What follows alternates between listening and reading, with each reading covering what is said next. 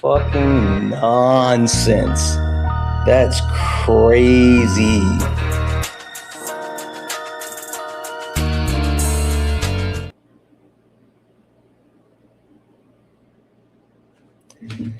See, community guidelines. What did it say?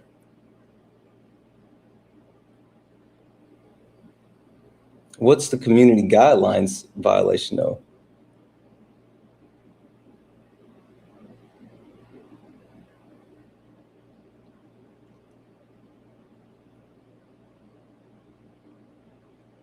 Like, this is fucking crazy. Good morning, everyone. I'm sorry. I just got taken aback because I had just I just posted a video, right? Like literally just posted a video right before I went live. And then, so the video's on YouTube, the video's on Instagram, no issues on YouTube nor Instagram. But then when I try to actually post it to TikTok, before it's even posted, they hit it with a fucking violation. That's insane. Let's see what happens. That's fucking maddening. Anyway, guys, we're going to go ahead and get started here. If you don't mind, if you're over on TikTok, tap the screen, share the live, send your daily heart. Me, it's only one coin. It will boost a lot and push us out to the FYP. Also, if you can actually send your daily heart me, that'll help as well. Ain't no fucking, I'm tripping. I'm tripping. Like, that's fucking crazy.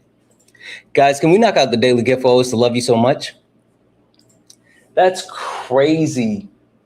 Like, literally, the video went up, and then it was like, nah. Which the video's up everywhere else.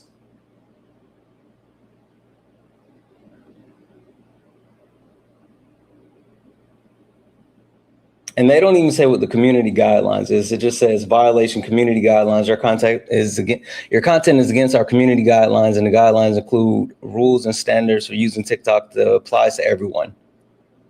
It's fucking crazy.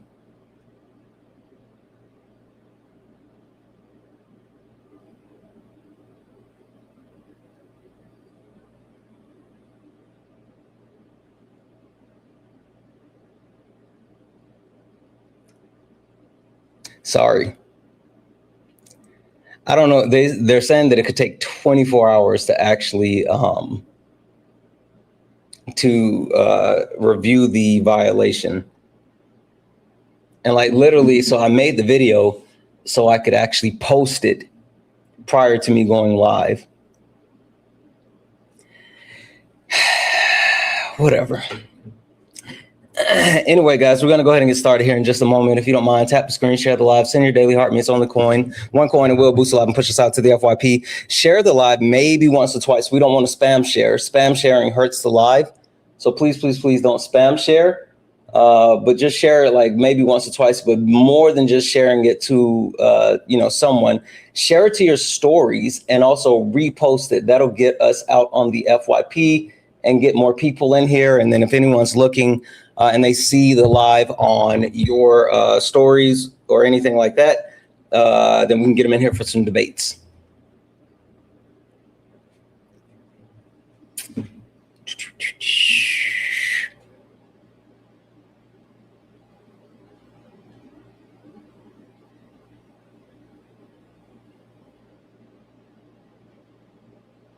Not the community gift being a donut. That's funny.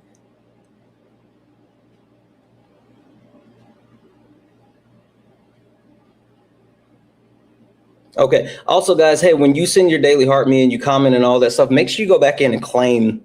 You got to claim the stuff. You got to claim the stuff, and that'll get you your points or whatever.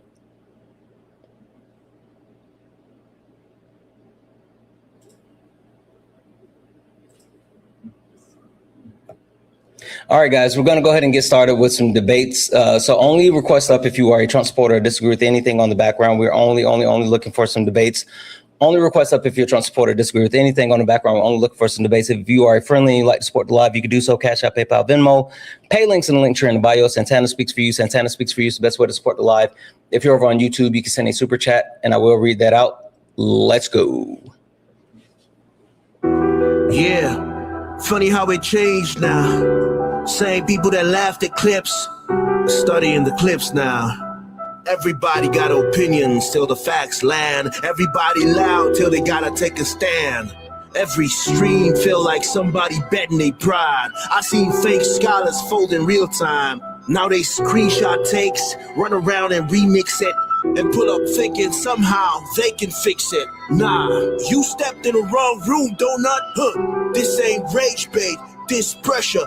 Patriarchy, race, class. Stop it, solid. That's not true. I don't do surface level, I peel layers. And every time they think they got me cornered, numbers go higher. Chat flyer mods working, crowd waiting. Somebody finna get cooked tonight. Welcome to the ring now. Yeah, talk big till the facts come out. Slap nuts, sit down.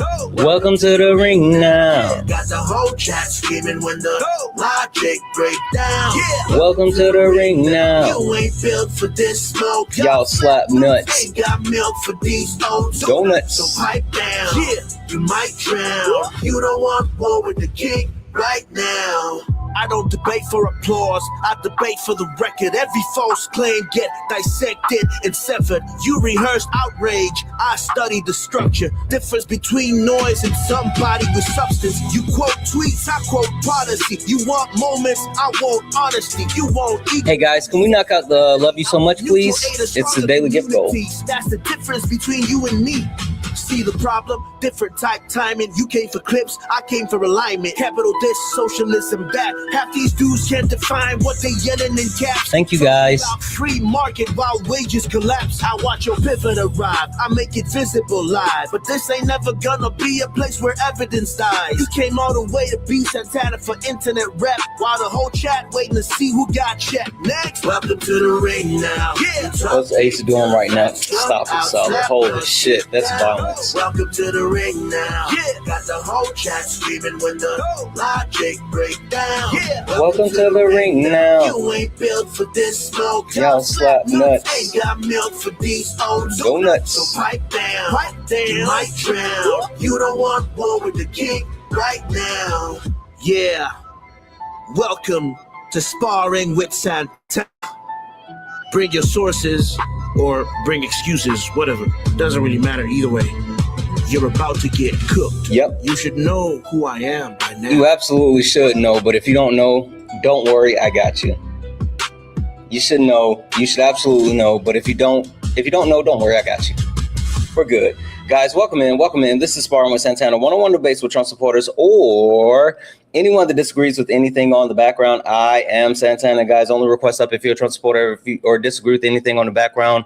We're looking for some debates. If you're friendly, do all the wonderful things, right? Tap the screen, share the live, send your daily heart me. It's only one coin. It will boost the live and push us out to the FYP. With that being said, let's go ahead and get started here. Let's see what the day has for us. Hi, are you a Trump supporter or disagree with anything in the background? I smack the shit out you, bro. No joke, I smack the shit out you, boy. Yeah, I smack the shit out you, boy. Okay. You say this Sparring with Santana, you really don't want to see me in real life, boy. Okay. It's super interesting that you're a tough guy on the internet. Nah, it's this. Does that make you feel good? Yeah, it does make me feel good. Okay. Well, that's interesting. Hey, you know what actually helped? Don't worry, I got you. You know what actually helps as well? Therapy. I mean, I understand that a lot of times that people may have an enlarged medulla oblongata, which makes it hard for them to regulate their emotions. And then also for some reason, like men, we somehow put our, don't run. I was trying to give you some life advice. Why would you run, bub? Why would you run? Anyway, like I was saying, only request up if you're a Trump supporter or disagree with anything on the background. We're only looking for some debates. Hi, are you a Trump supporter or disagree with anything on the background? Santana. Okay. I think if that was your best, then that's not good. But I'm gonna block you because like I don't like the weird stuff, and even more so, I don't like people that don't respect boundaries. Like I'm not sure what's going on this morning. Maybe it's something in the water. Maybe it's something that people ate. Like I'm not exactly sure what's going on. What up, Solid? What's going on? I was just thinking about how ironic it is to come up on the internet and say smack somebody when you're saying that because you know you won't get smacked on the internet. Bro, it's the wildest thing. Like I legitimately don't give internet tough guys any play because like we're on the internet, bro. Like we're literally on the internet. What are we gonna do? Stop it. I don't know. That's why I don't email me a smack. Right. I mean, like I've never understood people that do that. It's just weird. And like, for me, someone who, I'm not going to really talk about how I was raised or where I'm from, but all I know is that you don't do too much talking. And people that do a lot of talking tend to give themselves away, in my opinion. Yeah, man. I just want to discourage behavior like that because if you think that transfers to the outside, you know what I mean? Like you're actually putting yourself in danger. Yeah. So please don't do that kind of stuff. You know what I'm saying? Don't be that kind of guy. Yeah. Right? No, listen, Solid. But see, that's the reason why they do it online is because they know better in person. They would never do it in person because, to what you just said, it puts them in danger. So they're not going to do it. They're not going to. All right, man. Appreciate you, buddy. All right, bro. I gotta go catch this boxing match. I'm going to Baltimore today. All right. Have fun. Be safe. Appreciate you. All right. Guys, only request up if you are a Trump supporter or disagree with anything on the background. We're only looking for some debates. Only request up if you're a Trump supporter or disagree with anything on the background. We're only looking for some debates. If you're friendly, do all the wonderful things. I can't fucking believe that TikTok flagged my video. I can't believe they flagged the fucking video. Absolutely insane. Anyway, Debbie's in the chat for Ryan for the $2 donation saying, I'm seeing reports that they're trying to get rid of separation of church and state. Yeah, I saw that shit. I saw like some comments. I haven't dug into it just yet, but like, I do think it's super interesting that our country is ran by religious zealots. It's super interesting that our country is ran by people who, for some reason, thinks that instead of actually governing in a way that would be equitable for all people, that we have to govern according to specific people's religion. I don't know. Anyway, only request up if you're a Trump supporter or disagree with anything on the background. We're only looking for some debates. Brother, what up? What up, man? You come catch a fade? As usual. Okay. All right. Well, let me hit this intro and we can get to it. Guys, for anyone who may not know who I am or what this is, let me give you a quick introduction. Ladies and gentlemen, welcome to the main event.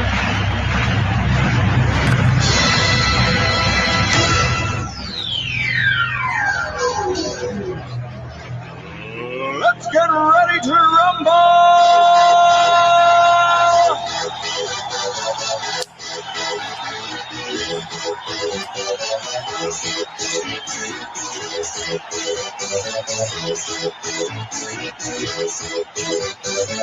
Y'all ready for this? Guys, welcome in. This is Sparring with Santana, one-on-one debates with Trump supporters or anyone that disagrees with anything on the background. I am Santana. Guys, only request up if you are a Trump supporter or disagree with anything on the background.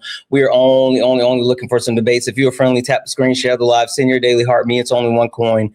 It will boost the live and push us out to the FYP. Also, make sure that you're tapping the screen, sharing the live, doing all those wonderful things. All right, brother. I'm glad that you're here because I actually would like to hear your thoughts on something. Now, this has been super interesting from the right-wing perspective. And I know that... Can I ask a favor before we start? Sure. What's that? Can you not do the thing where you bring up a random person and you step back from the debate and then I'm dealing with some random angry person? You do that almost every time.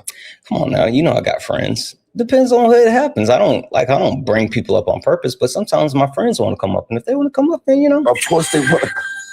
All right, just. All right. I will say it's never intentional. How about that? You feel me? All right. I think it is intentional, but I'm gonna take your word on it. I hear you. It's not, but it's cool, brother.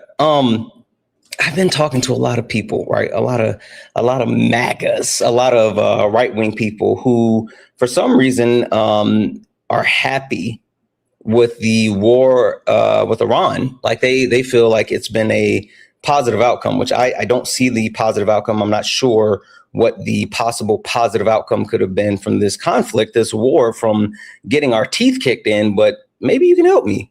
Maybe you can help me understand. What do we get from this?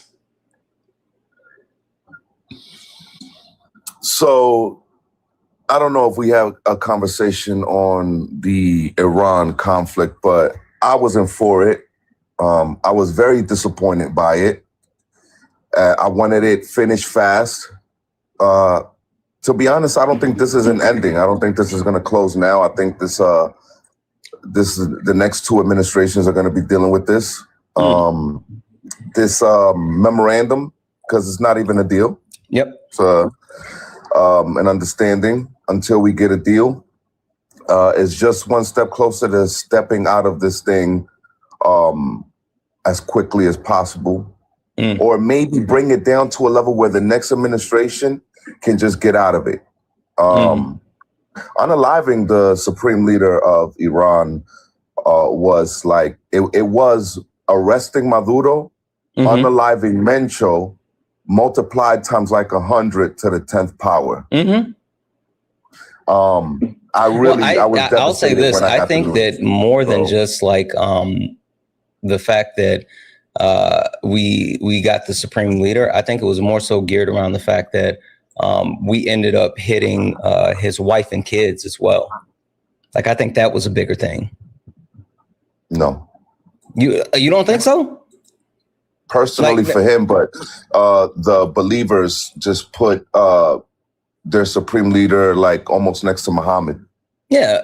I mean, and I'm not saying that in the sense of like it wasn't important, but I'm saying like the fact that for the, I guess personally for him, yeah.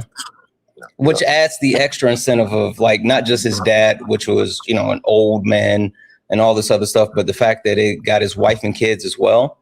Like that adds extra fuel to the fire. But I guess the point that I'm trying to get to and the issue that I have as a whole is the fact that like people on the right are championing this, and like we're worse off today than we were prior to this. And you even just said yourself that you think this is going to take the next couple of administrations before it's no longer a factor.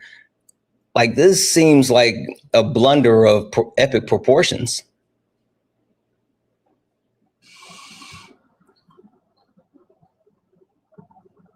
Why are you putting me in a position to defend this conflict?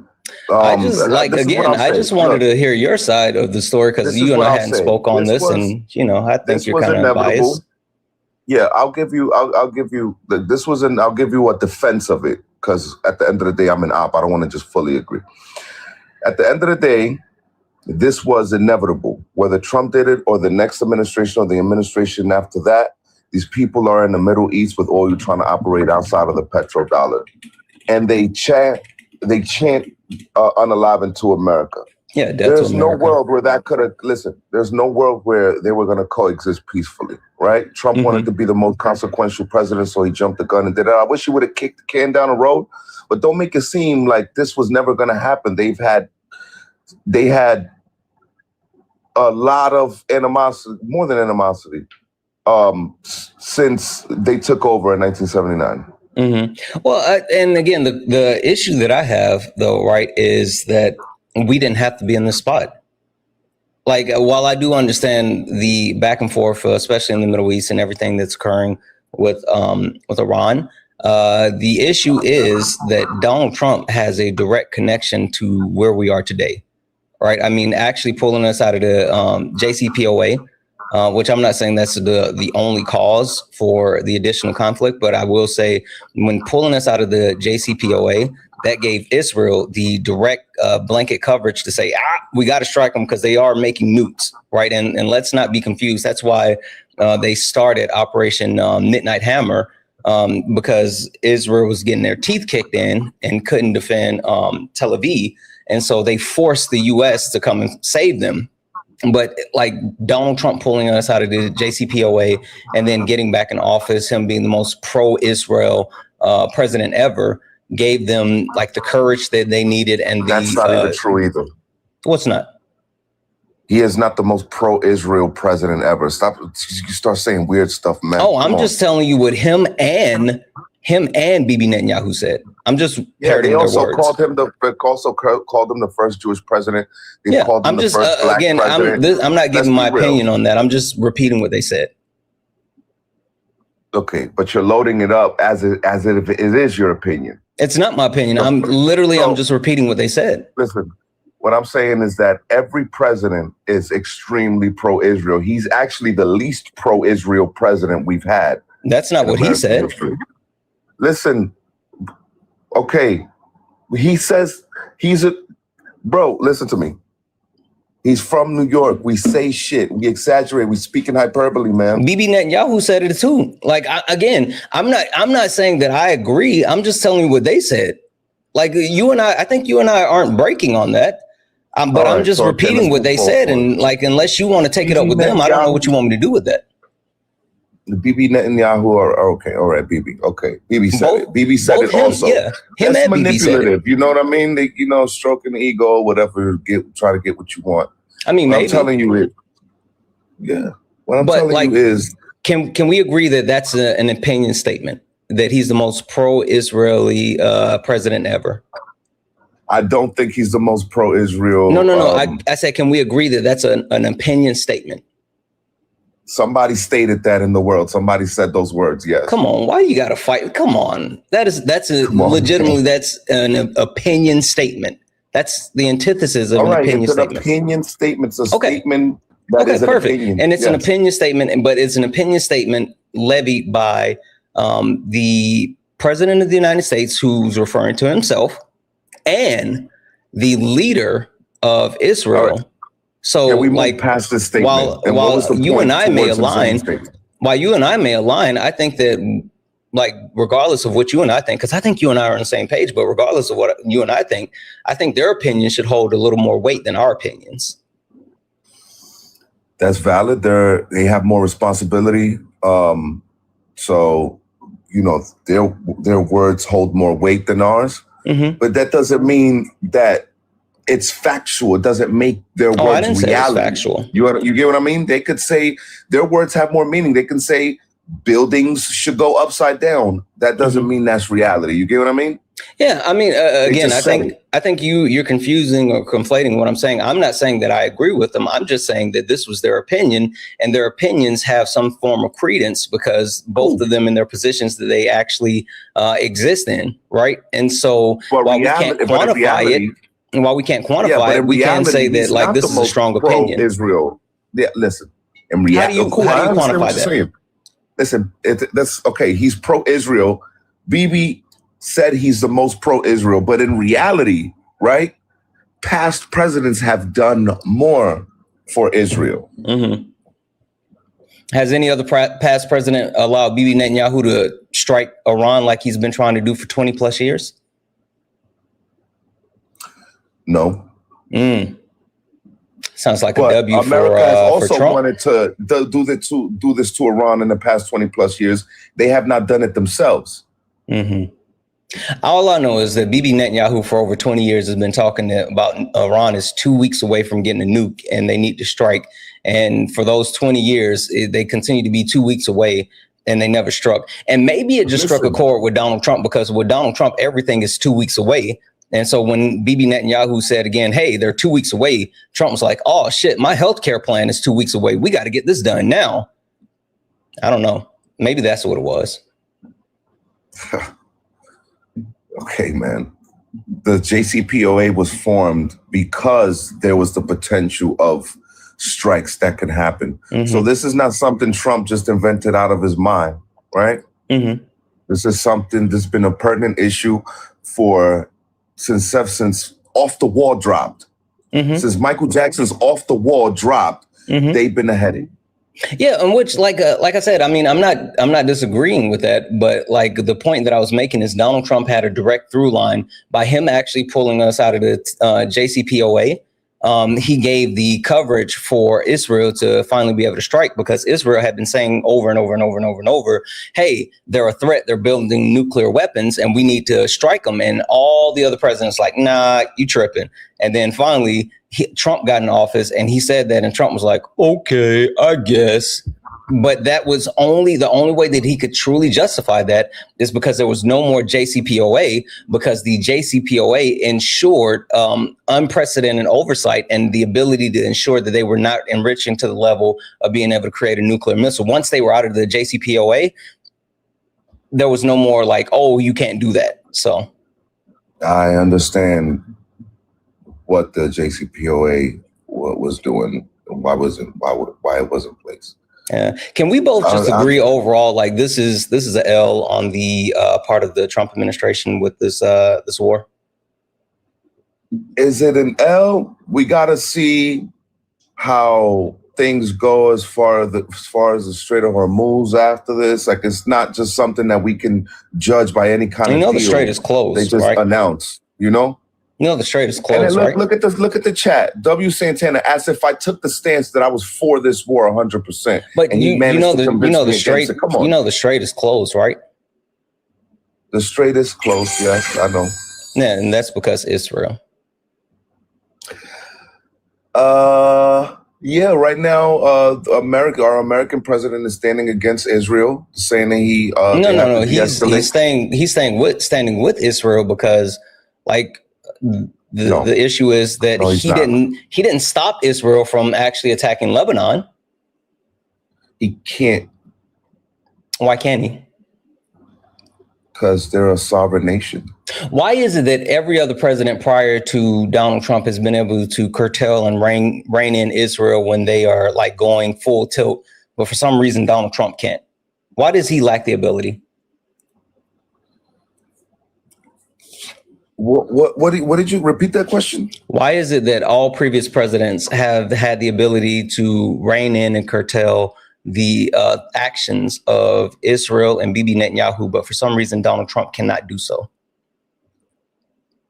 Oh, so Biden did a great job at stopping the destruction in Gaza. Oh, no, I'm not saying that. No. Mm-mm. Yo, he did. No.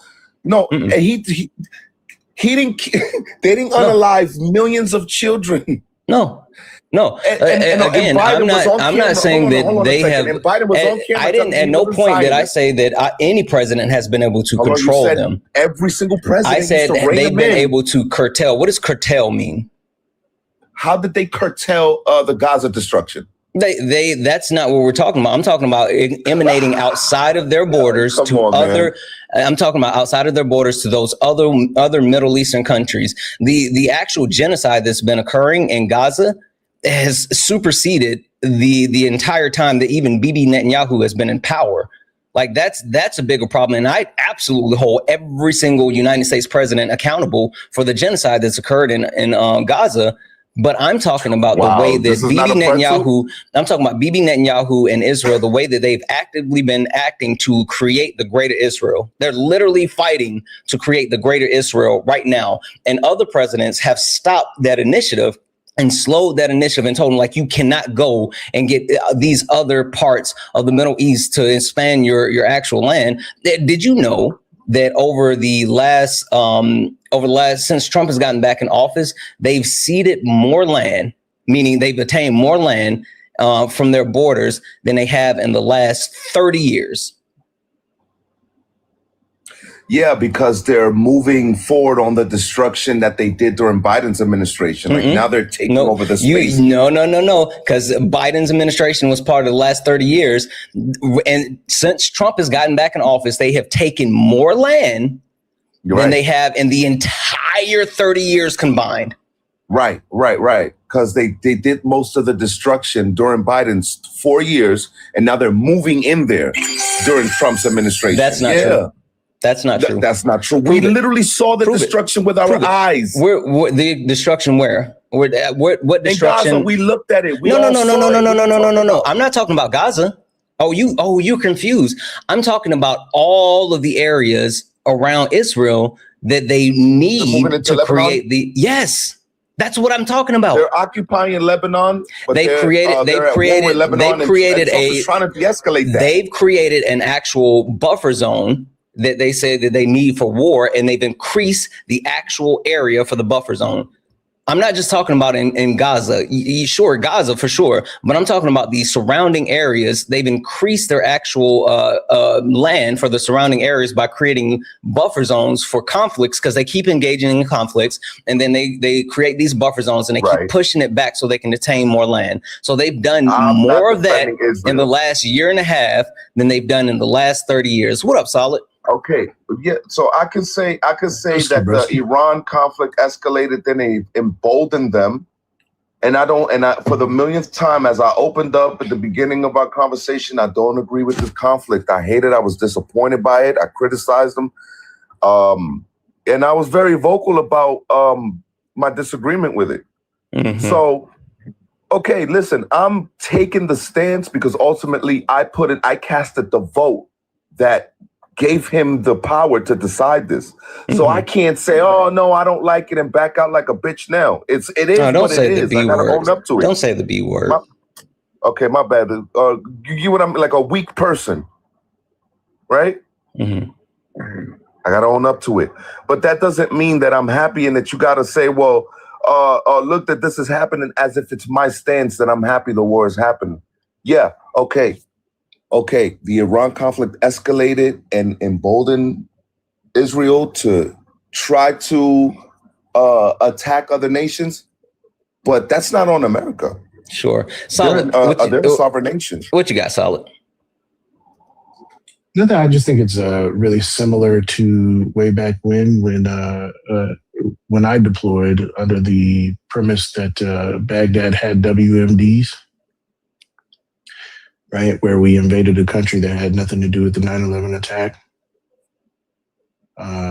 and there was just like this manufactured reason. What was the real reason, sir? Military contracts that. No. What was the real reason? The main reason? Military contracts that would bolster Dick Cheney's pockets. Right. No, the correct answer is. That's true too. Wait, how are you going to say what's the real reason and then say no, the correct answer? Yeah, Lockheed Martin. Lockheed they Martin. They had threatened to put. Listen, we're going to find any reason. I'm not saying that Dick Cheney didn't line his pockets up with the opportunity. What I'm telling you is, Halliburton. Listen, I understand Halliburton, and listen, that's a discussion I've had 1,000 times. I'm not disagreeing with you. All right, so he found the opportunity to make sure that he got the contracts, but they want to go in there regardless because they threatened to move outside, operate outside of the petrodollar. Once you say that 2-3 years later, it's a wrap for you. It doesn't fucking matter where you are. You in the Middle East and you trying to operate outside of the petrodollar, they're going to find a reason to take you out. Okay. All right. So and you know this. So just American interest is why we went and ultimately nobody can operate out of that petrodollar, sir. So that's an excuse. Okay. It's not an excuse. Our dollar is held up by the petrodollar. The fact that you need to exchange your currency to dollars to buy it. If we falter on that, then our nation is over, sir. Why wasn't that said overtly? Say that again. Why wasn't that said overtly? Why wasn't that said overtly? Yeah. Why doesn't the president come out and tell the part? Let me ask a question. Bush told us that it was WMDs. He didn't say that after we installed Saddam Hussein, he went rogue. Right? That's not what he said. He said they had WMDs. Yes. And I tell you, I looked everywhere. I looked behind walls. I looked under beds. I looked in the shit All right, trenches in front of their I got houses. you, man. I didn't got find you, a single WMD. So we know there were no WMDs, bro. Yeah, why didn't I they was say in my that? 20s when that was happening. Let me talk to you, man. I understand this. Why didn't we say it was because of the America, sir? Please stop talking. Wait, brother. Just because wait, brother. Just because you speak louder doesn't make you right. Like, why do you keep? Solid can't even finish the question before you hop in. Come on now.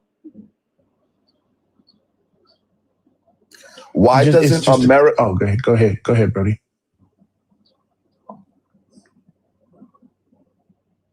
Why doesn't the American president, come out and say, "Hey, if we don't knock this nation off, it's gonna weaken our dollars, a dollar's value.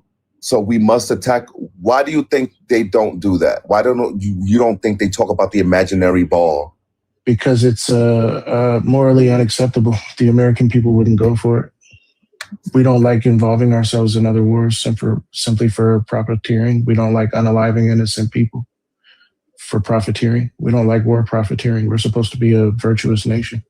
Okay, so let me ask you. In 2000 I gotta look it up, 11, 12, why do you think Obama knocked off Muammar al-Gaddafi? Same reason Saddam Hussein. What was that reason? He was trying to nationalize and he was trying to dinar, right? Get off of the fiat currency. Get off of that petrodollar and start having Muslims nations, the African nations, trade in the dinar, and Middle East nations trade in the dinar instead of the petrodollar. Why didn't we say that out loud? Why the fuck would we say that out loud? Because are you crazy? Because of integrity. To not lie to the American people. No, there's no integrity. If the petrodollar falls, so that's okay. So wait, hold on, real quick, brother. Let me see if I understand what you're saying. Are you saying that it's okay to lie to the American people? You have to. It's unfortunate these people are too stupid to understand that if the petrodollar falls, obviously you are too.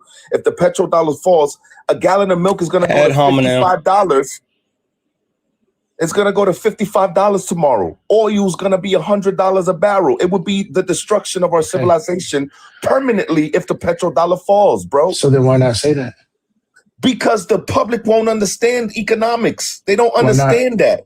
They think everything just runs invisibly with nothing. Everything is just permanent on automatic. The money's just worth what it's worth. They don't understand what printing is. They don't know they don't understand these things. For them, the president to come up there and explain economics to people, they just got to make sure that the people can afford what they can afford.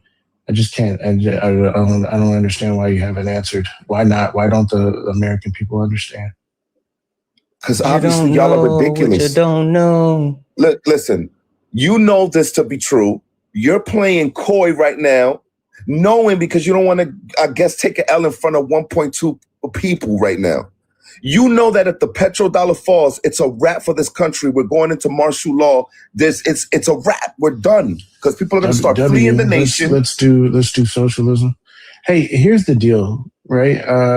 You're not going to catch me caping for any president doing war. I don't like the loss of American lives. I don't think we should be over there unaliving and beating the shit out of poor people in other countries. The problem here, right, is that if it's such a threat to the way we do the country, but we can't say that overtly, that means that our faces are being played in. Okay, listen, man. I'm going to tell you. Oh, I thought you stopped. Go ahead. Yeah, it means our faces are being played in, right? And so if you got to lie to get involved into a conflict to line your pockets, and by the way, the only pockets, yes. Halliburton was selling paper plates for $40 a plate. I understand Halliburton, bro. We all watched the fucking documentary. We all watched the same documentary, read the same books, bro. How much did the American people benefit from the conflict, from OIF? None. How much did the American people benefit from OEF? Bro, I'm going to tell you like I tell the feminists. Are you a poppy salesman? Listen, I'm going to tell you. Also, don't do that, brother. Like I already tell you about to say some wild, disrespectful shit. Don't do that. No, I'm not. I'm not at all, actually. Not at all. I'm going to tell you like I tell the feminists. Here. Listen, I'm going to tell you like I tell the feminists, right? War is needed, okay? Unfortunately, we have to compete for the resources in the arable land on this planet to keep our way of life. If another group of people have the majority of it, then we would have to adhere to their way of life. You know what's funny about that statement, though? Listen to me. Let me finish. You know what's wild about that statement, though, brother? No, like, it's not true. Like, brother, it's not true, though. It is true. He's saying war, but what he means is imperialism. Yeah. He's saying we got to do neo-colonialism so that we can thrive, but we're not thriving. Food insecurity. I clearly said, brother, hold on. Food insecurity is on the rise. Unemployment is on the rise.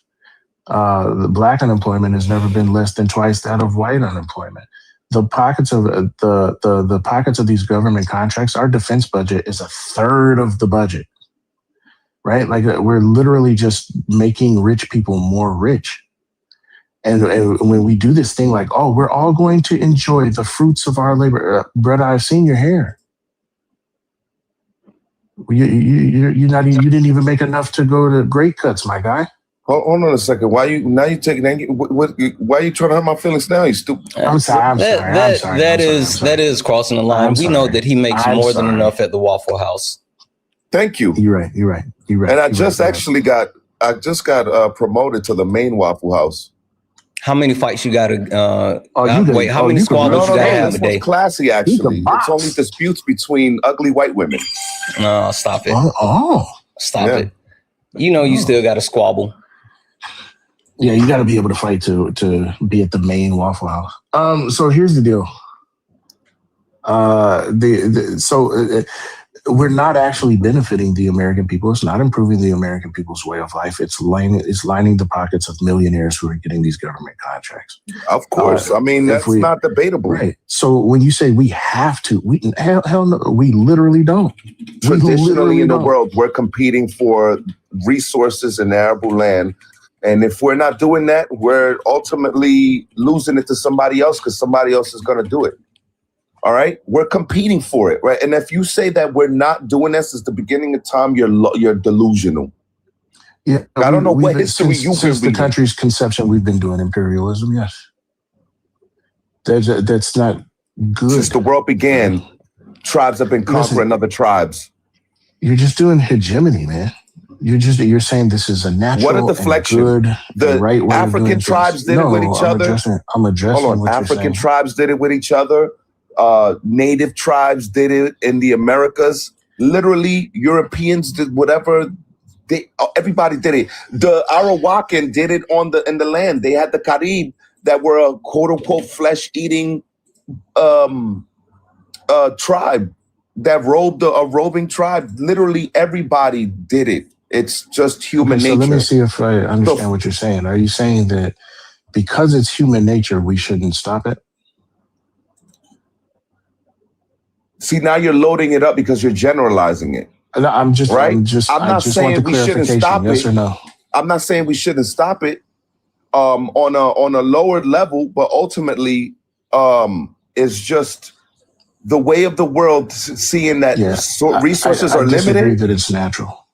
I do too. But the reason why I was saying this, I disagree with that the reason why I was saying I disagree with that statement, he was like, oh, resources are limited. Resources are limited in the sense that they're being hoarded.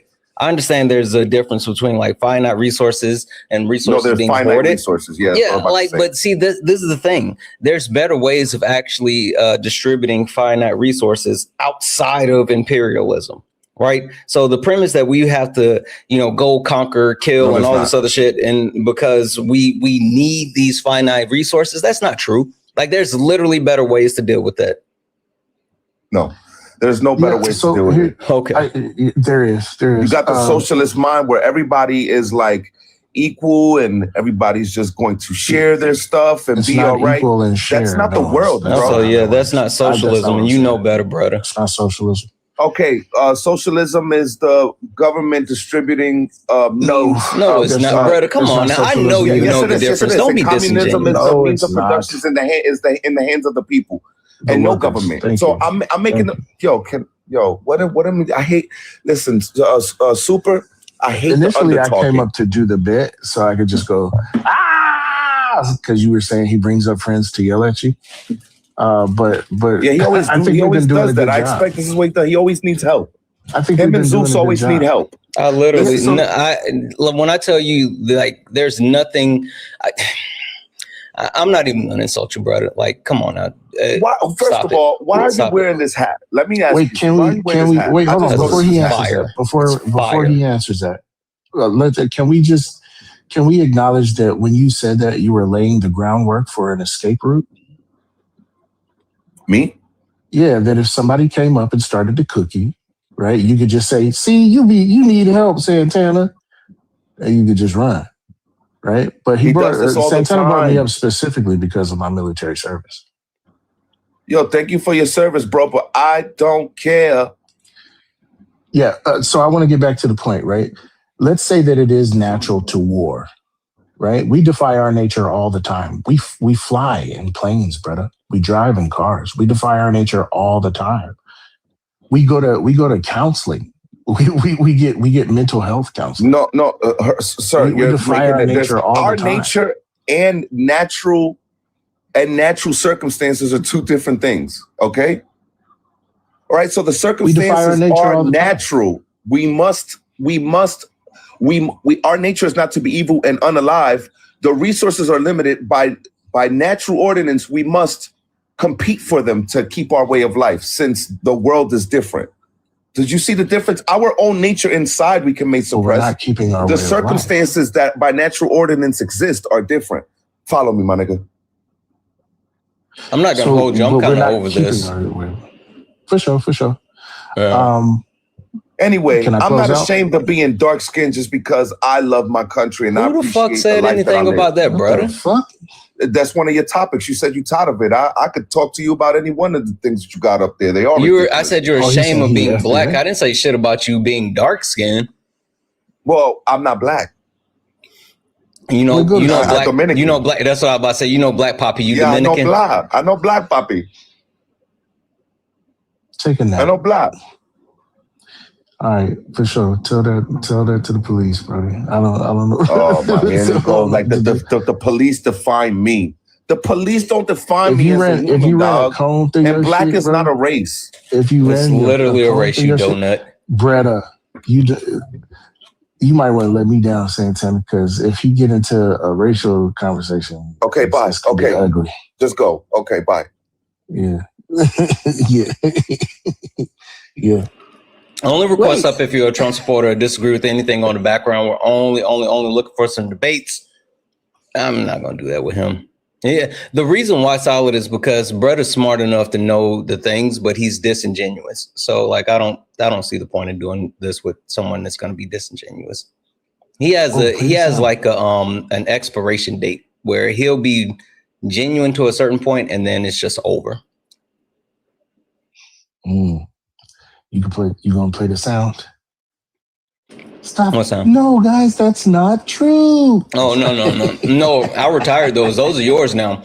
I had it on the soundboard, but then when I switched to studio, I haven't been using it since. So that's why, I relinquished them to you. Oh, W, the way I'm about to, in the words of one Jeff from End of a Species, the way I'm about to weaponize this. Oh, yeah. Yeah. All right, buddy. All right, bro. I'm super late. I got to go all the way to work. Do your thing. All right, what? Debbie's in the chat for Dragon Lover for the $2 donation saying, are you thinking your thoughts first? Yeah, have to be fucking insane. Debbie's in the chat for J Hops for the $5 donation saying, I know this man did not say he doesn't like the under talking while under talking and over talking the whole time. Like, yeah. That's who brother is. That's who he is. That's what he does. W's in chat for Bella for the sending out the YouTube membership subscription. W's in chat for she for the $2 super chat to say morning Santana. Love listening to your intros. It's so catchy. Thank you. W's in chat for Trey for the $5 super chat to say false. Trump is the most pro-Israel. Obama, if you remember, did not have a good relationship with Bibi. Yes, we aided them, but BB was very mad about the JCPOA. Yep, W's in chat for Trey for the $5 super chat to say he doesn't know the history. Dominicans are black. Yes, Dominicans are black. Like, Brother was just being an asshole. Like, Brother knows better. That's why I said once Brother reaches the point of being disingenuous, he got to go.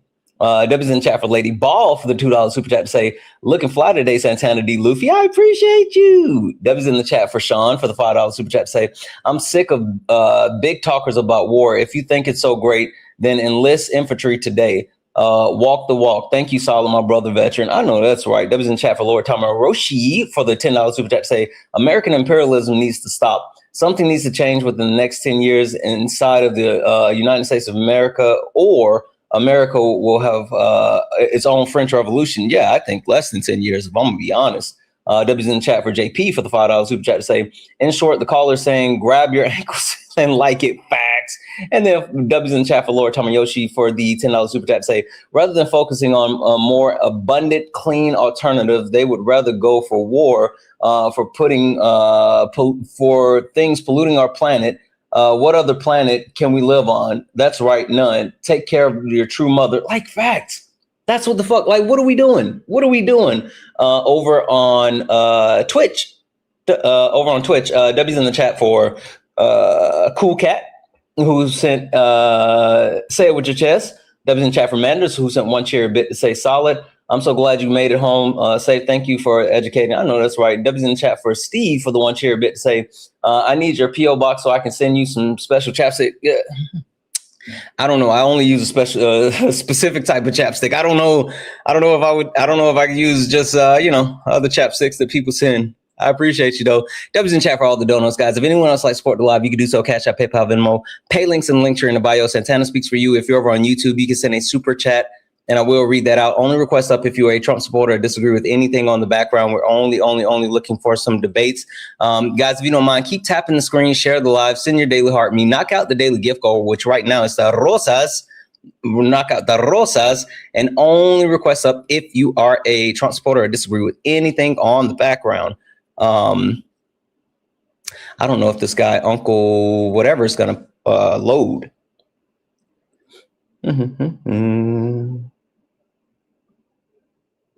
Guys, I really can't. Hey, that was in chat for Red. I really can't believe that was in chat for Red. They like took down my video, and then I changed the actual wording, thinking that it would get it through, and they like reflagged the shit again, and it's still like pending. Hi, are you a Trump supporter or disagree with something on the background? No. Okay, he left. Like, I can't believe this shit. And the video was fucking fire. The video is fucking fire. Make sure you guys check the video out on Instagram and on YouTube, which is Santana Speaks for You. Santana Speaks for You. It's on both of those places. All right. Only request up if you are a Trump supporter or disagree with anything on the background. America has declined, and we have to talk about the reasons that it has declined, the people that are responsible for the decline. First and foremost, we have to start with Republicans. Republicans are absolutely the party of destruction. And they show it each and every day. Each and every day, they're absolutely the party of destruction.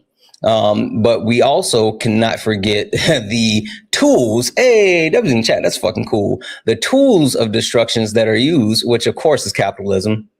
Capitalism has failed. Capitalism has absolutely failed. Capitalism is the issue, and we need socialism. Like, I think that's sensible. I think that's reasonable. I think that's something that everyone can get on board with. We need socialism. Now, got to talk about white supremacy going hand in hand with white privilege. It's super funny that so many people don't think that white privilege exists. You know what's funny?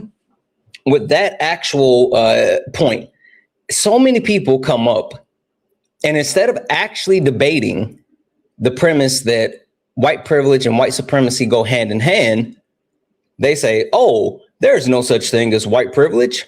I don't know what that is. And I say the same thing to each and every one of them. Oh, okay. If you don't know what white privilege is, then I don't think that I can talk to you. Like, we can't have this conversation. So, I don't know. I don't know. I end up like kicking people out and telling them, going about their business. Because if you don't know what white privilege is, then I don't think you're equipped for this conversation. Simple, easy. But we can talk about it. You said, oh, look, I'm Cuba. Look at this clown. He's here every single day. You fucking love me, bro. Get in the box. Like, I don't care what you're saying in the comment section. Either get in the box or fuck off. Like, seriously, I legitimately don't care which one. I legitimately don't care which one. Either get in the box or fuck off. Iran war. Like, Bretta came up and even Bretta didn't want to defend the actual Iran war. He didn't want to defend it because he knows the truth. Oh, we took an L. We took an L. You think you think capitalism is for living complete? What the fuck are you talking about, Marcus? Come up here and explain it to me. You think capitalism for living? Do I thank capitalism for living comfortably in a nice house? You don't know anything about my house or where I live. I'm gonna mute you. I sent you a request. Hit that accept button. You don't know my situation. You don't know my life. What are we talking about? The funny thing is about that, right? Is people that defend capitalism assume just because they're not actually hurting under the guise of capitalism that means it's working. Just because you can afford to pay your rent or your mortgage, you think capitalism's working. Just because you're not worried about where your next meal is coming from, you think capitalism is working. That's so far from the truth. So far from the truth. And so I said this on Solid's Live, and this is the truth. I know I talk about these systems, right? And I even talk about our governmental system. But if you know how it was created and you know how it was intended to work, then it would all make sense. It all makes sense today. I think I'm halfway through with the 1619 project, a little over halfway through. And I've been telling everyone about this book. And while I've been telling everyone about this book, I've been giving a disclaimer. This book is a tough read, right? And when I say this book is a tough read, I mean that it's hard to stomach some of the stuff that you're going to learn. It's literally hard to stomach some of the stuff that you're going to learn. Trigger warning, content warning. Trigger warning, content warning. I'm giving everyone a heads up. Trigger warning, content warning. Please, please, please be aware. Trigger warning, content warning. I'll give everybody a few moments. I'm going to read off these 2 donations, and then I'm going to tell you about it. I'm going to read off these 2 donos, and I'm going to tell you about it. W's in the chat for Kayla for the $5 donation saying, what can we expect to happen if we, what can we expect to happen if we get what we want out of midterms? Honestly, nothing. If I'm going to be completely honest, Kayla, maybe less of the fuck shit, but more of the fuck shit continues. If I'm going to keep it like a buck and keep it funky, I think that the issue that I have with the Democratic Party is they haven't stood on anything. I'm not championing the Democratic Party because they have such an initiative that's going to help everyday Americans, but they're not trying to be as harmful as the Republicans. That's it. That's it. W's in the chat for Kayla. I'm going to read one more dono, and then again, trigger warning, content warning. I'm going to tell you guys something about the 1619 project. W's in the chat for Danella for the $1 donation saying, Frida asked me yesterday what white privilege is, and I explained the best I could. Can you explain it to her better? 2-minute thoughts. Yeah, for sure. 2-minute thoughts. White privilege is the ability to move through society without the additional barriers due to your race. It's a sense of society conforming around you versus you having to adjust to society. So white privilege does not mean that you're going to have like an excellent life. White privilege does not mean that you're going to just, be super rich or all this other stuff. It just means that the actual issues that people face in society due to their race, you don't have to face those issues. That's what white privilege is. White privilege is knowing that as a white man, you, even if you commit a crime, the exact same crime as a black man, and you have the exact same record as a black man, you are less likely to serve more time than a black man because you're white. White privilege is not being stopped in the middle of the day just because of your race for a traffic violation, which there's a study that was completed, the Veil of Darkness study, that showed that 95 million traffic violations, and it showed the bias that the police officers engaged in traffic stops due to just race. That's white privilege. White privilege is not knowing that white privilege exists. That's one of the benefits of having white privilege, is not knowing that you have white privilege. So, yeah. Dubs in the chat, thank you so much for the dono. All right, guys, I gave you time. I gave the trigger warning. I gave the content warning. I gotta cover this. Going through the 1619 project, there's a lot of things that I thought I knew about the history of our country, about chattel slavery, about how things exist within society today. One thing that I really love about the book is that not only does it cover it covers pre-colonialization of Turtle Island, but it also covers like up until, I want to say 2022, somewhere around there, like super recent, right? Because it talks about like, the first slave that was actually born in Americas. But it also talks about like George Zimmerman, Breonna Taylor, Ahmaud Arbery. It talks about it's such hell, even before that, it talks about like the actual the creation of race and all this other stuff. But one thing that was super interesting and really tough to read was the way that they actually kidnapped Africans that they were going to sell into slavery, the way that they brought them from there to wherever they were going. So we know the story about how like Black people were all in chains. They were in these heavy chains, right?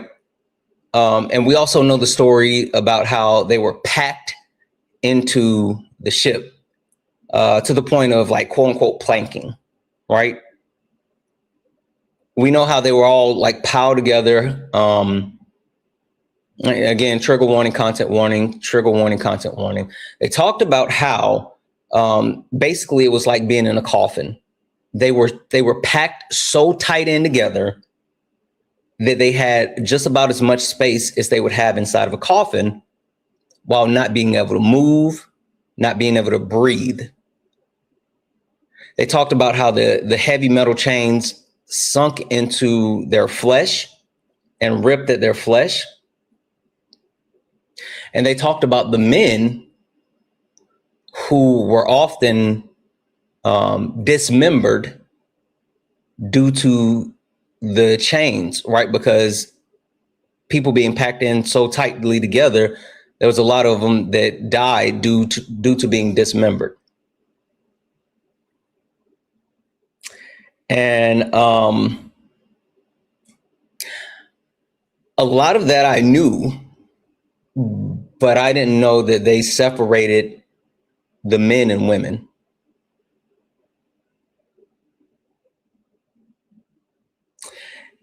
And while separating the men and women, the men, that's how they traveled. The women, they weren't chained. They didn't put those chains on women. The Black women, they didn't do that.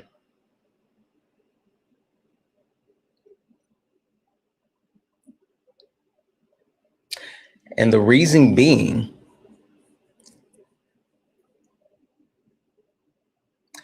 because they wanted to have easy access to rape them.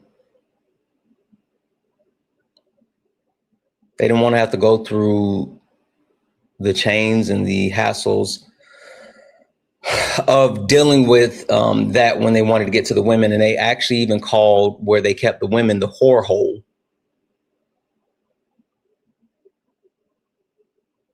And there was a study that was completed that actually talked about how during that time, I can't remember the percentage, but there was a large percentage of children born that had European ancestry, meaning that the white men that engaged in chattel slavery and that brought people over raped their way to a disproportionate amount where they had a large representation of the lineage instead of the black men that were brought with them.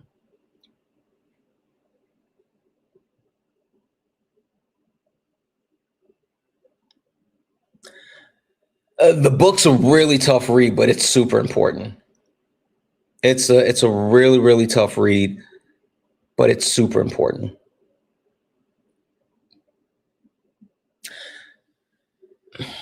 Sorry, I had to take a break, and it's called the 1619 Project. I want to be fair, and I want to warn guys. When I tell you I've been going through this whole process of reading as much as I can, and I've been consuming like literature as quickly and as much as possible. But this is the first book that I've come across that it's taking me more time to get through this, but it's worth it. It's so much there that I didn't know. And there's so much there that actually shapes my understanding as far as how we live in society today, including the hierarchical structuring of corporations is based off of slavery.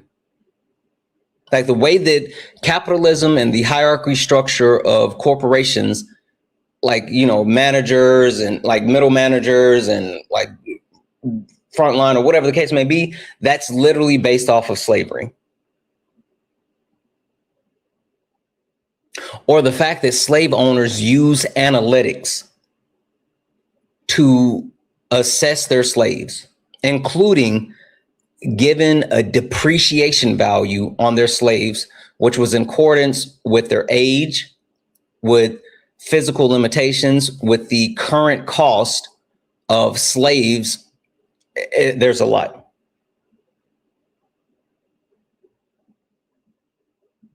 Also learned that indigenous people had slaves, and not just a small amount of slaves. Indigenous people had thousands of slaves. Thousands of slaves. Indigenous people would steal slaves from the colonizers because the colonizers were actually taking their land. And so they then engaged in capturing the slaves from the colonizers, and sometimes they would sell them to other tribes or keep them enslaved.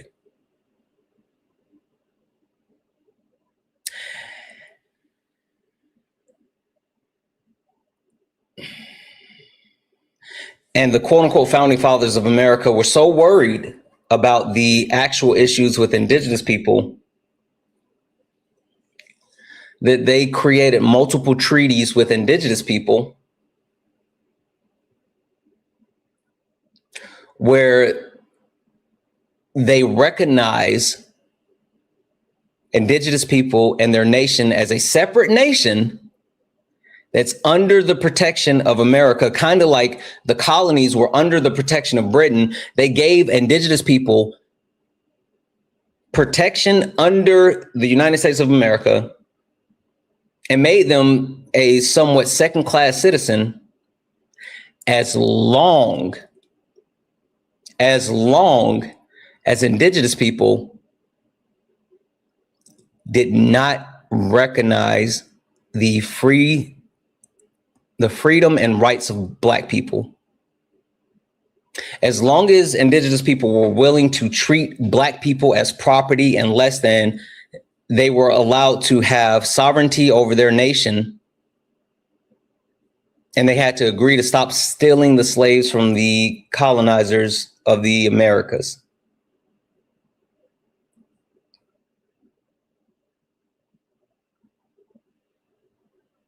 And they agreed,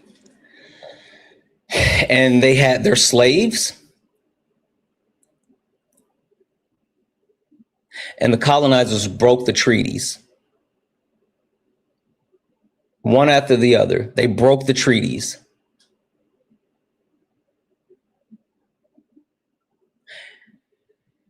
And then they started to put the indigenous people on the auction block right beside the Black people. That's when indigenous people and Black people started getting sold into slavery together. That's when the United States started taking land from indigenous people, literally seizing their land and giving it to white people for what today would be $38 an acre, so they could plant more cotton, tobacco, sugar cane. And that's where, like, you guys might have heard about Seminoles, right? That's where a lot of indigenous people started to align themselves with Black people after they were enslaved together. They started bonding together. They started sharing secrets. They started sharing history. A lot of West African and indigenous history started to tie together, mixed in with some of the Christian religion of the United States of that time. And so if you look at a lot of like the weaving and you look at a lot of the actual clay pots and stuff like that, it's all based off of the crossover between indigenous people, West African Black people, and the Christianity connection that was in the United States at that time. And a lot of times when these indigenous people and Black people, if they would escape slavery together, they would end up starting families together. And you would start to see more people that were biracial in a sense of being Black and indigenous.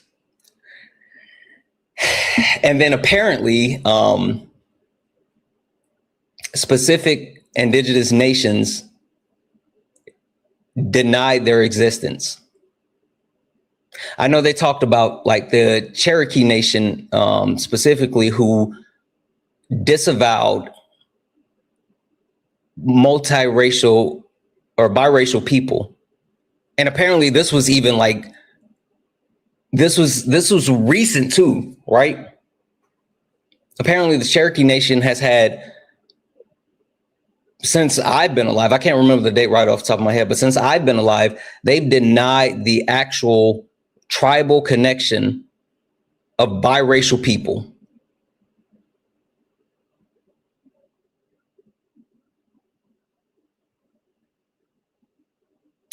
So it's a lot. I'm sorry for kind of going on a diatribe, and I know that was a lot, but I'm telling you, the book is wild, and the more that I learn, the more that I realize I don't know. Who's the author? It's an amalgamation of people. It was written by a multitude of people. Let's see here. 1619 Project. It was headed by Nicole Hannah-Jones and let's see, full cast. Nicole Hannah-Jones. Dang it, there's a lot of people.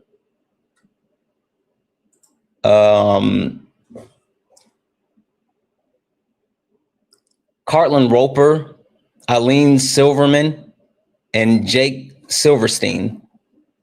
And the interesting thing about this book is not only do they actually give an accurate depiction of the history of the United States of America and like what happened, like they talk about the slave codes, the pig laws, like they talk about all of this, but they also put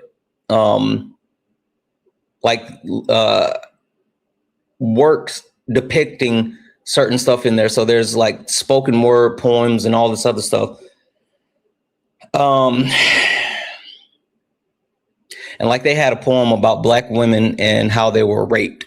The spoken word was amazing, but damn it, it was tough. Anyway, I apologize, guys, but the 1619 Projects, the new origin story, like if you have the stomach for it, I recommend it. If you have the stomach for it, I more than recommend it. Let's get back to the debates. Only request up if you're a Trump supporter or disagree with anything on the background. We're only looking for some debates. Only request up if you're a Trump supporter or disagree with anything on the background. We're only looking for some debates. If you'd like to support the live, you can do so. Cash App, PayPal, Venmo. Pay links in the link tree in the bio. Santana speaks for you. If you're over on YouTube, you can send a super chat and I will read that out. Hi, are you a Trump supporter or disagree with something on the background? That I am. You are a Trump supporter, disagree, or combination?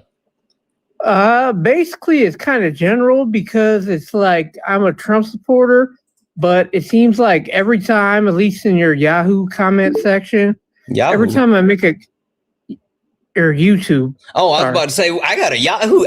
You threw me off for a second. I apologize. Go ahead. Yeah, it's kind of older, but sorry. YouTube. No, I have a Yahoo. That's why it confused me for a second. Oh, okay. But anyway, anytime I make like a valid like YouTube like argument in like support of Trump, it's like I seem to get like instantly like banned for like, whatever amount of time, just for making a general comment in like support of Trump. Okay. And it's like you say anything about like the JDCPOA or anything like that, and it's like, okay, you get blocked. But it's like the JCPOA, did that allow them or did that not allow them to make and enrich uranium, for example? Yeah, the JCPOA allowed them to actually enrich uranium for energy usage. So it was an actual limited amount. So say, for example, Trump does not want to allow them to have anything like that. Well, and the issue with you making that statement is he's already allowed them to do so now. But why does he say then we want to go in there and take all the nuclear dust? Well, because he talks a lot, but he can't actually back it up. Have you looked at the MOU? Exactly. So, okay, let me ask you this then. If he talks a lot, then why is it you, Dean, Parker, you guys like take like everything, every little thing he says as like gospel? No one takes it as gospel, but he's the president of the United States of America. While I absolutely believe people should be accountable for their words, this man's words literally moves markets. And so the fact that he doesn't have the ability to understand or even care that his actual words can end lives. So I think holding him accountable for the things that he says is very important. But even more than that, and calling out any type of lies is super important too. Right. Okay, I'll give you that. But say, for example, the comment he made on Howard Stern, whatever it was, like 20 years ago or whatever. For example, I'm sure you're older than Dean and Parker are. Would you say maybe just in general, people like go on Howard Stern and maybe exaggerate a little bit, or I literally don't care. I don't talk about it. Like the reason why I don't talk about the stuff that Trump has done in his past is because like people try to relitigate the past and people try to litigate whether it was or was not, and it was a time and da. I think that's moot, right? I mean, he said what he said. He's been a piece of shit, and people gave him a pass. And I'm not going to argue with people about his shitty past, because he's doing enough today to actually condemn him and to pull away. That's why when I come up and people come up and talk to me, I don't talk about, like, I don't say, why did you vote for Trump? I don't care why you voted for Trump. That was 2 years ago. I want to know how you support him today. So every time I say, tell me how do you support Donald Trump? And I'll say today, June the 27th, 2026. So you can talk about his past, like his past is fucked, but people don't care about his past because they reelect him as president of the United States of America, knowing his past. So I stick to, how can you still support him today based off of the things that he's doing today? Okay, so say I said border policies. Sure. Tell me what border policy he passed. Okay, you guys, then there you go again. You guys say passed.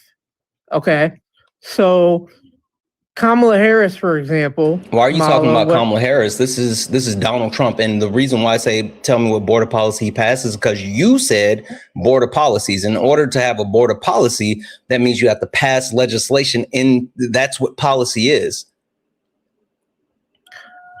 Okay, so you see how I don't find any value in talking about like Kamala Harris or, you know, past administrations, unless you want to bring up something specific to compare the actual numbers or like what changed from here to there. Like, I don't even really talk about Donald Trump's first term, which we can dig into. But again, there's so much happening today. We don't need to go back. But anyway, go ahead and finish your point. Well, no, but you have to have some basis of comparison. And when it comes down, I'm sorry, give me 1 second here. This guy, Duct Tape Dynasty, I'm muting you. Come up here and tell me about it. You guys can go 2-on-1 with the great one. He said, false. You can enforce the policy already in place. Tell me what policy in place that he enforced. A spoiler alert, it's not fucking one. Sorry, go ahead. I thought The Rock was the great one. Yeah, you guys are about to go 2-on-1 with the great one. Oh, okay. So it's like you got jokes. I am funny. But anyway, nonetheless, you can like when Kamala or Camellia or Kamala, why is if you can't say her name correctly, then you're not intelligent enough to talk to me. So just FYI, if you're doing it on purpose, you should maybe stop. But if you, for some reason, can't say her name correctly, then I don't think that it's a fair fight, and I would just move off the conversation. So the fact that she's like seriously like a ding dong, like, you know, that just, how do you quantify that? How do you quantify that she's a quote unquote ding dong? Well, she's a quote unquote ding dong. If anyone with common sense.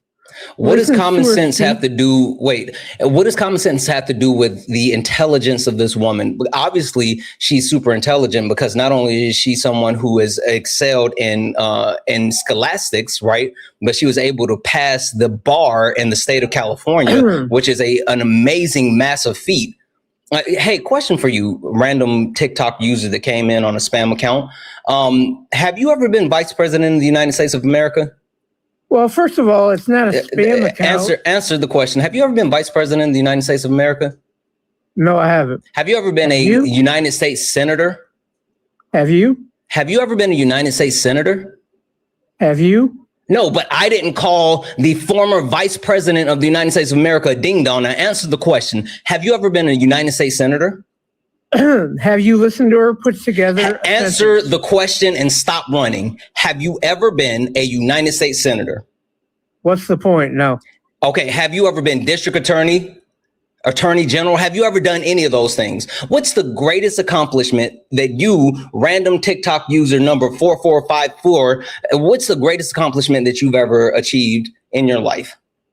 Well, first of all, I'll break down the fact that I'm a random TikTok user. I don't care. Like, legitimately, you could be someone with thousands of followers and you would still be a random TikTok user to me. Like, none of that matters. What's the greatest achievement that you've ever accomplished in your life? I've done a lot, but okay, then irrelevant. What's number one? What's the greatest thing that you've done? What do I have to do with Kamala Because Harris? you actually have the galls to stand up here and call the former vice president of the United States of America, which is a black woman that has history of success and achievement, a quote unquote ding dong, while not even being close enough to sniff her. Like when I tell you the actual caucasity of random white people that try to talk shit about black excellence, it blows my mind. You're not even in the same universe as her, but for some reason, because you have an opinion, you think that you can sit here and say, well, she's a ding dong. She is not only far more superior and intelligent than you, and I can tell because I've been having a conversation with you. When I tell you you're so fucking mediocre and you think that you can call her a ding dong, that shit, it's insane. It's mind blowing. You think that you have the ability to call someone out while not even being close enough to actually sniff them. That's fucking crazy. You're mediocre. When did this get racial? I don't give a fuck about you saying when did it get racial. I'm telling you, she's a black woman, and since she is a black woman and I am a black man, I will defend that black woman. Really? Yes, really. So the fact that she can't put together a sentence without... Tell me when she couldn't put together a sentence. Do you not know the term word salad?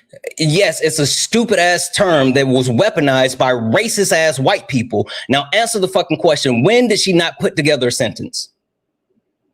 There's many examples of her word Give me salad. one. There's many examples. Give me one. I will pull it up and play it. Give it to me. That's another thing you guys go back to. You always I don't give a fuck. You said it. Now hold yourself accountable for your words. You said there's many examples. Give me one example. I will pull it up, play it, and we will listen together. There's many examples. Okay, if there's many, then you can give me one. Give me one. I'm sure I could, but I'm not then do it. I'm not going to sit there and play your little either game. Do it or concede that you don't have any. There's many. Okay, if there's many, then go get one or concede that you don't have it. When I tell you, I don't care about your mediocre ass comments. I don't care about you crying. Either you prove the stuff that you're saying or you stop saying it. I don't care. I'm willing to accept what you have to say if you can prove it. But if you can't prove it, then shut the fuck up. Why are you getting so heated, bro? Because you are a mediocre ass man that came up here and tried to call the former vice president of the United States of America one of the most accomplished black women in the history of the world, someone that's a quote unquote ding dong, when you obviously, when I tell you, you're not even qualified to be on this TikTok live right now. Like literally the only reason you're on this TikTok live right now is because I want to dog walk the shit out of you. You're not even qualified to talk to me, but yet you think that you're qualified to comment on the former vice president of the United States of America. Have you lost your fucking mind? Name something else that she wasn't put in charge of other than really the border. What do you mean she was put in charge of the border? Like, you're so stupid. I know you for a fact that you don't even know what she actually did. How was she put in charge of the border? What did she do? What did she do? Did you not see the answer the question. You said that she was put in charge of the border. What did that mean? What did she do at the border? How many times did she go to the border? You said she was put in charge of the border. What does that mean? Show me proof she actually went to the border. What does that mean? You're literally pivoting. You said she was put in charge of the border. Explain to me what that means. I'm just saying that's the main thing. Why are you just saying stuff if you don't know what it means? Well, because you said she was an excellent black woman, right? Yes. And you said, well, she was put in charge of the border. Tell me what that means. This is the thing. If you don't know something, then why are you speaking on something that you don't know? Show me what she did for the border. Answer the fucking question. I will tell you what she did for the border, but I need you to tell me specifically before I do, what does that mean? What was her responsibility? What does that mean? She was put in charge of the border. That's such a vague statement. I need you to be specific. Tell me directly. Wasn't her title like the borders are? No. See, that's what I'm talking about. You guys are so stupid. She was supposed to do some root cause analysis to determine. Shut up. No one's talking to you just yet. I'm on his neck. Right. Right. Yeah. Anyway, the point being, the quote unquote borders are, that's literally something that was made up by the Republicans. That's not a thing. Okay. We're the United States of America. We don't have czars. Okay. Well, what do you want to call it then? She was the vice president of the United States of America. We don't have czars.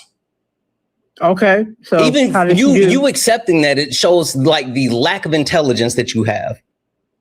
How did she do with the border? She did amazing. What did she do with it? You don't know?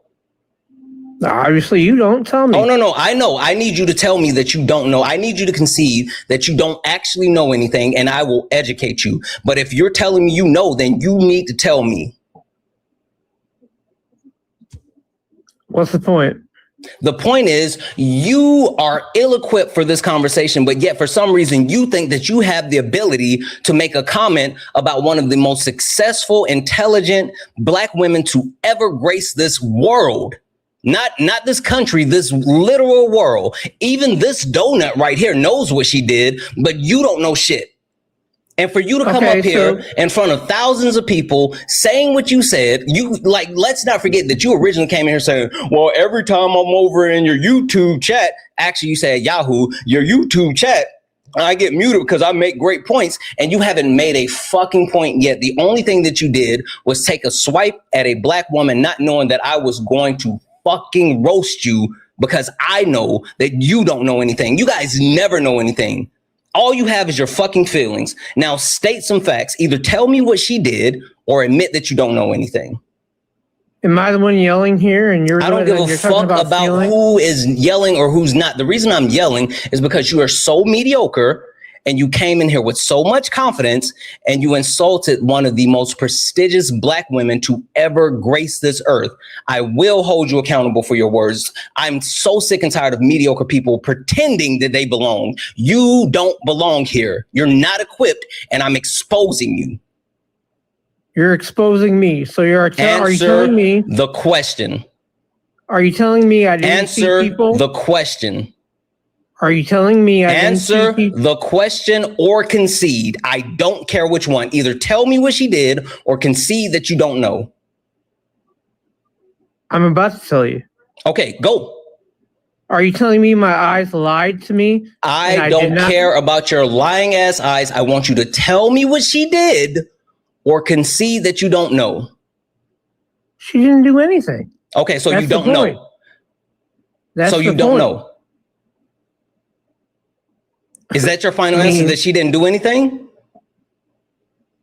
To me, I don't care about to you. I don't care about to you. I'm saying, are you going on record and saying as her time as vice president of the United States, where she was quote unquote put in charge of the border, are you saying that she did nothing? Is that your answer? Or are you willing to concede that you don't know? Can I go on record or can I finish? I don't want to hear about your feelings. I want you to tell me she did ABC or no, she didn't do anything. I don't care which one. Or you can even say, you know what, Santana, I don't know. I concede. Please tell me. Is that what it is? You feel so good about people, quote, in quote, conceding? I feel good about exposing someone who had the unmitigated gall to come in front of thousands of people and criticize one of the most prestigious Black women to ever walk this earth and call her a quote unquote ding dong and say, well, she has word salads while not even having two fucking rocks to click clack in your head. You're not equipped to be up here, but for some reason you think that you're equipped to speak on the excellence of that Black woman. You're not. Now answer the question.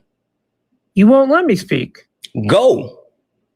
She is a quote, in quote, ding dong, as you would like me. I don't give a fuck about your feelings, and we've already exposed you for being low IQ. You're the ding dong. Like it's literally projection. What did she do? Either tell me what she did, go on record and say she didn't do anything, or concede that you don't know. Say, Santana, I don't know. Will you please tell me? You know, Santana, sometimes in life, there's no specific examples of everything. There's absolutely evidence of what she did. I'm telling you, there's evidence. So you can't sit here and say, well, there's no specific. Yes, there is. There literally is. I could. And you're going to be like, oh, go look it up, blah, blah, blah. Yes, I'm going to have you prove the shit that you say. You think I care about your feelings? What about me tells you that I care about your feelings? You have feelings, and the other millions What about of Americans. you that tells? What about me that tells you that I care about your feelings? I don't care that if you care whether or not. I'm so happy you said that. I'm so happy you said that. Now fucking prove what you said, or either concede. I don't care which one, but you will do one. It's not about me. It's not about you. Either prove what you said or concede that you don't know. I don't care which one. I don't care really that you care. So either prove what you said or concede. I don't care which one. Anyone with logic can just listen. Then prove it. Prove that she didn't do anything at the border. Prove that she did. You made the claim. Now I need you to prove what you said or concede, and I will tell you. I'm telling you the only options you have is either you can prove that she didn't do anything, or you can concede, and I will tell you what she did. I've made examples already. No, you didn't.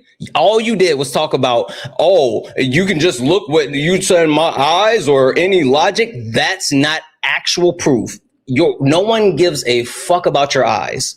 I don't care about your eyes. Can I talk? And if you're getting ready to cry, save it. If you're literally about to start crying, save it. You've been whining this entire time. Prove your words. Did she not have people in silver tinfoil blankets sleeping in cages at the border? Prove your words. I just asked you a question. I don't want a question. That's not proving your words. Questions are not proving your words. I want you to prove what you said. There are actual pictures of people sleeping in blankets and tinfoil on the border. Prove it. I don't even know how TikTok Live works, but you can. You fucking liar. You're a fucking liar. You're a mediocre liar. You're a mediocre liar. You're when I tell you the only reason that I'm talking to you like this right now is because you made the decision to come up here and call a black woman a quote unquote ding dong. That shit may fly on other lives. Other people may let you just say, oh, no, she's not, and just let it go. That shit does not fly here, especially from a mediocre ass white man. You are so entitled. You think that you can actually cast any type of judgment on your better. That's mind-blowing. She's literally better than you. But because you have an opinion, you think that it's valid, even though you can't prove anything. This is your last chance. Just sent you a request to come off mute. Either prove what you said or concede, and I will tell you. Like, don't let your ego and your pride make an ass out of you. Either prove it or concede, and I will actually give you the proof. I've already told you it's not about me, and I already told you. You're a fucking clown. You're a fucking clown. Shut up. I apologize about the yelling and the cursing chat. I'm sorry. Duct tape. I also apologize for telling you to shut up in the middle of that. I'll send you a request to come off mute. I appreciate it. And you call me a donut too. Is it at least chocolate covered? You are donut. All right. Tell me, because you said that the Trump administration just enforced the laws that were already in place. That's what you were saying, right? That's right. Because you asked him about policy. If people are talking about immigration policy, then what policy has Trump passed in order in this administration. And I said, well, the law didn't need to be passed because people kept talking about that. I think he was a senator from Oklahoma, about that bill that they tried to pass during the election year, the last minute. But you don't need that. You can just enforce the laws that we already have. And we see with Trump, while putting people, the National Guard on the border, Border Patrol on the border, working with Mexico, making sure that they put their military on the border, that has stopped the influx of immigrants substantially. That's not true.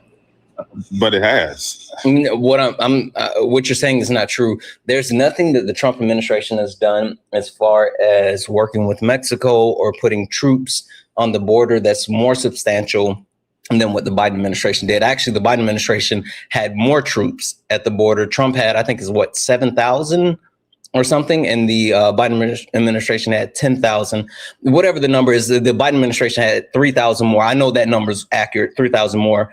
I can look it up if you want me to give the specific numbers, but there were more troops at the border during the Biden administration versus the Trump administration, and they worked with Mexico to a higher successful rate, including Kamala Harris. One of the things that she was able to achieve was to get Mexico to invest $5 billion into border security, which again went into that border wall that Trump said that he was going to get Mexico to pay for. Yeah, but even if what you're saying is true and we can take it as fact, the enforcement of this administration and what they've been saying, their rhetoric and their laws, and Supreme Court decisions like this one regarding the TPS immigrants from Syria and Haiti, chills their intent on coming over here, because they already know that this administration is going to enforce immigration laws, and they're not just going to be able to come across the border, stay here without possibly being detained like they have been. And that's primarily due to the obstruction from these Democrat cities and states, sanctuary cities and states, that's why they are in detention facilities and not in their home countries like they're supposed to be. Yeah, you're so close. I'm not gonna hold you. You're actually so close to knowing what you're talking about. You actually know more than most people that I've had this conversation with. It's about cruelty. I need you to understand. It's not that they're quote unquote enforcing the laws that's on the books. They're actually violating human rights, and they're violating human rights and constitutional rights, not only for undocumented immigrants, but also for American citizens, to the tune of the United States of America landing on the humanitarian human rights watch list. And so since they're violating the human rights, and Donald Trump is specifically using ICE as a modern day slave patrol in order to round up undocumented immigrants and put them into free slave labor and to sell them off to concentration camps. And so since he's doing all that, people aren't coming into the country, right? And not only are people not coming into the country to seek help or coming through the border undocumented, but even tourism. The United States of America has taken a massive hit on tourism to the tune of losing billions of dollars in a lot of our tourist attraction cities, including Las Vegas, New York, LA. Last year, Vegas lost over $85 billion in tourism because people aren't coming to the country because the United States of America is actively violating human rights, even with people that we get agreements with and partnerships with, i.e. South Korea, how they decided they were going to invest in the Hyundai plant in Georgia. And once we got them to sign off on that agreement, there was an ICE raid arresting those South Korean people that were here on work visas. We're literally using cruelty to discourage people to come into the country. So y'all like to jump back and forth from law versus cruelty. Now it's about feelings, because it's not about that. It's about enforcing. Well, it's about enforcing the actual law, because you're saying, feelings did I give you? You're saying they are, this is about humanity. I said we're on a human rights watch list. This is about enforcing immigration laws. This is not about It's not violating human rights to detain someone. We literally are. We're literally violating human rights. That's why we're on the human rights watch list. And it's not even about enforcement, because Donald Trump is actually deporting at a lower rate than both Biden and Obama. And I disagree with deportation as a whole. But Donald Trump has put more time, energy, effort, money, and resources into mass deportation, and he's still not doing it at the rate of Biden nor Obama. So you can sit here and say that no, it's literally true. It's literally true. The rate of deportation is not equivalent. And fun fact, not only is it not equivalent, a large majority of Donald Trump's quote unquote deportations were self-deportations. Right, that matters. Self-deportations are deportations. I'm not saying they're not. I disagree. I didn't say they weren't. I disagree with paying these people to go back to their home countries, but self-deportations count. So you got 2.5 million. I didn't say they didn't. It's not 2.5 million. It's not 2.5 million. Well, that's what they reported. And I'm no, the fuck it's not. Where'd you get that from? DHS. Give me the title. That's a fucking lie. There's no way you're saying that the DHS reported that. What's the title? Type in DHS self-deportation numbers. They said 2.5 million self-deportations and about 500,000 actual deportations. Yeah. 1 second here.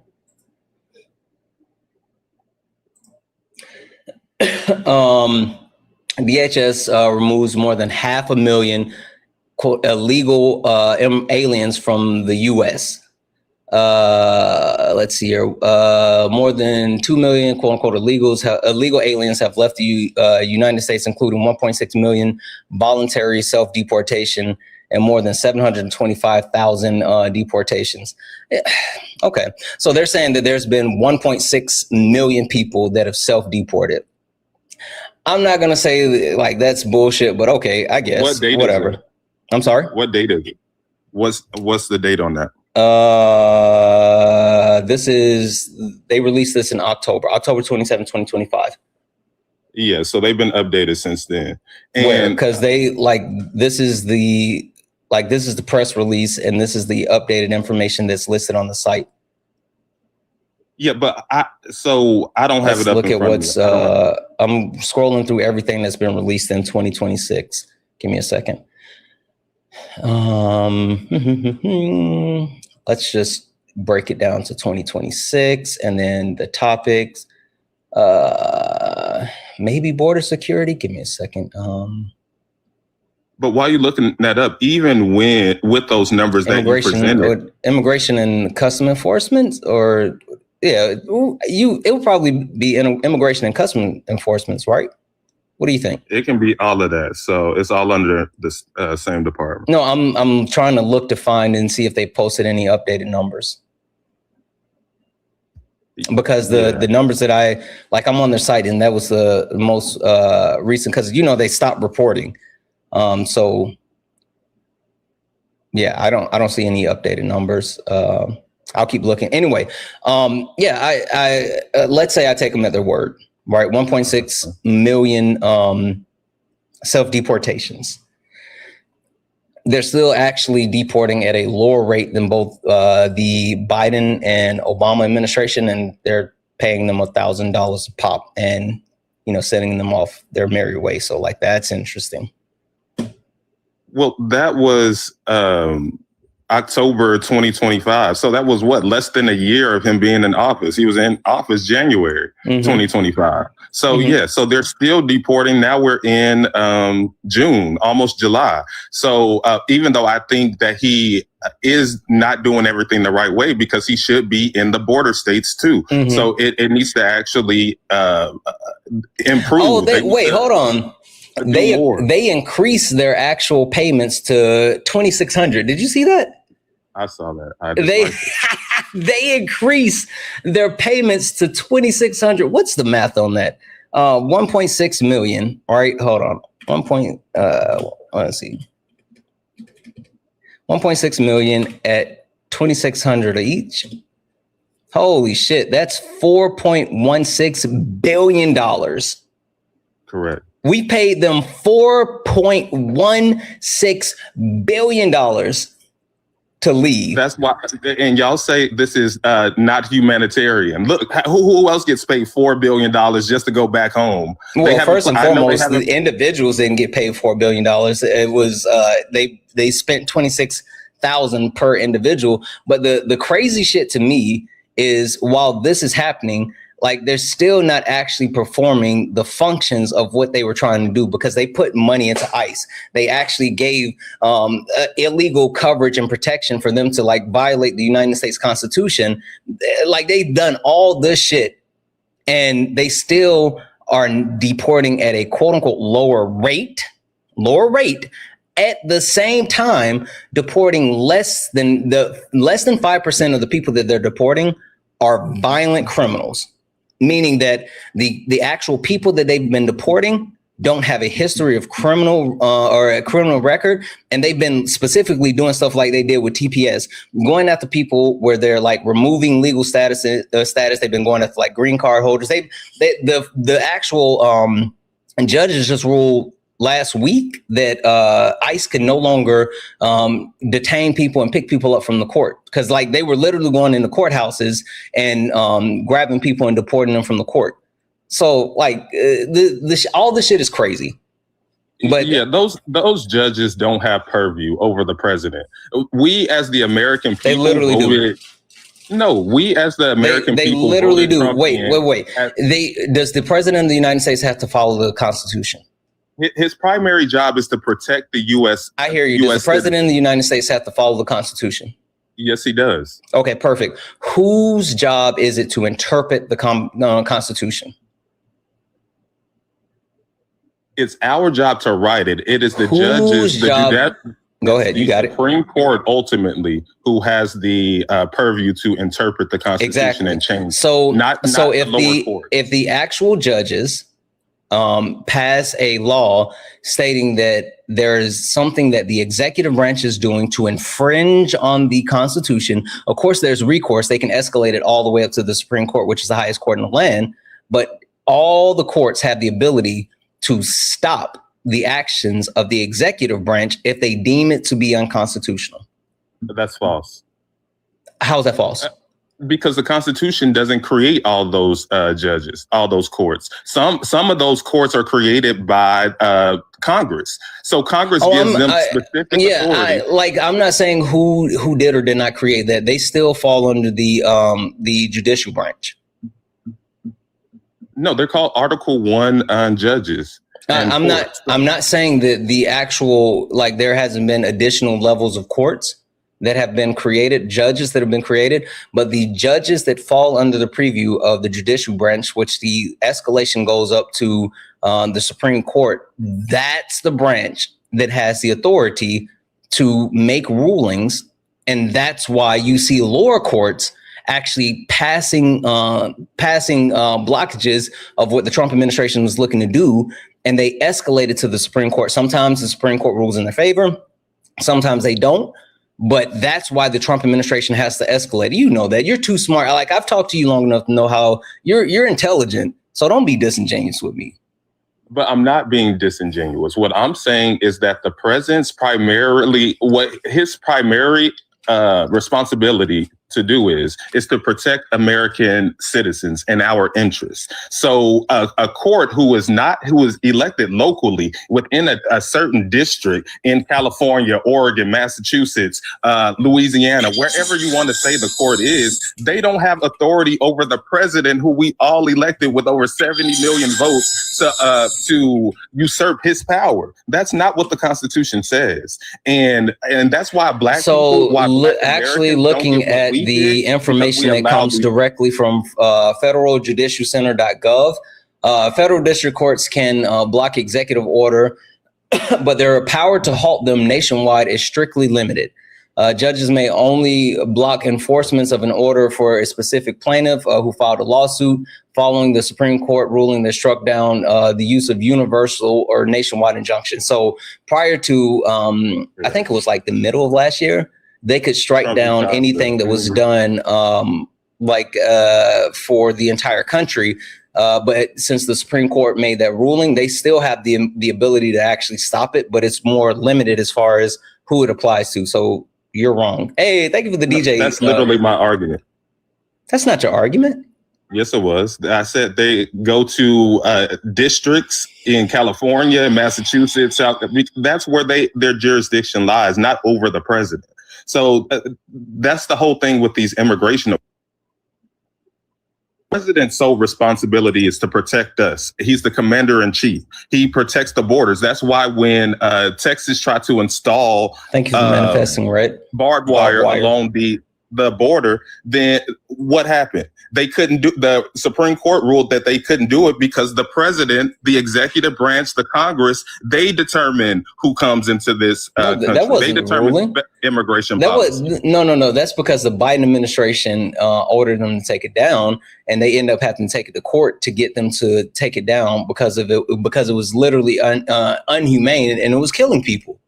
They didn't say, "Oh, they have the authority." They ruled off the inhumanity of the actual barbed wire.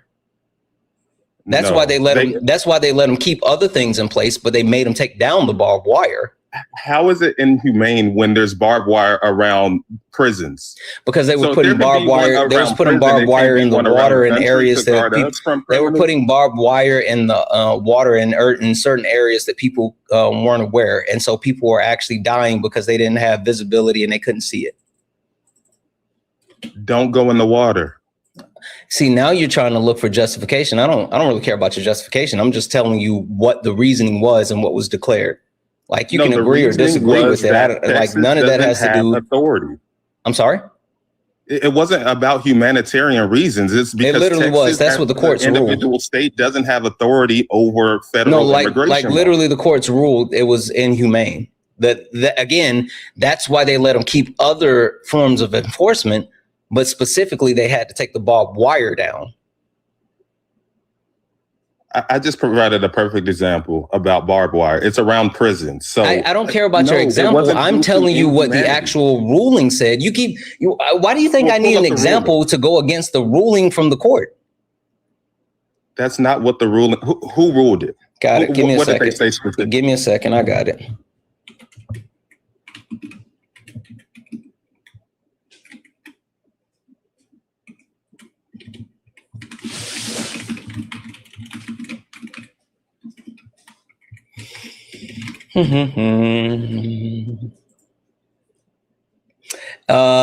It was a Supreme Court ruling, a 5-4 decision, and said that they had to cut or remove the razor wire they installed along the Texas border, particularly in medical emergencies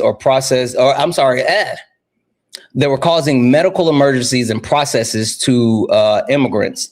Let me pull up the specific ruling and what they said here.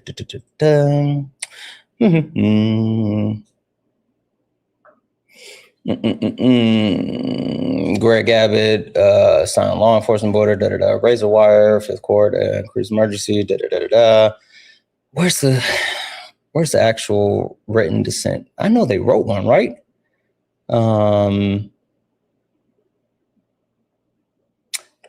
They had to write a dissent, or not a dissent, but they had to write a decision. All right, where's the decision? I know they cut it. Let's see if I can, National Conference of State, no. Oh, hold on, let's go to SCOTUS. And they talk about the deaths that occurred. Clarence Thomas, Alito. Well,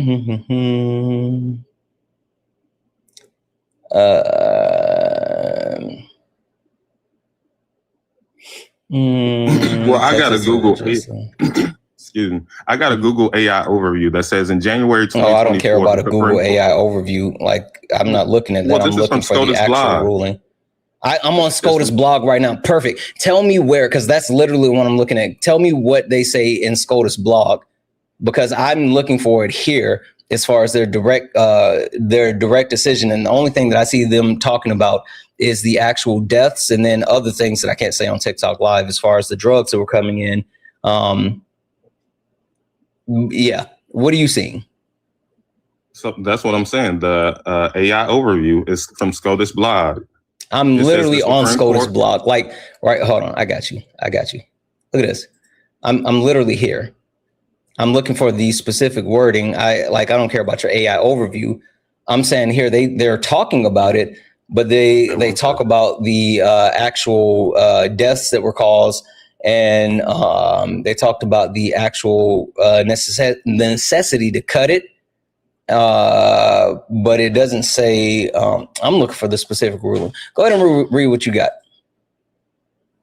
Yeah, so it says in January 2024, the Supreme Court ruled 5-4 in favor of the Biden administration, allowing federal border patrol agents to cut or move concertina razor wire installed by Texas along the U.S.-Mexico border. The wire was placed by Texas to deter migrants, but federal officials argued it obstructed their ability to process entries and assist individuals in medical distress.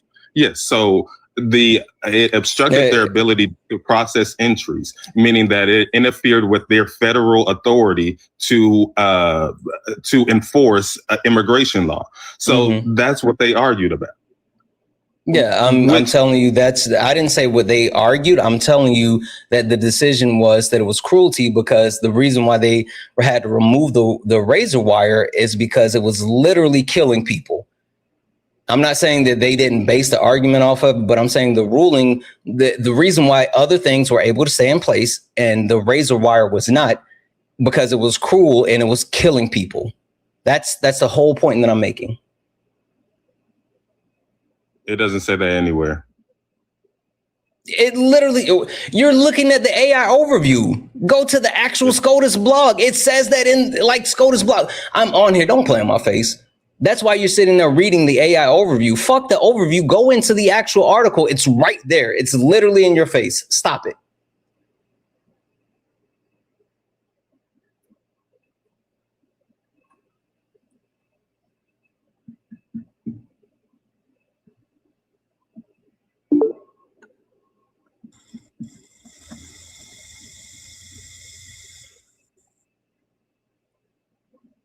Yeah, it don't say what you say. So even in SCOTUS blog, it says DHS countered that the injunction barred CBP agents from doing their jobs of apprehending.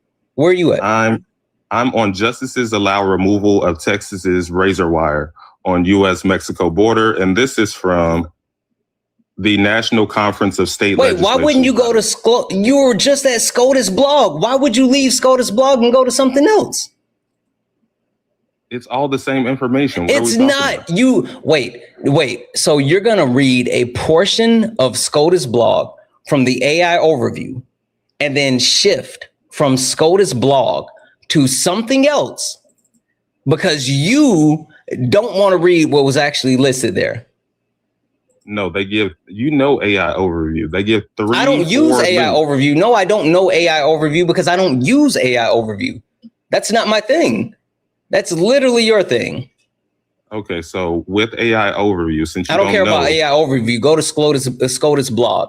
You literally read off SCOTUS blog.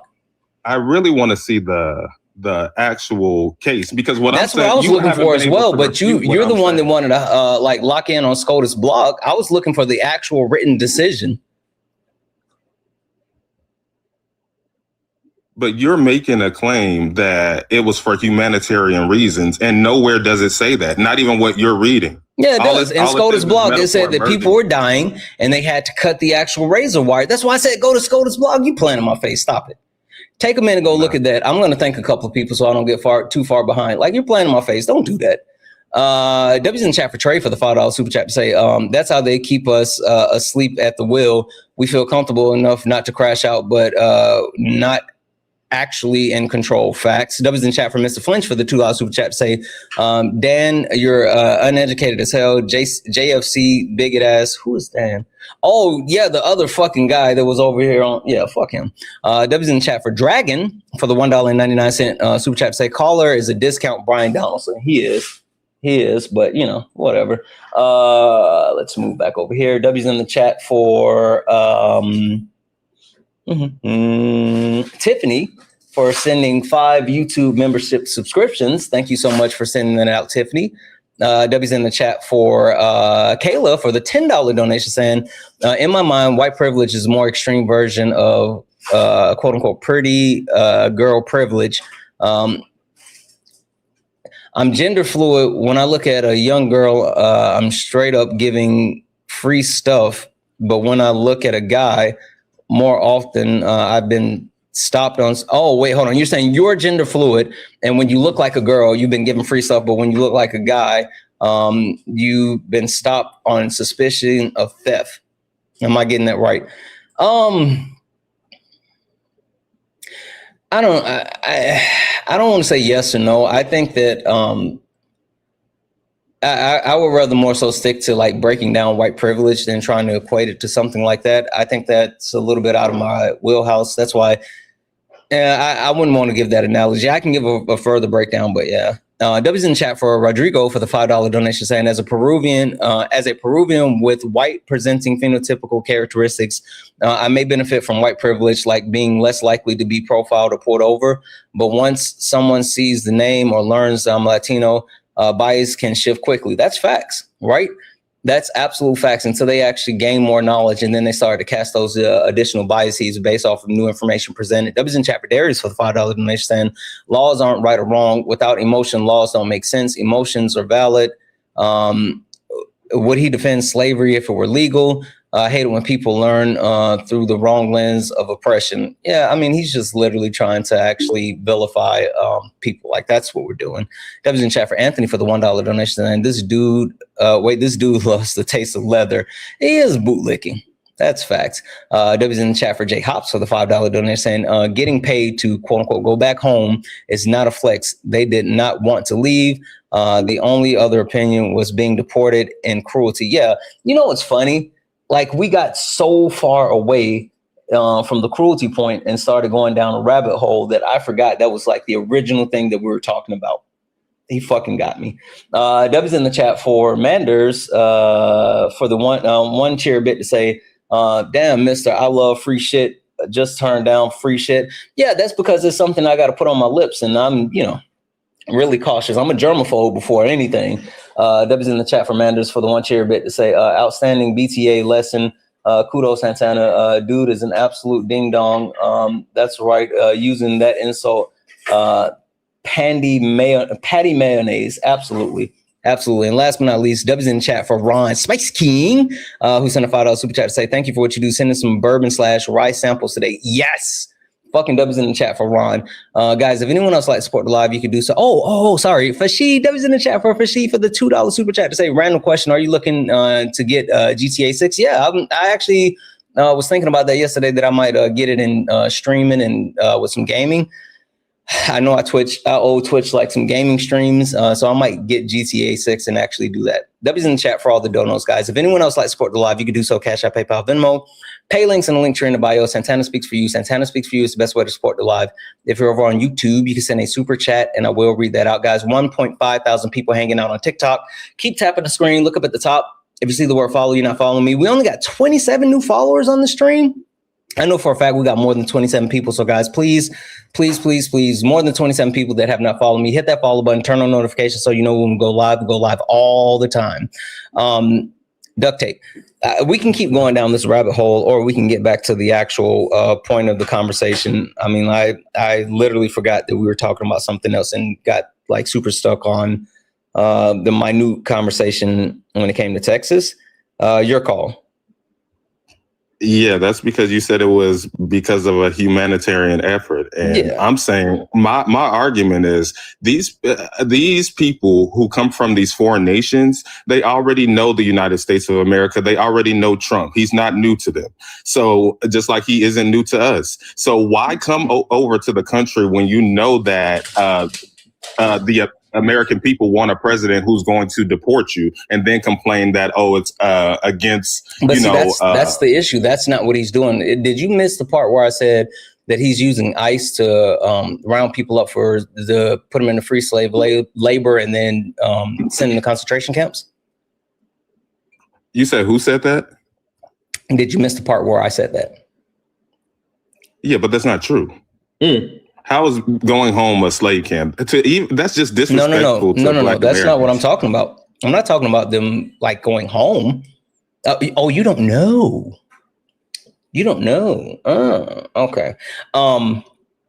Which portion do you want to talk about in order about him sending men to free slave labor? Do you want to talk about the concentration camp? What do you want to talk about? In America, that's what you're talking about. Yeah, that's not happening. Okay. That's literally what's happening. No, it's not. We were actually slaves. So I know what a slave is. Oh, okay. And our prisoners does slavery still exist? Slaves to the corporation. Does slavery still exist? I just explained. I didn't hear you. One more time. Does slavery still exist? I said our prisoners are working under slave labor for these corporations. Okay, so prisoners are categorized as slave because they do slave labor. Yeah. They're sending undocumented immigrants into prison for longer portions in time, where normally the people being held for deportation would have about a month or so before they are seen and deported and all this other stuff. The Trump administration has been holding people anywhere from 4 to 6 months and making them work in these private prison systems. And then after getting free labor out of them, they've been deporting them, but not deporting them to their place of origin where they would get credit. They're actually sending them places like CCOT. I know you know what CCOT is. Yeah, but what you're missing out is that their countries of origin are denying them entry. That's why. Yes, it is. That's literally not true.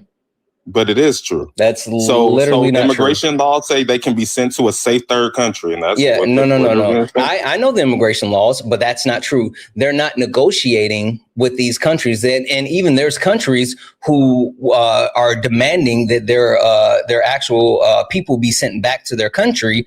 And even at a certain point, they were sending their own planes to pick their people up because the Trump administration was actually being cruel. But they're not even trying to. They're literally working with CCOT in El Salvador and other detention centers, concentration camps across Africa, and sending them there without even trying to send them to their original country.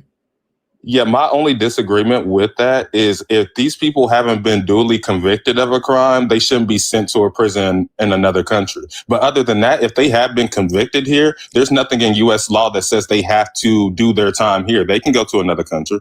Yeah, but again, they're literally sending them to like these places. See, this is the portion, and I'm not even gonna say you don't know, because I feel like I've been talking to you long enough that I know that you know this shit.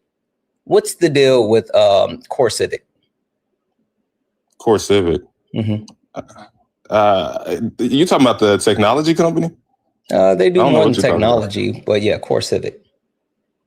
Yeah, I don't have no opinion on that. No. What role do they play in all of this? To me, coming from a Black American perspective, I don't believe that we owe immigrants anything. That's not the question. So, what role does Core Civic have to play in all of this? What I'm trying to describe is that we've been dealing with... No. I'm not talking about your personal feelings or anything like that. The question is super simple. What role does Core Civic have to play in all of this? You tell me, because I don't think they do. Core Civic is involved in every portion of the deportation process now. They got government contracts where they actually take over as far as the transportation, with the vehicles being used to round up undocumented immigrants. They have majority stakes in private prison systems. They also purchase planes. And so now they actually do the deportation to the other countries. And also, shocker, surprise, surprise, they actually have controlling interests as well in places like CCOT. So Core Civic actually went on record. Their CEO had a investors meeting and told everyone that they need to be prepared because this is the quote unquote golden age for them. And they're going to be making money hand over fist since they have a hand in every single step of the deportation process with this Trump administration. And now, surprise, surprise, funny thing about Core Civic is they're one of the larger donors to the Trump administration. They donated to the ballroom and other things that including like his transition campaign or whatever. Like they've literally been giving the Trump administration so much money, and they've been rewarded handily with multiple contracts that allows them to control the entire flow of the deportation process. Yeah, I don't know why y'all liberals do this. Y'all always trying to point to, some boogeyman as if this hasn't been the policy. People act like, just with the creation of ICE that it hasn't. There weren't naturalization. Tell me where was the process of what I just said, that entire start to finish process. Tell me when anyone else has had that actual type of investment. Well, y'all talk about the Israeli government and what they got to do with the police force here in America, as if Black Americans haven't been dealing with that our entire existence here. They helped train the police force, but I'm confused. I said, tell me how prior to this there was any other entity that had a hand in start to finish with deportation like CoreCivic currently has. But that's my point. That's what I'm saying, that this has been the policy. Under Obama, they were being deported. That's not the policy. Under that's Biden, what I'm just saying. I'm literally sitting here telling you that was what's happening. The involvement the CoreCivic has is not the same involvement that it was under Biden or Obama. They didn't have these contracts. They didn't have the start to finish that they have now. And I'm not even the one saying this. It was literally an investor call, and the CEO from CoreCivic is the one that said this. And so what are you saying? That if it weren't for CoreCivic, what would be happening? I'm saying that this is a profitable thing for CoreCivic, which the CEO actually admitted it. And they put in massive amounts of investments into the Trump administration and Trump transition team in order to be able to secure certain contracts that has allowed them to continue to enrich themselves throughout this mass deportation process. Some people have preferred vendors. How about that? Because Trump was already talking about immigration in his first term. What was CoreCivic then? What does that have to do with anything? I'm so confused. You said some people have preferred vendors. Yes. Sure. Hey, would you say Palantir's a preferred vendor? Yeah, I guess BlackRock, all of that. Yeah, okay. All the boogeyman. You can also talk about the amount of money that, and this isn't a quote unquote boogeyman, the amount of money that Palantir has also donated to the Trump administration and the actual contracts that they've yielded, just like the amount of money that Amazon actually invested and the defense contracts that they've yielded. You can talk about Elon Musk and the amount of money that he spent with as far as helping Trump get elected and the contracts that were rewarded to Tesla and SpaceX. Like literally all of these technocrats have invested in this Trump administration and they've been rewarded like handily with different types of in different forms. Palantir, while receiving a $10 billion contract from the federal government, paid zero taxes in 2025. Like they paid zero taxes on top of getting a $10 billion contract from the federal government. But that's because, again, donated to the ballroom, donated to the transition team, working hand in hand. Like you can sit here and pretend as if like the technocrats don't have a large stake in this Trump administration, but they've been supporting him in a multitude of ways. And this administration has been rewarding them.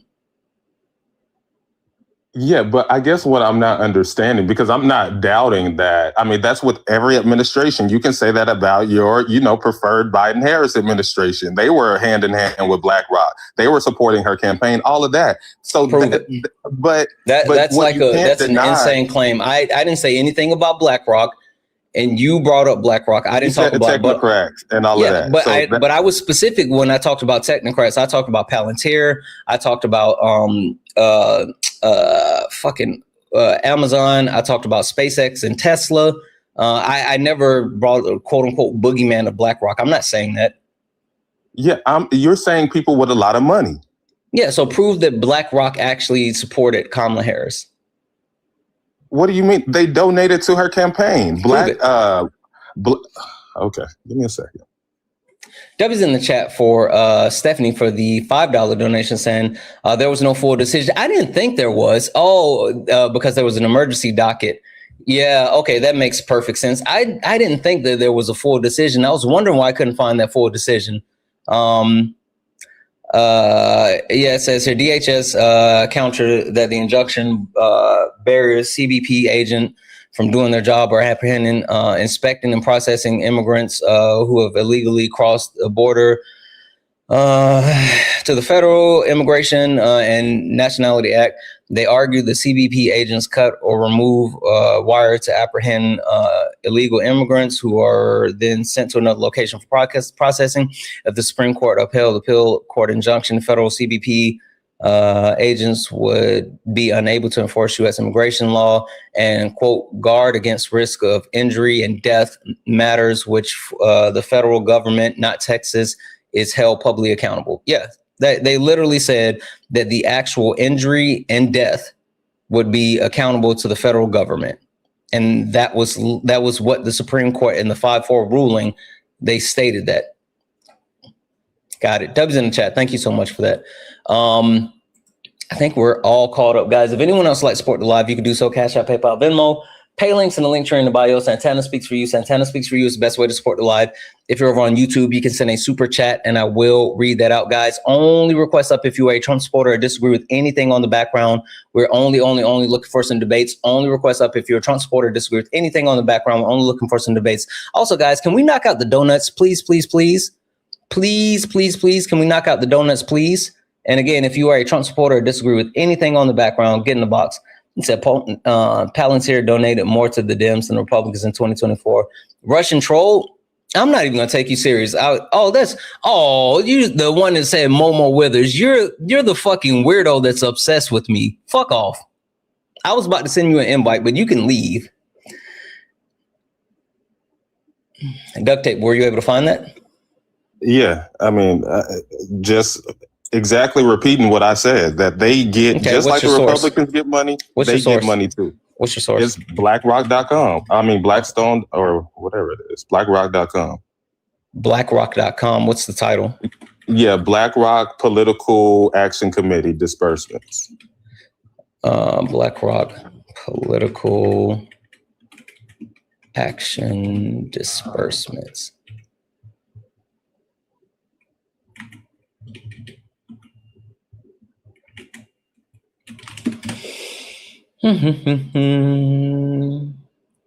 Let's see here.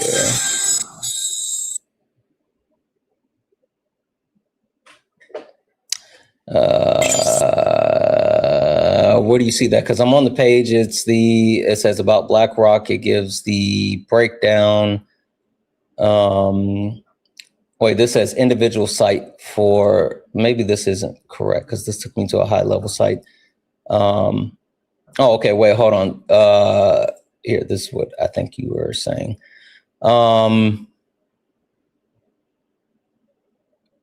Disbursements are made on a bipartisan basis. Okay, wait. I see the January. I see the January to December 2022. Where do I find the one for the presidential cycle? Hold on a second. Okay, hold on. Give me a second. 2024.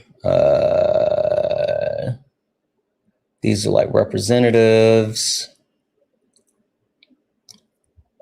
senators. I see there are super PACs. Show me where they specifically donated to Kamala Harris, because I'm not seeing this. Like I see the actual disbursement as far as BlackRock on the individual level with the House and the Senate, but I don't see like any of the presidential donations.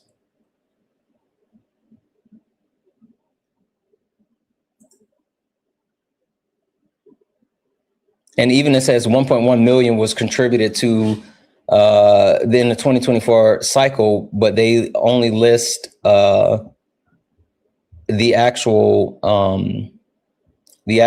House members. This has nothing. This doesn't show anything about the actual presidential cycle.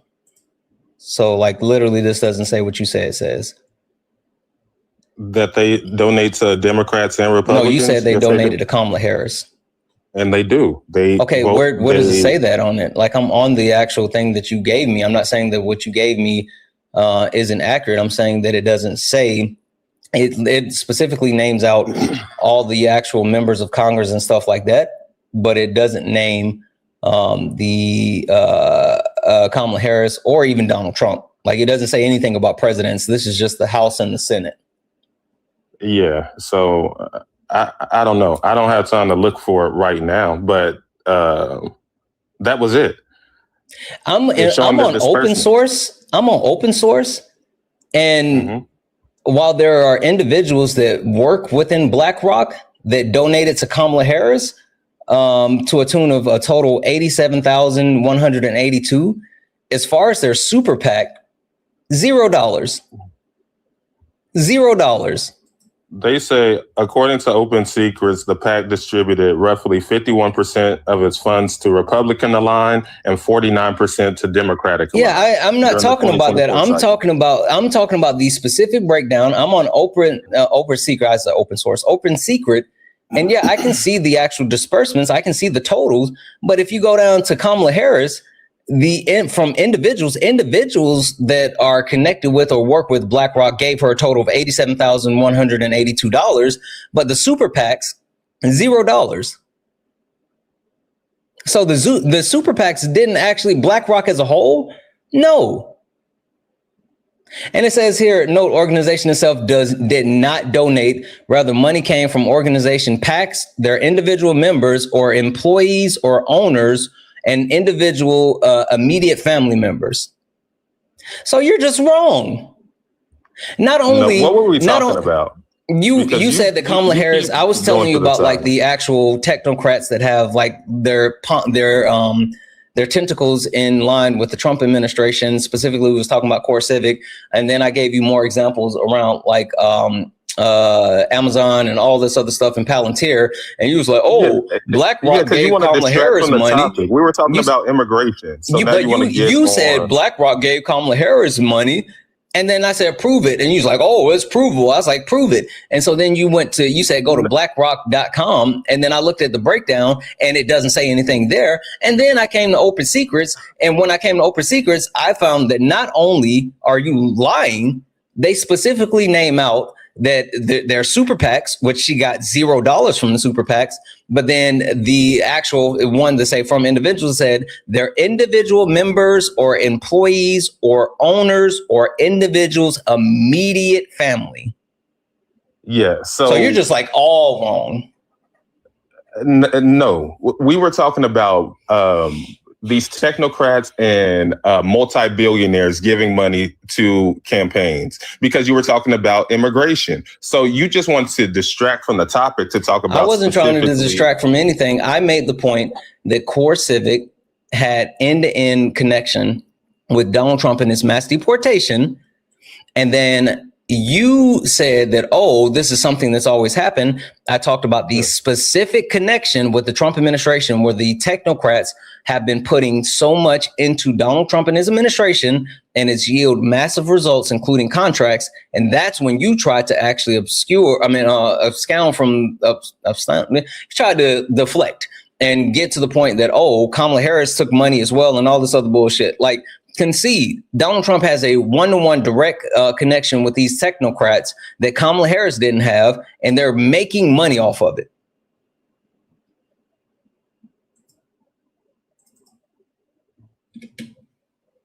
Concede. But I'm saying both of them do that. I'm already conceding. I already know that they give these rich people give presidential campaigns money. But I'm saying that immigration is not. I'm not talking about presidential campaigns either. I'm talking about the direct one-to-one correlation and the deep investments that are currently happening with Donald Trump and these technocrats. Yes. So immigration was a thing before Donald Trump. So deportation was a thing before Donald Trump. Yes, it was. And that's why I say, give me any other example. Naturalization laws. I say, give me any other example of someone having end-to-end connection like a Core Civic currently has with the Trump administration.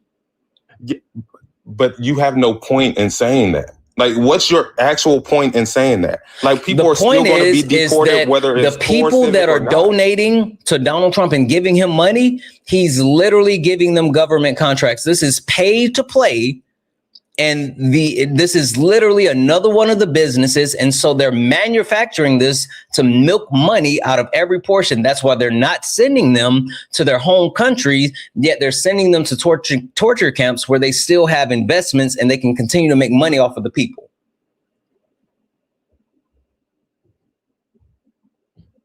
When Obama deported people, where did he send them?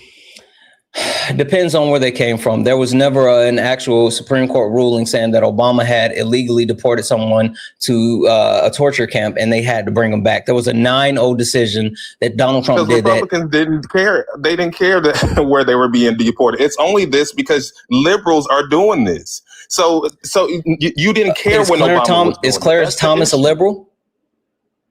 No, he's not.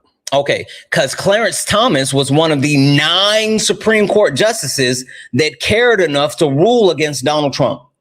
So you can sit here and pretend that, oh, it's only the liberals, where the conservative Supreme Court justice, where they have a 6-3 majority, everybody said, Trump, you can't do that shit. Can't do what? Deport them to the fucking concentration camp because he violated the actual rights of Kilmar Abergo Garcia. No, oh my God. See, this is why our people need help, man. The issue with that case is you can't send someone to a jail who hasn't been duly convicted of a crime. That's literally what I started off saying. That's not what the issue was. That's not the same thing. That's not what the issue was. That's not what the issue was. The issue is that Donald Trump tried to actually execute a removal order for a place that he was not supposed to send Kilmar Albergo Garcia to. He specifically, which was back home. Yes, Donald Trump made that. They specifically made that decision to send them to CCOT because he wanted to punish him. And so the Supreme Court said, you can't do that. You can't send him there. And then when he came back, they tried to send him to another place. And then that's when they stepped in and said, oh, you have to give him his due process before you deport him again. And that's when everything else happened, including everything being dismissed and the fact that he's free right now. He's literally free right now. Which is a scam. He should be at least in Costa Rica. I literally don't care about your fifis. You're talking about fifis. Well, it's not about my senator in Maryland actually flew to El Salvador. So instead of flying to Baltimore, PG County, Montgomery County, somewhere over here in the actual state, you fly over to El Salvador, have a margarita with the guy instead of actually worry about your constituents. He was a citizen of Maryland. That's what we dealing with. He was a citizen. He was one of the constituents. That's why he flew there. Don't be disingenuous. He was not a constituent. If you can't vote, you're not a constituent. Was he not authorized to be in the United States in that area? No, he had removal orders. He had removal orders. The issue was that they just couldn't ship him to El Salvador. So I don't know why the Trump administration just didn't send him to Costa Rica. They granted him an actual stay, and so he was in the country legally. No, he had deportation proceedings, removal proceedings. They were granted that. He just couldn't be sent back to El Salvador. And so the senator No, stop for a second.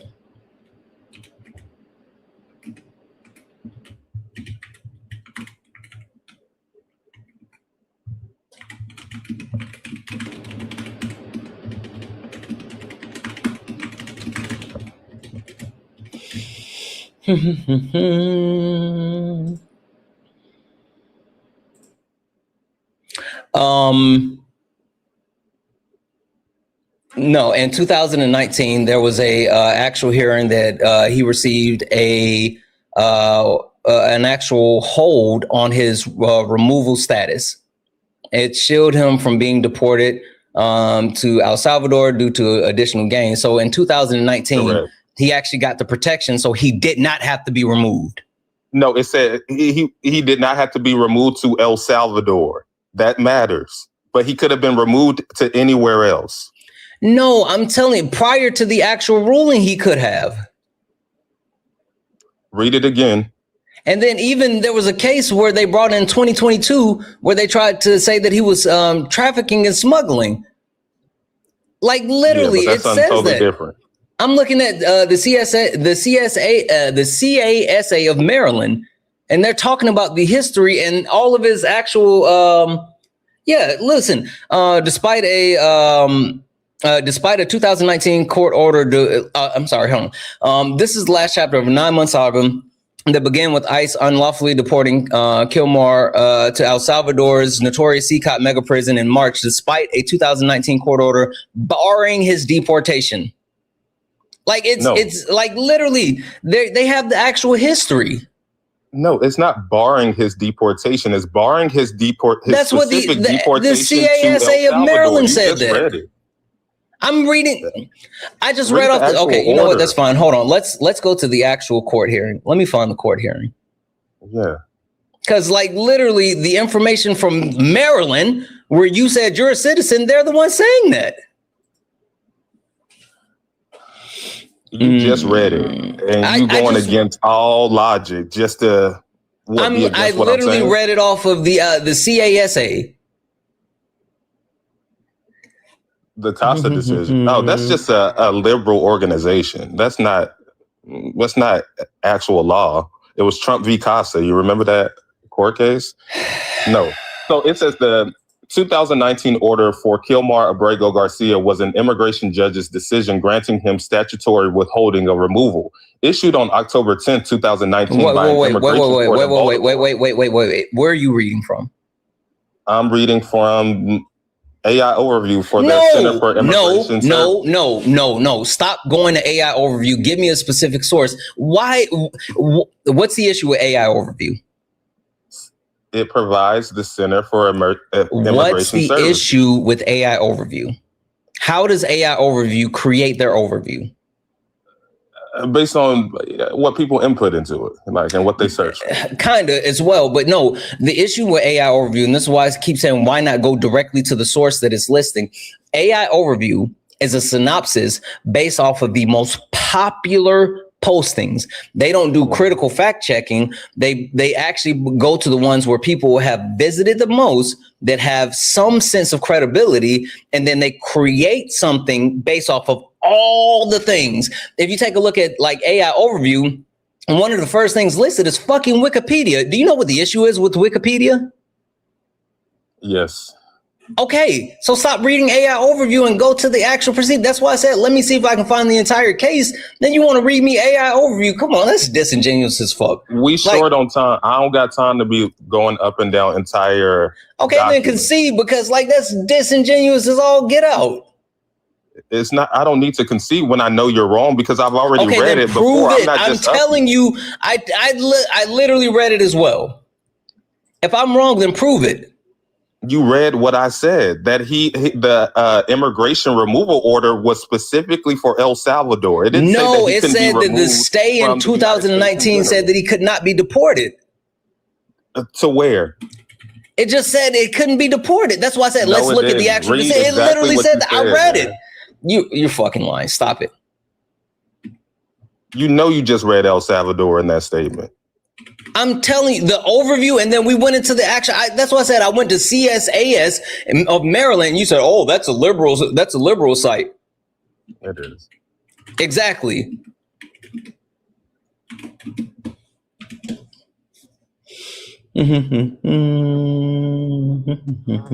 Let's go to this 2019 case. Or is that? CSI.org. Where the fuck is it? That's not what we're looking for. And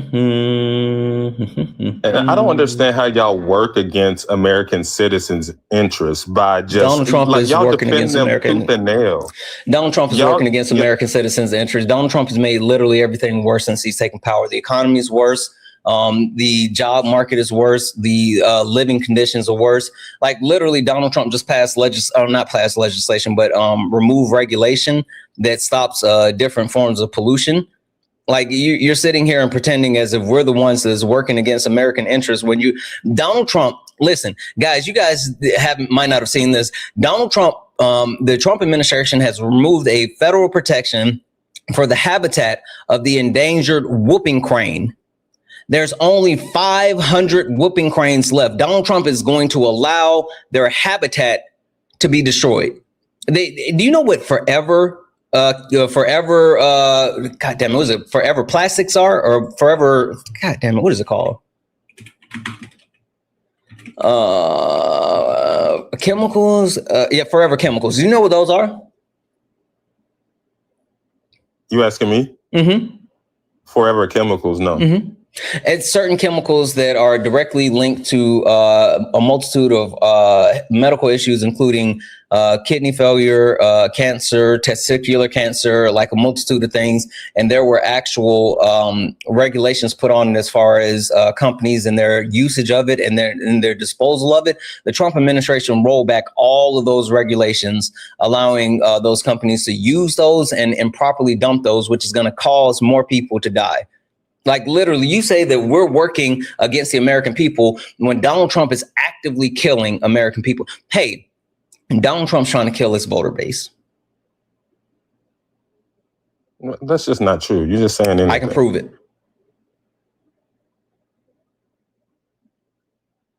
I can prove it. You can't.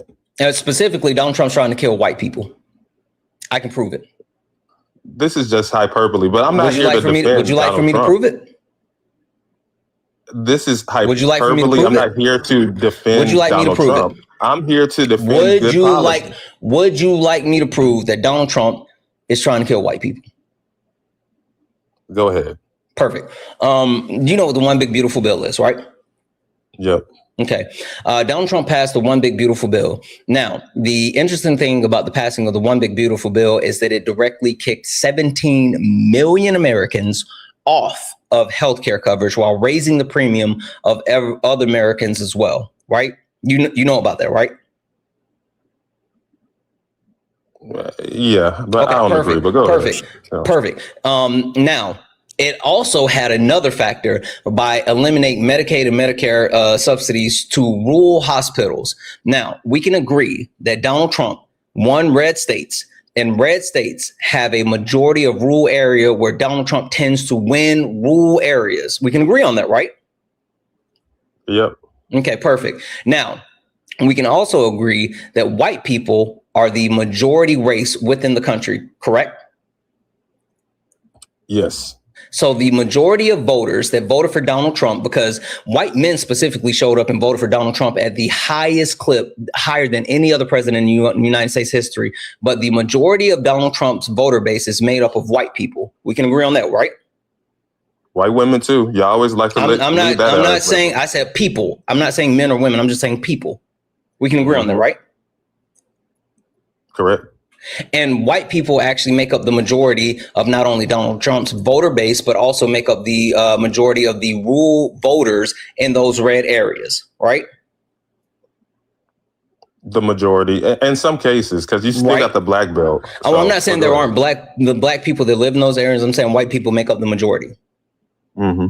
Perfect. So Donald Trump actually passed the One Big Beautiful Bill that kicked 17 million Americans off of their healthcare coverage. Now, the funny part about that is they also cut the subsidies, which the subsidies is going to lead to a closing of 466 rural hospitals. Now, interesting thing about the closing of those 466 rural hospitals is that they service 6.6 million Americans. Hey, how many votes did Donald Trump win the election by?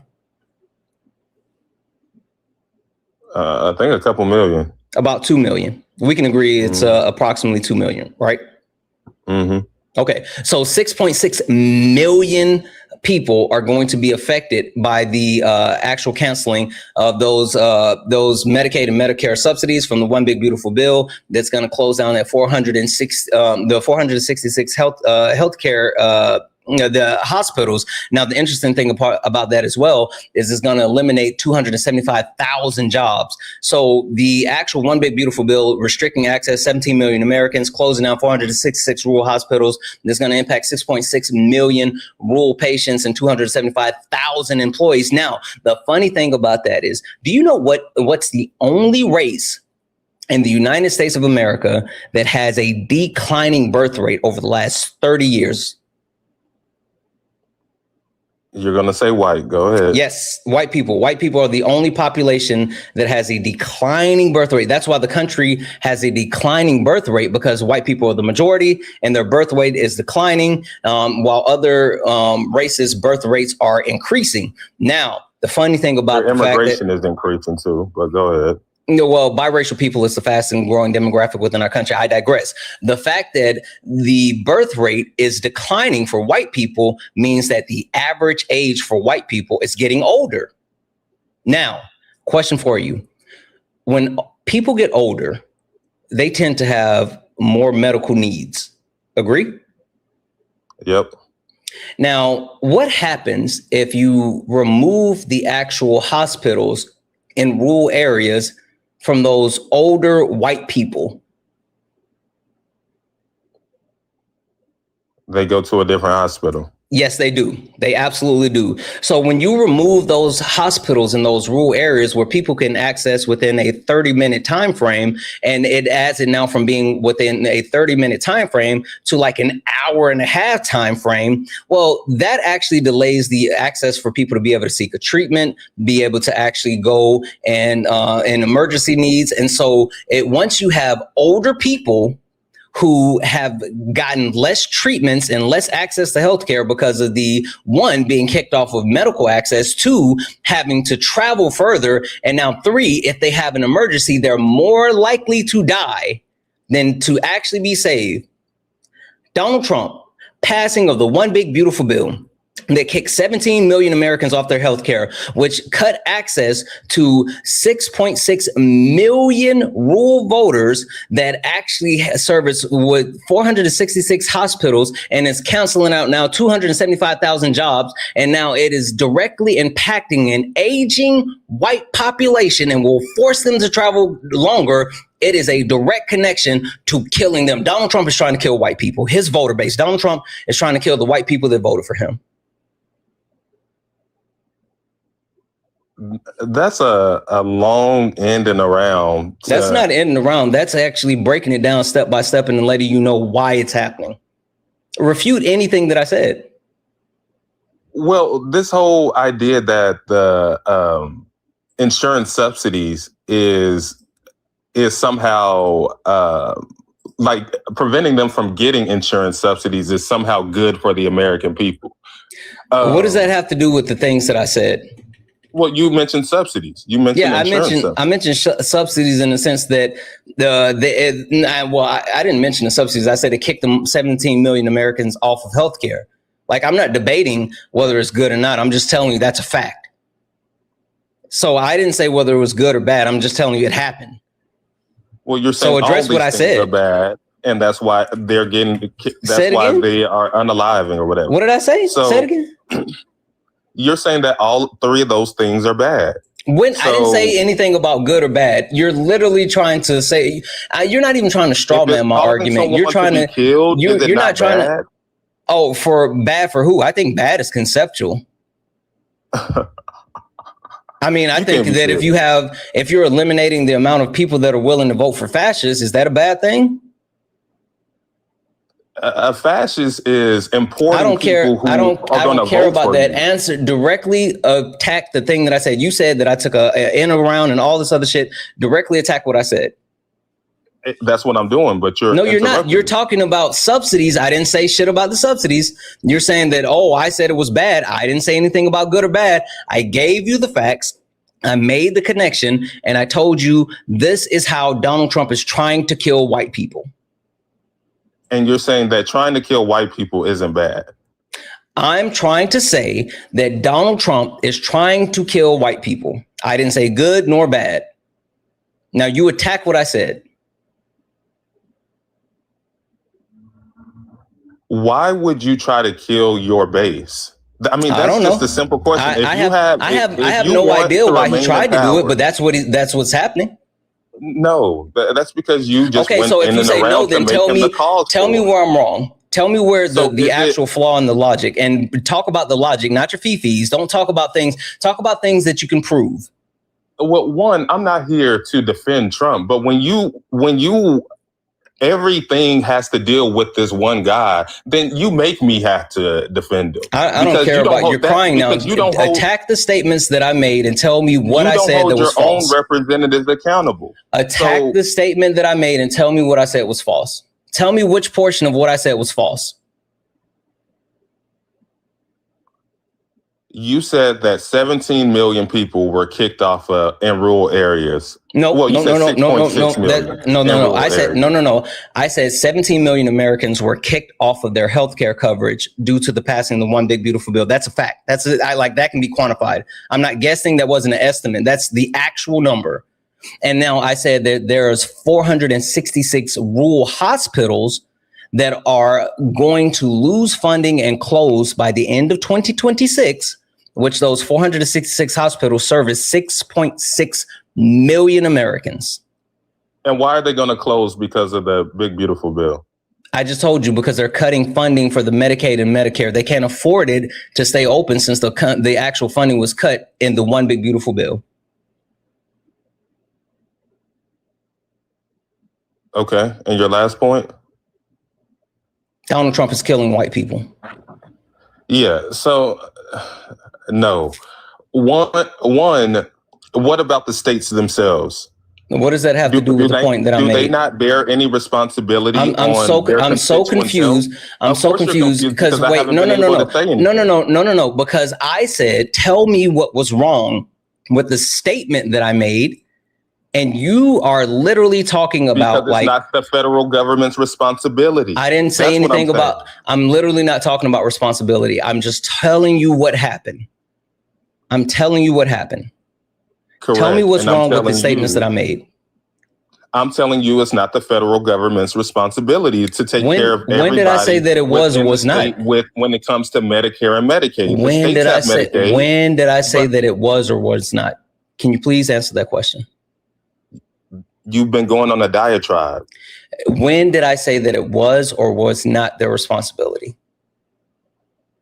You're saying because he did this, that this is why it's happening. And I'm telling you that it's not the president, it's not the federal government's sole responsibility to make sure all of the constituents you're insinuating something that I never said. Have Medicare or Medicaid. You're literally insinuating something that I did not say. I did not say that. I'm not saying that that's a responsibility. I'm just laying out the facts. Tell me what factual thing I said that was wrong. And I'm telling you, it's not Trump's responsibility. So if you're going to blame him, he's supposed to be the sole one Answer this question. For it, right? Did I say that it was his responsibility? You said he's causing it. Did I say that it was his responsibility? Yes or no? Yes. You're fucking lying. You're fucking lying. What are you saying? I told you exactly what I was saying. I never once said it was or was not the federal government's responsibility to take care of people. I didn't say that. I told you the actual facts around the ramification of Donald Trump cutting access with the One Big Beautiful Bill. I made a direct through line talking about the actual people losing access, to the point of hospitals closing down, to the declining birth rate, to the increased age, and to the repercussions of having lack of access to medical facilities in rural areas. All of those were factual. You even agreed. You know what's funny? The reason why I kept getting your buy-in throughout the entire thing, which you agreed the entire portion until I made that last conclusion. Now tell me what I said that was not factual, because you agreed every step of the way. Well, I agree with certain things. When you ask me, do I agree? Tell me what factual thing that I said was wrong. Are white people the majority in the United States? Do white people live who voted for him? Tell me what factual thing that I said was wrong. I'm literally telling you that, but you refuse to accept the answer.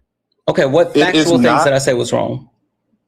You're saying just because Trump passed the one big beautiful bill that because of the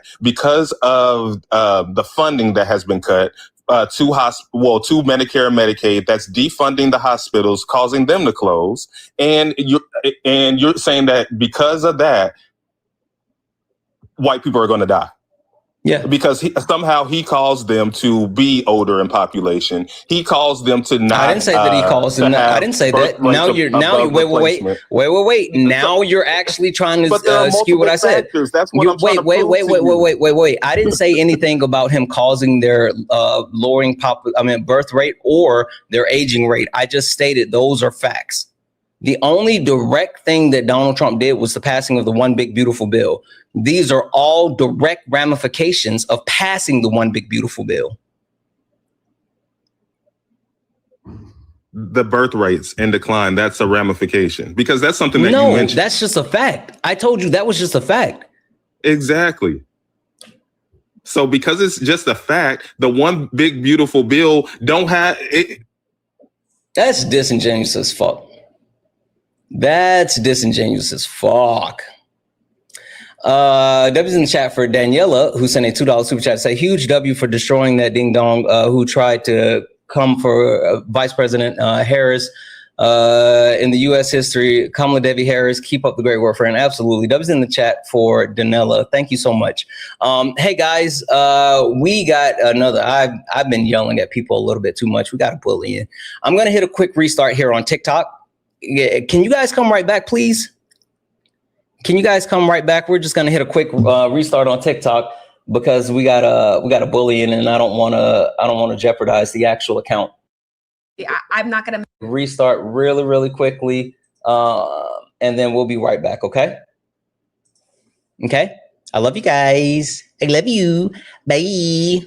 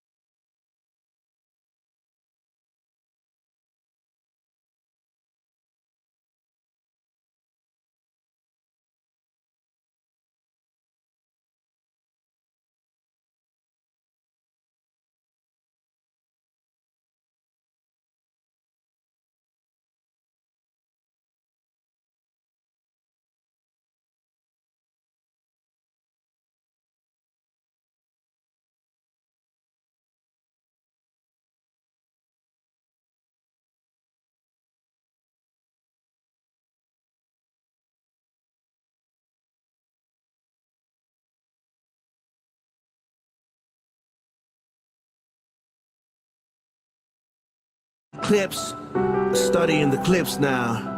Everybody got opinions till the facts land. Everybody loud till they gotta take a stand. Every stream feel like somebody betting they pride. I seen fake scholars fold in real time. Now they screenshot takes, run around and remix it, and pull up thinking somehow they can fix it. Nah, you stepped in the wrong room, donut. This ain't rage bait, this pressure. Patriarchy, race, class, labor, healthcare. I don't do surface level, I peel layers. And every time they think they got me cornered, numbers go higher. Chat flyer mods working, crowd waiting. Somebody finna get cooked tonight. Welcome to the ring now. Yeah. You talk big till the facts come out. Slap nuts, sit down.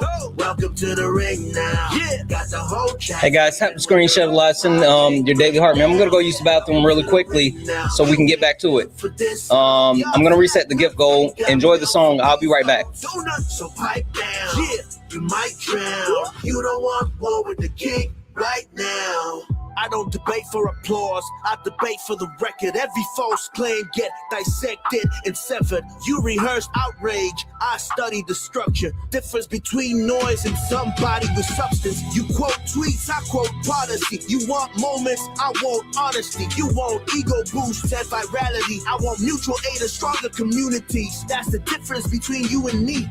See the problem? Different type timing. You came for clips, I came for alignment. Capital this, socialism that. Half these dudes can't define what they yelling in caps. Talking about free market while wages collapse. I watch your pivot arrive, I make it visible live. But this ain't never gonna be a place where evidence dies. You came all the way to be Santana for internet rap, while the whole chat waiting to see who got checked. Next, welcome to the ring now. Yeah, you talk big till the facts come out. Slap nuts, sit down. Go. Welcome to the ring now. Yeah, got the whole chat screaming when the logic break down. Yeah, welcome to the ring now. You ain't built for this smoke. Y'all slap nuts ain't got milk for these old donuts. So pipe down, you might drown. You don't want war with the king right now.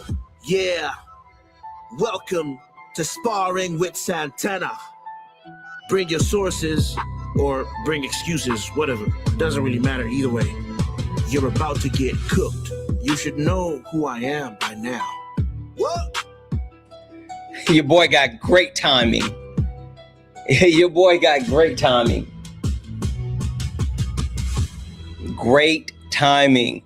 Guys, welcome back. This is Sparring with Santana. One-on-one debates with Trump supporters or anyone that disagrees with anything on the background. I am Santana. Guys, only request up if you are a Trump supporter or disagree with anything on the background. We're only looking for some debates. If you are friendly, do all the wonderful things, right? Tap the screen, share the live, send your daily heart. Me is only one coin. It will boost the live and push us out to the FYP. If you would like to support the live, then you can do so. Cash App, PayPal, Venmo.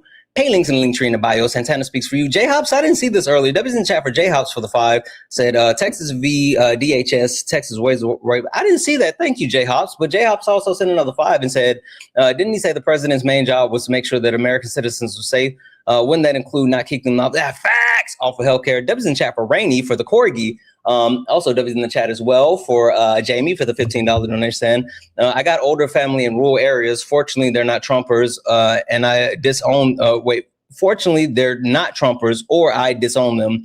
W's in the chat for holy shit. You sent 6 corgis, Rainey. What's happening, Rainey? Hey, W's in the chat for Rainey.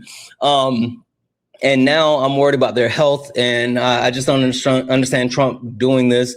I believe you. I just wish we knew why.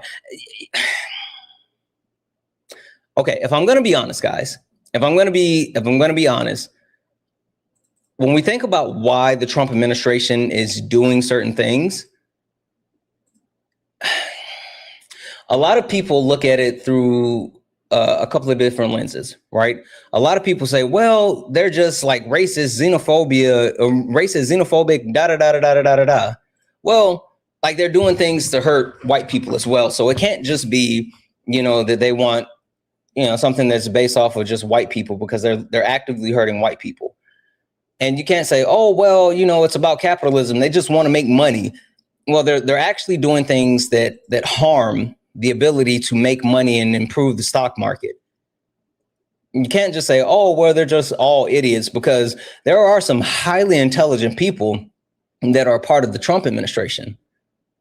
So for those people who wonder why they do the things that they do, this is the lens that I look through all of this with. This is the only justification that I have. The only reason I can say they do what they do, it's literally because of cruelty. It's literally because of cruelty. That's the only thing that makes sense. Hey, W's in the chat for not Karen for the Leo. W's in the chat. Thank you so much for that. That was fucking awesome. W's in the chat. Thank you so much. Legitimately, that's the only thing that makes sense. Anything outside of like just flat out cruelty, and none of it makes sense. So I don't know. Anyway, guys, only request up if you're a Trump supporter or disagree with anything on the background. We're only looking for some debates. W's in chat for Margaret for the $10 super chat to say, you were not bullying, dude. Dude did not understand ramifications. Yeah, you know, TikTok has been super sensitive. Like, I didn't think I was, but they're being sensitive. W's in chat for your toxicity for using their 4-month YouTube subscription. Say, how many months has Trump held the government hostage to get the Save Act passed? Facts. And he's even holding the affordability legislation that was passed bipartisanly hostage because he wants the Save Act passed. It's mind-boggling. W's in the chat as well for, let's see here, Steve for the one share bit that said, listen, I have OCD and I'm obsessed with chapstick. All chapstick brands, all random flavors. But if that's not what you want, no. Okay, I thought it was like some type of homemade chapstick. Yeah, Steve, I thought it was like a homemade chapstick. I'm not gonna hold you.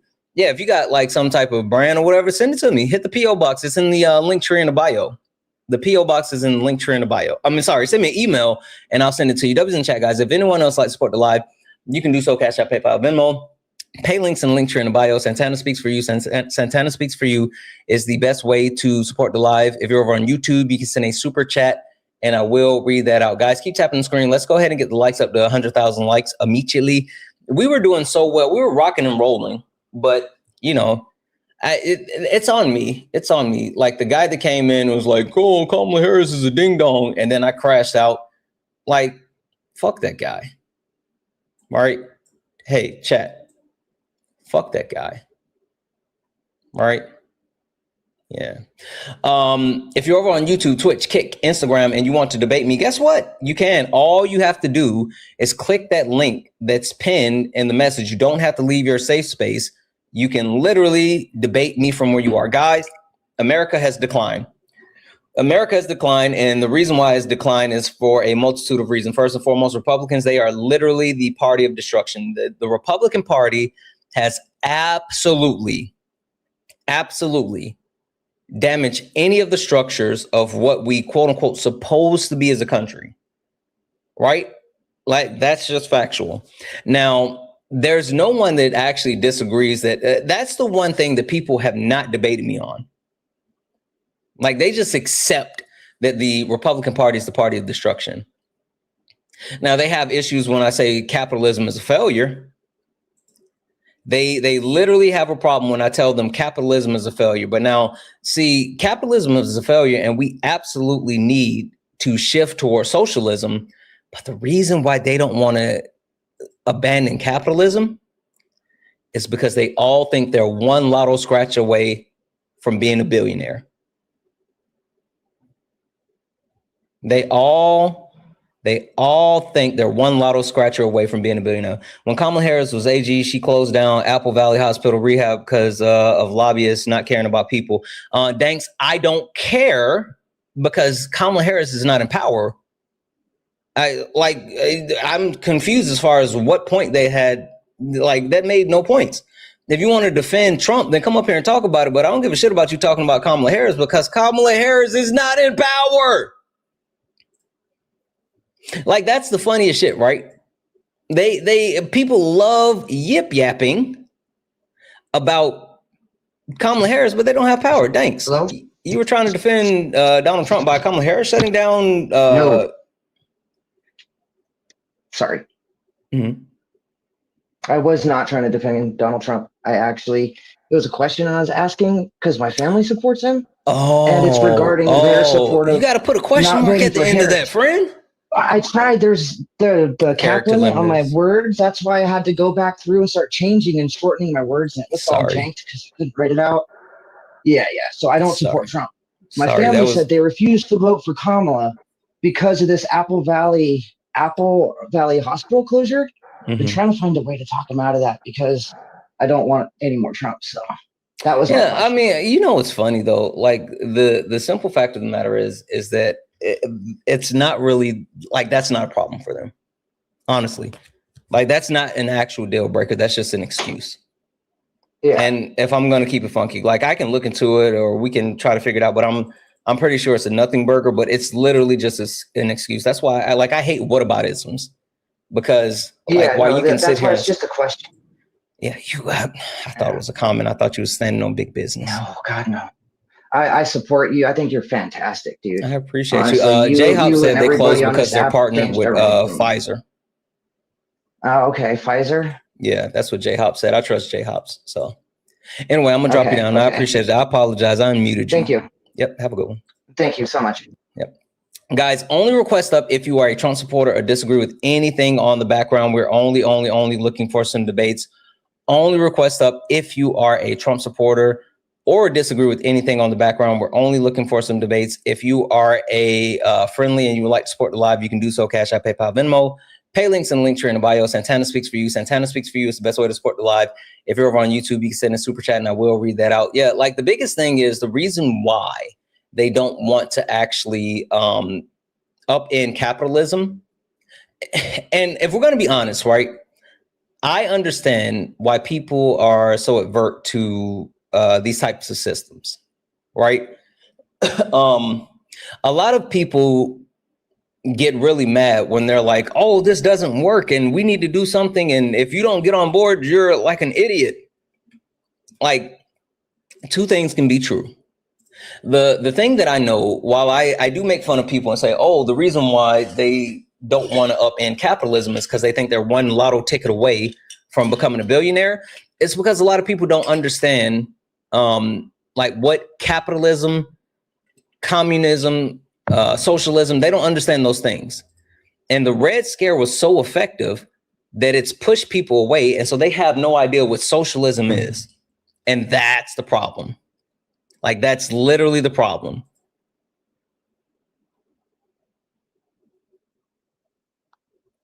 Oh, in person didn't make it. And so without an understanding and without a plan, people tend to reject those certain things. Like the Red Scare was hella effective.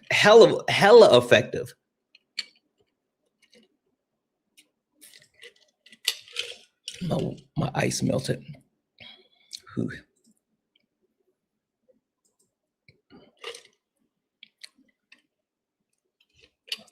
Oh, it's cold. I don't know if this person's gonna load. I don't want to drink this too fast because I could get brain freeze. I can feel it. I literally feel I'm gonna get brain freeze if I keep drinking this too fast. I don't think this person's gonna load. Did you guys know if you get brain freeze, the only thing that you have to do is put your tongue on the top of your roof, the roof of your mouth. You press it against the roof of your mouth, and it'll relieve the brain freeze. Hi, are you a Trump supporter or disagree with anything on the background?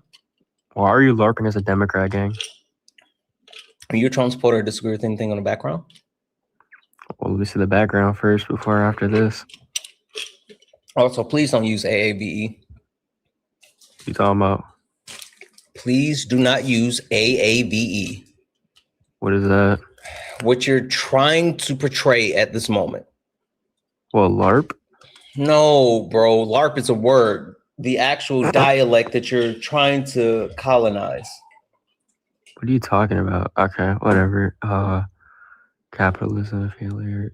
Okay, do you believe in a true socialist society, or do you believe in socialism and capitalism? I think like communism is the actual perfect society that we should live in. But I think that there's no direct path to communism. I think we have to take steps, including shifting towards a socialist government, which supports social safety nets and things like that. And then be able to shift to a socialist society, which is different than a socialist government, and then shift to communism as a whole. Even though I'm not a communist, I think that communism is the ultimate. Would you agree with socialism would work with capitalism mixed with it like that? No? Like a mixed economy? I think it'll work for people who are advert to the change. I don't think that's a long-term solution. I think that it'll make people comfortable enough and start to pull them further left. Would you support like a Chinese, not like a China type of economy, like how China's doing, like a mixed economy with private sectors, but also they install socialist views or like the communist system? If that'll pull us further left, yeah. Type shit. Stop using AAVE. My fault.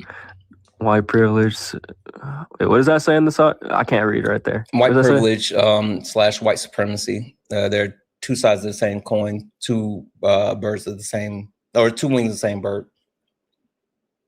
Isn't it white privilege basically just having privilege over like a dominant majority group or something like that? See, people confuse white privilege. White privilege doesn't like give you guarantees of like good things, right? A lot of people say, well, I don't have white privilege because, you know, I'm poor or I've been to jail or some shit like that. But it's all based off of the ability to move through society without the additional barriers that people have due to their race. It's the conformance of society around whiteness. I heard like a different argument. Somebody based it off neocolonialism. Oh, okay. They based it off like white privilege, like entailing neocolonialism, imperialistic views that has a dominant view on like the less majority group, like BOK and Asians. No, they were wrong. Who said that? It was some random TikToker. Yeah, they were wrong. Yeah, they couldn't even give me justification for his argument. No, I mean, like if you're talking about neocolonialism, I think that's more akin to overall like white supremacy, which is still like, it's not completely, but it's definitely not white privilege. Okay. It's just party of destruction. What are you doing up here? You're actually smart. Why'd you come up here to troll me? I'm not trolling. I'm just saying. I said, why did you come up to troll me? And you're actually smart. I don't know. I'm just bored, bro. I just got off work. Okay, but like, why me? I don't know. The other person blocked me because she got out. You said what? I said I appreciate the conversation. You sound. How old are you? I'm 19. I'm reading up on Kantiism now. I enjoy smart young people. Appreciate it. I'm in a Discord server. I don't like trolls though. But well, I'm not trying to be like rude. I'm not one of those other trolls. But no. I know. I'm pretty sure I've seen you before. I think I've seen you on Dean's stream before. Who is Dean? Dean Withers. I don't know who that is. Bro, you're capping. You're capping, gang. Stop using AAV. I literally told you to stop doing that. My fault. Wait, aren't you? Wait, I seen that hat before in an anime, but it's something different. That's totally different. Luffy. I knew it, but I'm studying on like philosophy and all that, like Kantiism. All that Don't turn into a philosophy, bro. No, I'm not doing that. I'm just studying it just for like the fuck of it. That's good. Have you? I finished a couple of weeks ago the Socratic Method, the Philosopher Handbook. I think that's like a really good start. Shit. I'm learning on right now. I'm getting taught about Bayesian probability. I'm getting taught about a lot of stuff right now. You should also read law. Law. Yeah. Like LAW, like actual law. Oh, tight shit. Stop doing. I'm gonna kick you if you do that again. Oh, stop it. My fault. No, but I'm being dead serious. I got off work though. I mean that's fine. I've not slept at all. So like I'm just tired and I'm just bored. Okay. Yeah. Do you debate or do you just troll? No, I debate. I debate about like abortion, God, all that. Why do you debate about abortion? I'm pro-choice, so. Oh yeah, but still, like, have you ever heard my abortion debate? No, I never heard of it. I advocate for mandatory vasectomies for men. Nice. Listen, but it gives such a logical contradiction that's like an extreme parallel because most people say they want like mandatory abortion bans or whatever. And so I give the other end of the spectrum, which forces them to either acknowledge that it's only about controlling women or that that's too extreme. And I'm like, okay, if it's too extreme, then how about you just let people do? Do they even give motivation for their arguments or like their justification for their It's all fee-fees. And then they try to like justify it through religious context and they don't even know the Bible. That's just jargon. That's nothing. I don't know why they bring religion into that. That's just like totally different. It's the weirdest shit, but like they don't base it in anything. It's just that they want to control women. Or there's this Sky Daddy. Yeah, no, I've heard Dean. I'm pretty sure I've heard Dean's argument, Parker's. I'm pretty sure. Yeah, now I heard yours. Don't you have a Discord server? Well, do you have a Discord server by any chance? I do. You do? You have like people in there debating? We mostly talk about, is a hot dog a sandwich? I debated about pineapple. I debated about pineapple being on pizza. Somebody said that. Which is fucking based. What, you believe in pineapple on pizza? Yes. Oh my goodness. Oh no. Bro, the pizza is the perfect food. Anything goes on pizza. Like, I'm dead ass serious when I say this. There's no such thing as bad pizza. Even blue cheese, bro? Come on. Listen, okay. You're 19. I'm going to tell you this. When I was a young boy, I thought blue cheese was gross. Growing up is realizing blue cheese is superior than ranch. I can see where it goes. I was just about to say, you might not see it now, but I'm telling you, when you get older, you're going to be like, oh, shit, that's I would say blue cheese and celery. No, blue cheese and hot wings? Hot wings? I just had barbecue, bro. Yeah. Now you're making me want to go get barbecue again. I just spent $19 on barbecue. I got smoked chicken. Oh, yeah. It was an authentic. It was a veteran. Wait, do you live in like the South or anything? Yeah, I'm in Florida. I'm in Jacksonville. Okay. I'm in Jacksonville, bro. Really? I'm from South Carolina. What part? I'm from the upstate, but I lived in Columbia for 17 years before I moved. I got family in Raleigh, North Carolina. Really? There's a lot of good barbecue over there too. But right. But you know what the best barbecue is? Have you ever been to Texas? Yes, I certainly have. I got family in Texas, San Antonio. My aunt's in the military. Texas, like their beef ribs. I'm trying to convince my dad to not support Trump, bro. And I'm like, I've tried to get him to debate people, but he's like insisting not to. What's his view?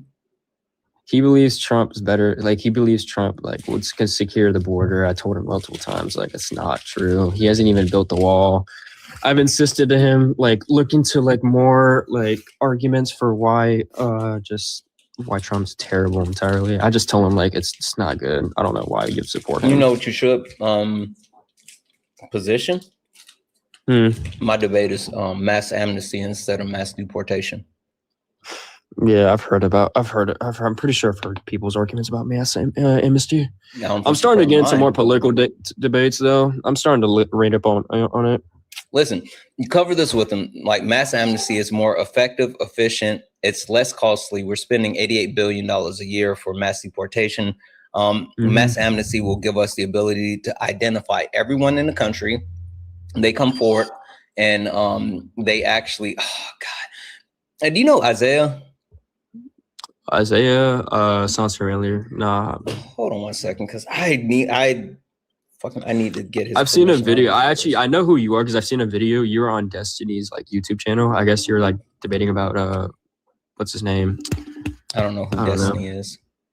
It's like a liberal TikToker or a liberal guy. Oh wait, Isaiah Martin. Are you talking about the guy that was on Jubilee? No, I don't know who that is either. How's he answering the phone? Why she's gonna call back? Probably busy. He has he might be. I think he was traveling. He might be out. Anyway, he had a excellent stance on mass deportation. I don't want to run this argument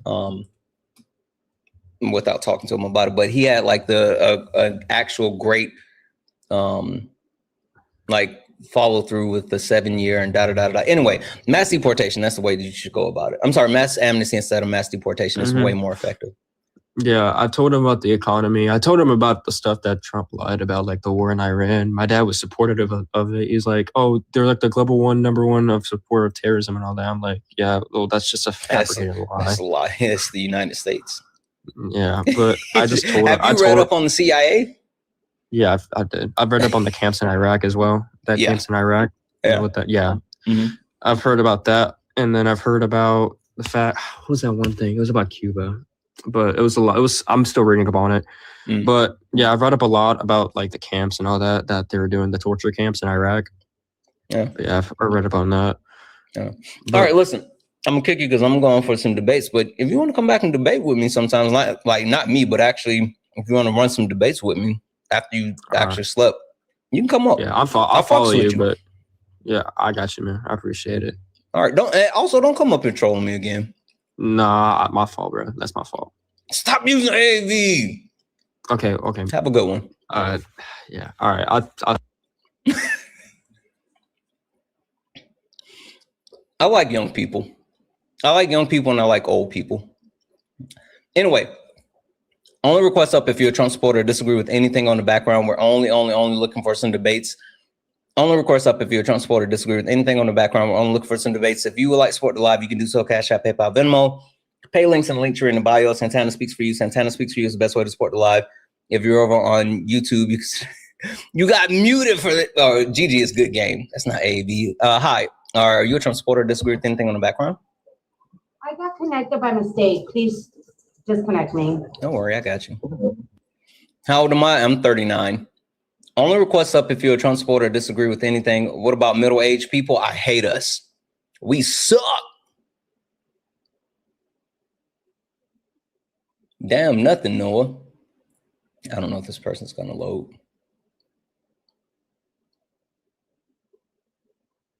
You don't like middle-aged people? No, I don't. You love being middle-aged. I don't think this person's gonna load. Only request up if you're a Trump supporter, disagree with anything on the background. If you're over on YouTube, Twitch, Kick, Instagram, and you would like to debate, you can do so. You don't even have to leave your safe space. All you have to do is click the link in the bio and it'll bring you over. As a matter of fact, I'll do you one better. I'll do you one better. Boom. Boom. Just drop that link. All you got to do is click that link. W's in chat for Margaret for the $5 super chat say, find the argument of a woman about abortion. Almost never hear a woman debating it or any other leftist or any other leftist space. Yeah, there are some leftist women that will debate it. Like, I don't agree with men and debating this. Like, and it's always the Phil bros who actually have no skin in the game and they won't actually be affected and they just want to debate those things that don't affect them. Like, that shit's gross. Like, that shit's so gross. W's in the chat for just Devin for the $2 super chat say, he did not say no pineapple on piece of drop. I should have, but listen, I'm glad I gave him a chance. W's in chat for Ben for the $2 super chat say, I turn 26 tomorrow. Blue cheese will always be mold. I'm telling you, you're still not old enough yet. Don't worry, it'll happen. W's in the chat for One Mighty Pen, who sent out 5 Twitch subscriptions. W's in chat, One Mighty Pen for the Twitch subscriptions. Let's fucking go. Let's fucking go. Again, if you like to support the live, you can do so. Cash App, PayPal, Venmo. Pay links in the link tree in the bio. Santana speaks for you. Santana speaks for you is the best way to support the live. If you're over on YouTube, you can send a super chat and I will read that out. While we wait to see if anyone will be brave enough to traverse a debate. Actually, no, hold on. Before I go there, there's one last thing that I do want to talk about. Fucking FBA. Thank you for the cake. Foundational Black Americans.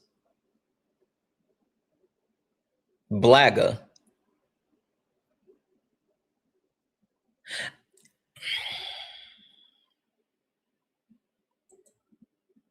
I don't really particularly like talking shit about Black people.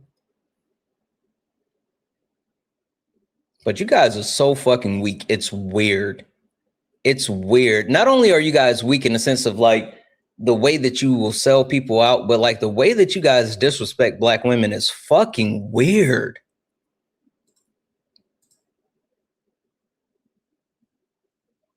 Hi, are you a Trump supporter or disagree with anything on the background? We are Charlie Kirk. We carry the flag. You've requested multiple times, like literally multiple times, just to do that.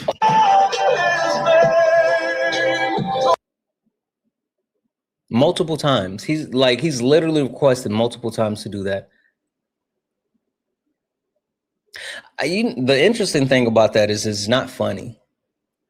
Like, the crazy thing about people that's still doing We Are Charlie Kirk is you guys don't understand comedy. Like, the bit's over, bro.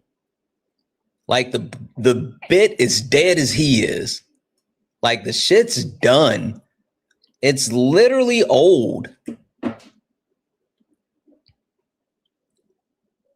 Like you're literally someone who's going out to the club in 2026 trying to do the fucking butterfly. It's weird.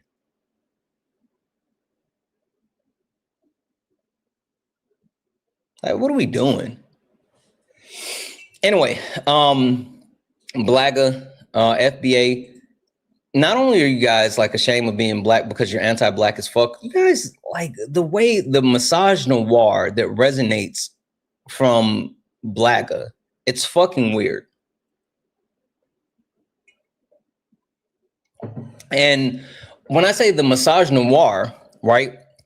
For anyone who may not know what misogynoir is, that's the intersection of misogyny and racism, and it's specifically targets Black women. And you see this through the characterization of Black women being portrayed as less than, in a sense of like they'll call them like quote unquote men or like crazy shit like that. The interesting thing about Black women, right? And shout out to Kobe because she taught me this, and then I've done more reading on it. But Black women are the only group of women, the only group of people, period, that while at the same time they're being hypersexualized, they're also being viewed as being masculine at the same time. So people will say like stupid shit and say, "Oh, this Black woman looks like a man," but then over-sexualize Black women for their features, and then literally try to recreate those features with getting, lips and butts and fillers and breast jobs and even extensions. Like they literally will try to recreate the features of Black women and over-sexualize Black women while at the same time as degrading them and saying they're quote unquote men. But the misogynoir that is perpetuated specifically by FBA and also Blagga, it's literally spurred on by white supremacy, and they do it because they see white people, but white men doing it, and they want that proximity to whiteness. Right? The person that I'm directly talking about is that asshat UFC fighter who at the weigh-in was throwing up on himself. Fucking disgrace. Throwing up on himself. And then after his fight, made those comments stating that Michelle Obama, da-da-da. Right? But that's all of this. Not only is this spurred on by like racism, but it's encouraged by Donald Trump because that's who he is. That's who his actual voter base, they lean into that. So Donald Trump perpetuates that type of harm, racism and misogynoir, right? Now, the interesting thing about that is that while Donald Trump is doing that, because he is utterly obsessed with Barack Obama, he's utterly obsessed with Barack Obama. Barack Obama knows that. The obsession. I know what it is.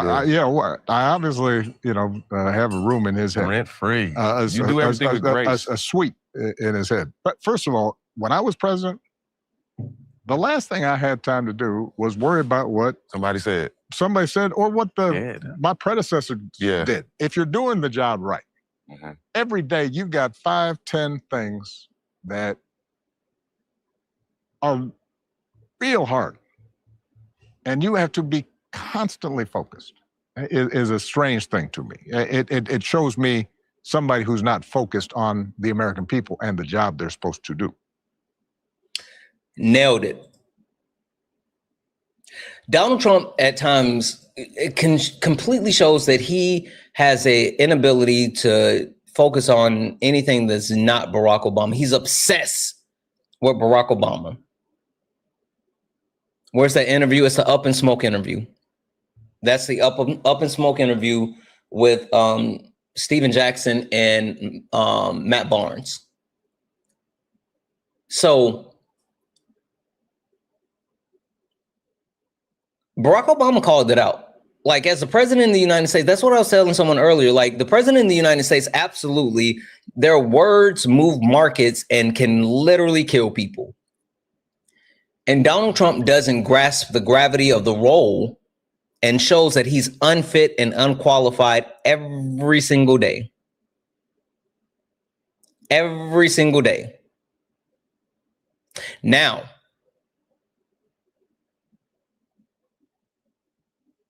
while Donald Trump apparently has a lot to say about Barack Obama, Donald Trump might talk stupid, but Barack Obama said he ain't stupid. I'm not even worried about it. Yeah, well, I know. I kind of like it. I do worry sometimes. I've heard some of the guys talk about changes in the locker room now and how kids are, some of the younger players, instead of just talking or playing some bid whist or something, everybody just like stuck to your phone on the phone. Different. The other thing I believe in, and part of what we try to teach in our leadership training is, I believe in face-to-face. Mm-hmm.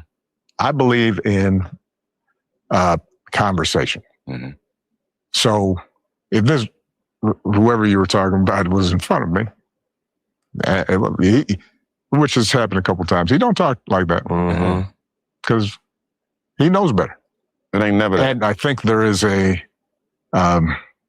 filter of the phone creates a situation both where people just say any kind of crazy stuff that they would never say with no consequences to your face with no consequences. Yeah. And listen, Barack Obama says, say it with your motherfucking chest. Say it with your motherfucking chest. And he directly said, I've been face to face with him and he ain't got none of that smoke. Not one. All the bass leaves his voice when I step in the room.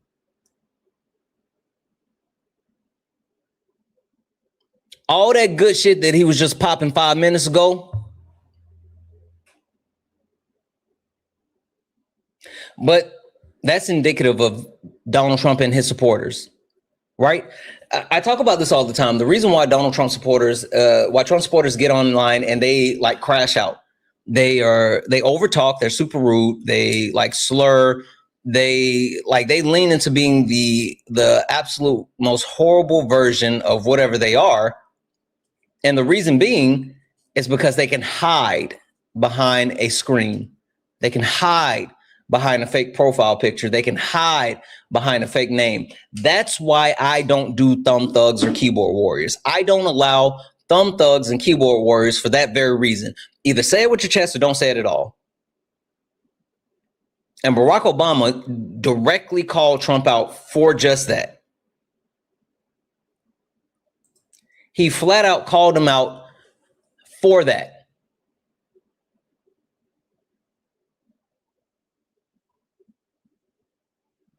But that's Trump supporters. That's who they are.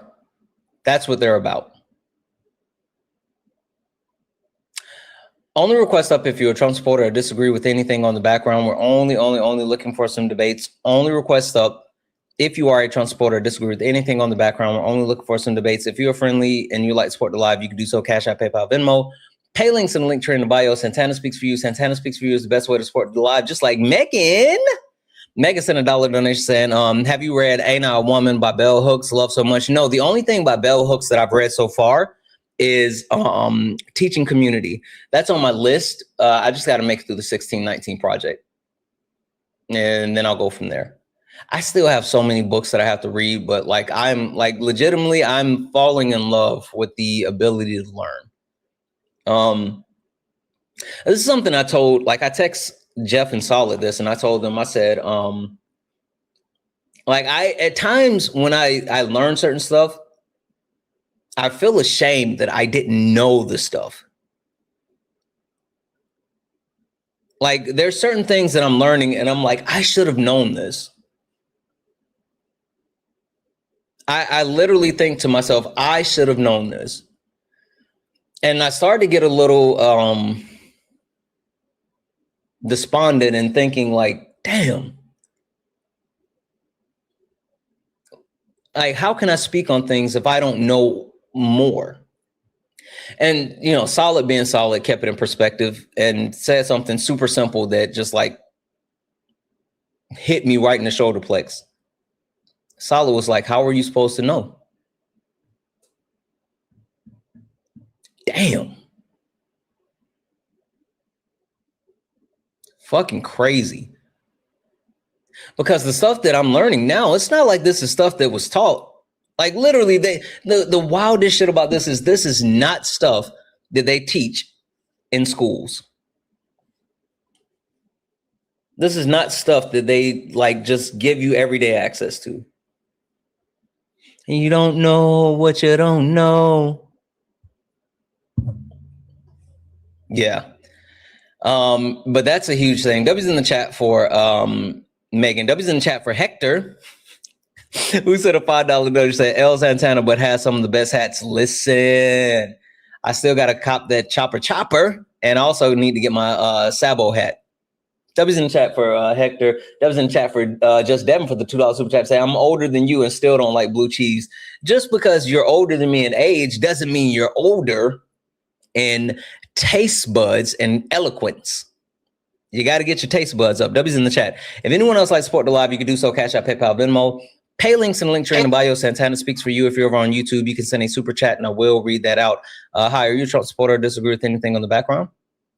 I don't. I just had a quick question of what you thought of, like, what's the pipeline of people that voted for Obama and then they say, like, oh, I voted for Obama and I went to Trump. Like, what you thought. What your I don't thought believe process. them. They need more people. Yeah. Appreciate you. I think they're lying. I think like them saying, oh, I voted for Obama. It's just so they won't say I'm a racist piece of shit. We don't believe you. You need more people. Guys, only request up if you are a Trump supporter or disagree with anything on the background. We're only looking for some debates. Only request up if you're a Trump supporter or disagree with anything on the background. We're only looking for some debates. If you don't mind, tap the screen, share the live, get the likes up. Can we knock out the rosas? Please, please, please. Can we knock out the rosas? The rosas is the daily gift goal. Can we please, please, please knock that out? Mm-hmm.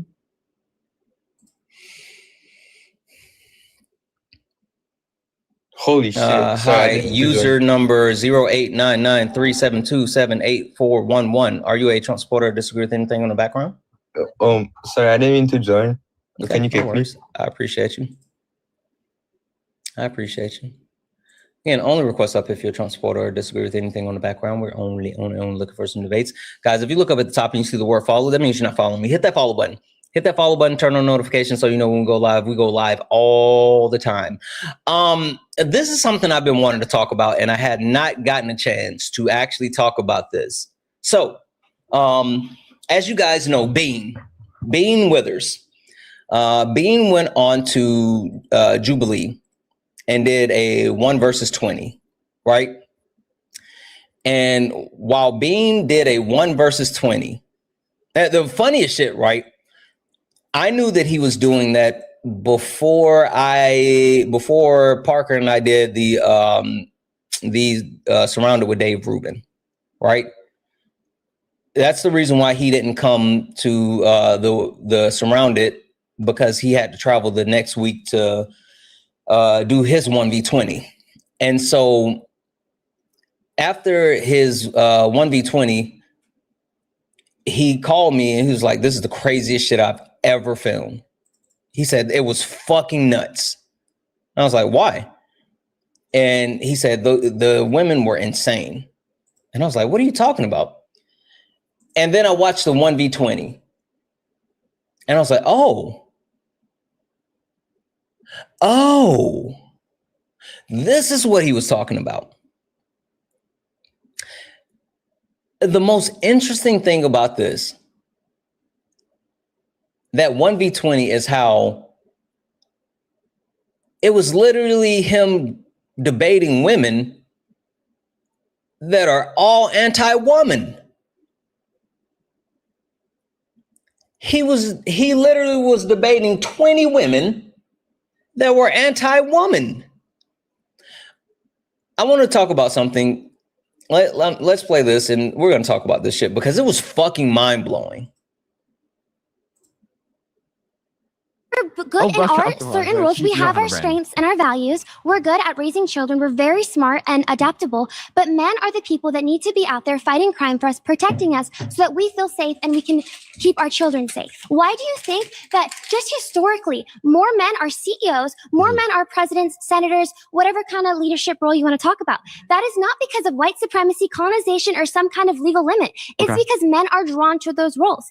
Today, women have the same exact rights as men, and still, a lot of them choose to stay at home or feel that they can't stay at home because of societal pressures. Okay. Well, I think that you said it there at the end. Societal pressures. Societal pressures are the reason why I think that we've seen more men in positions of power, more men in leadership fields, and more men's calling the shot. But if you're the position that underpins your claim here would be that if we see an overrepresentation of men in a field in comparison to women, that men are then by definition better performing in that field. So in the same way you're claiming that because of a vast majority of leaders are men, therefore women are worse at leading, would you also claim that men are better at surgery than women because 85% of surgeons are men and 15% of surgeons are women? I just want to direct yes or no to my question so then I can follow this up with a dialogue. Become surgeons because it's a more masculine thing. It takes more masculine traits. Could you To have to my look question? at the blood. I said yes, but I want to ask you, I would have you to hop in agree here. that men are more oppressed today than women? Men are told that they're toxic for being masculine. The only laws that prevent any gender Please from don't getting a vote her role, out. I need to respond. we have laws in favor of women getting leadership roles. We're taking opportunities away from men.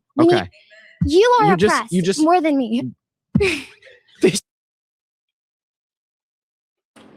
So I want to stop there for a second.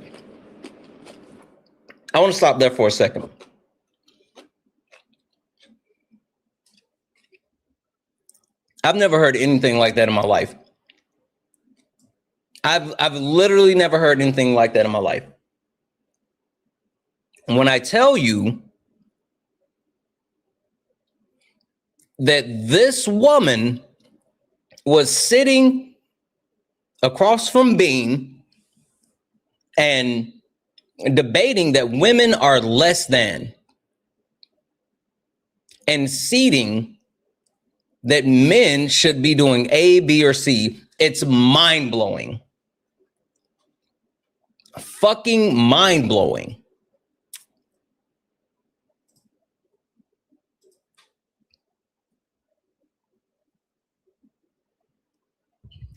Hi, are you a Trump supporter? Disagree with something on the background? Oh, I don't think that person will come up. The reason why, with her saying that like surgeons, being a surgeon is more, who the fuck is using ableism in the chat? Y'all better cut that shit out. Ain't no fucking way. Ain't no fucking way. Her saying that like, oh, being a surgeon is more masculine, even after he highlighted the fact that women are better surgeons than men. Better surgeons than men. Her premise was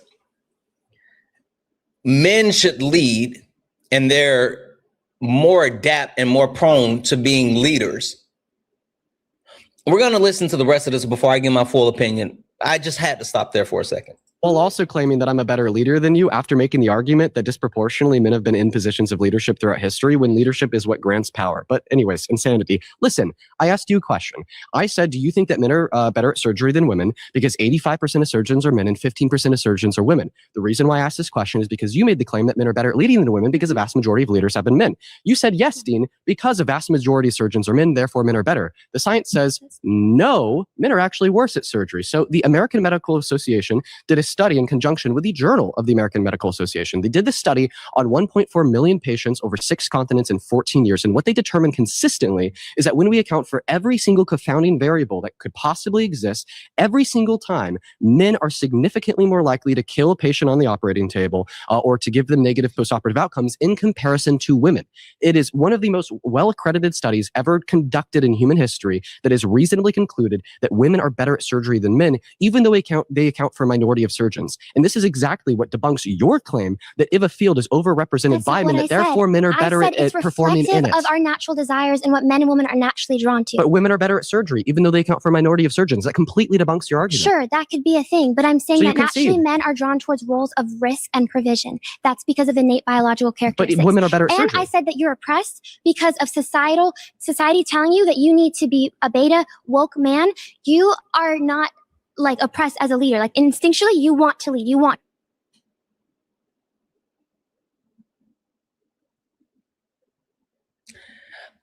If I'm going to be honest, chat, I don't really have any fucking breakdown. I legitimately don't have any breakdown because if I'm going to keep it a buck, that's just a pick me.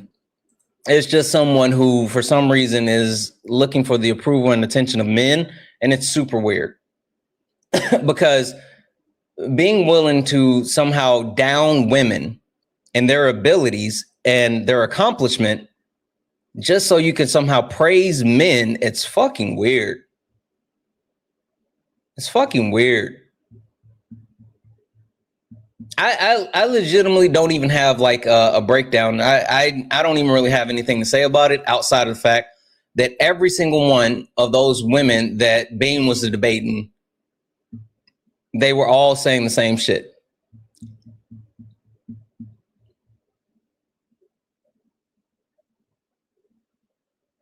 I don't know if this person's gonna load.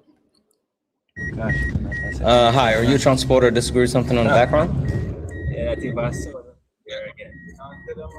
Hi, are you a Trump supporter or disagree with anything in the background? Okay, I'm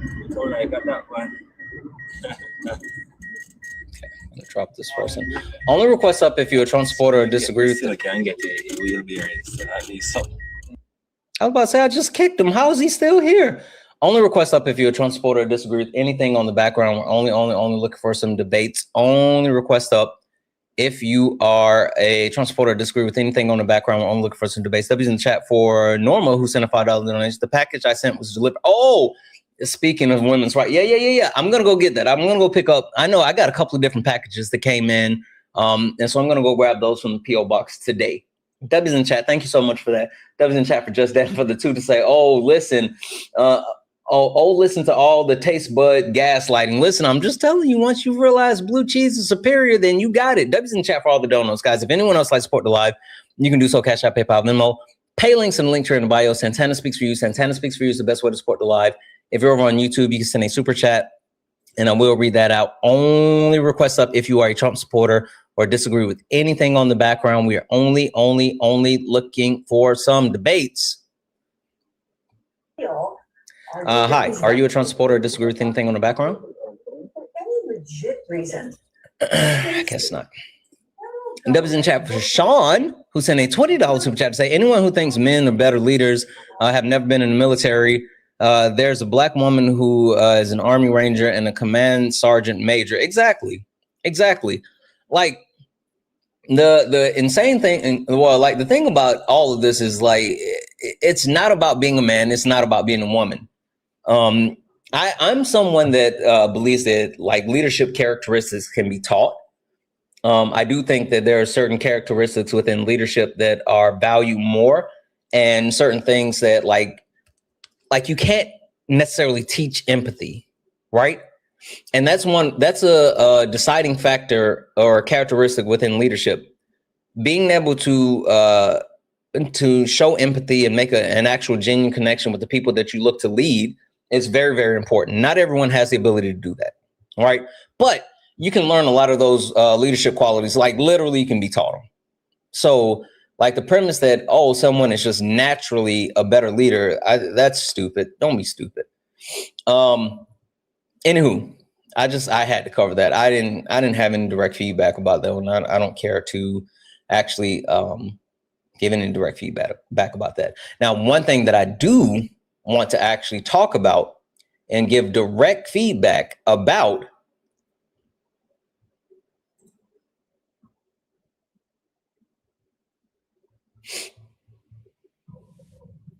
Hi, are you a Trump supporter or disagree with anything on the background? Hi, are you a Trump supporter or disagree with anything on the background?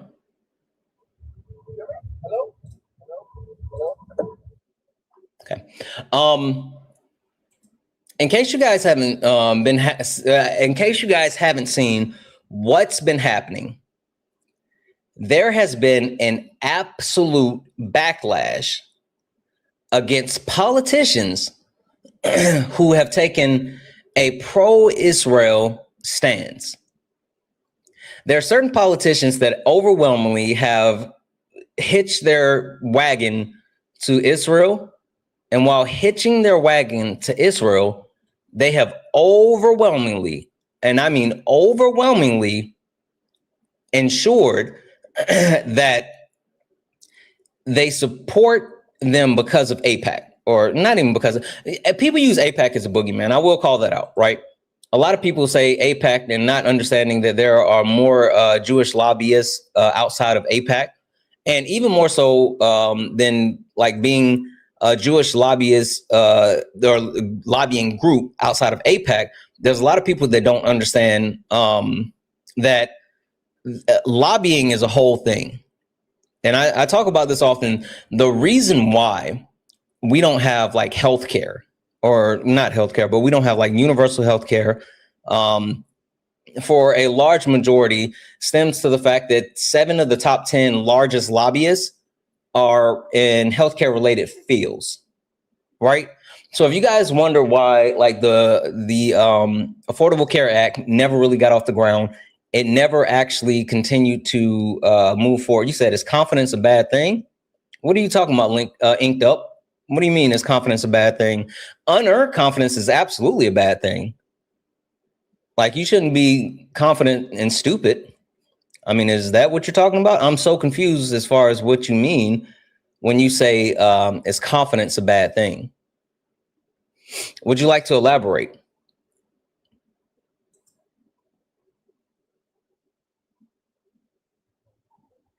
Would you like to elaborate? No? Okay. Now, since there are so many politicians that is a confident man bad? I don't know. You come up here and talk to me about it. I don't know what you're saying. Like, I'm not going back and forth with you in the comment section here. I'll send you a request. I don't know what you're talking about. Like, I'm confused by your actual question. I sent you a request. Hit that accept.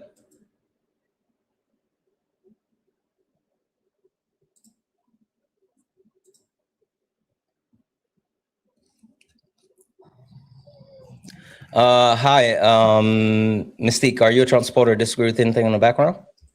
No, I'm sorry. I didn't mean to join, hon. I'm so sorry. No worries, I'll drop you. Hill, what are you referring to? Hilltop. Oh, just the word was confidence, which meant con man. You know, confidence I'm still confused as far as what's the overarching premise of what you're saying.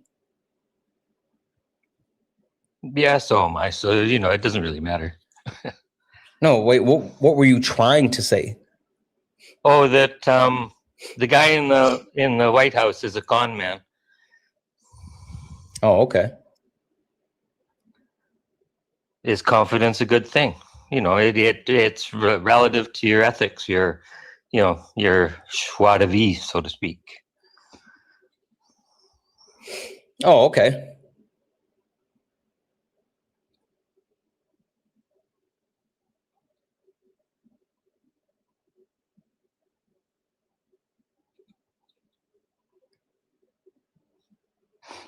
You know, salesmen are confidence, but you don't necessarily want to buy what they're selling.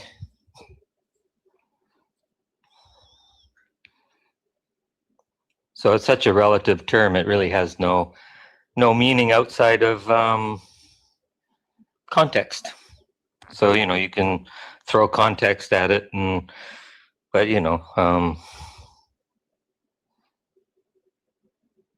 confidence is actually earned, I guess. Fool me once.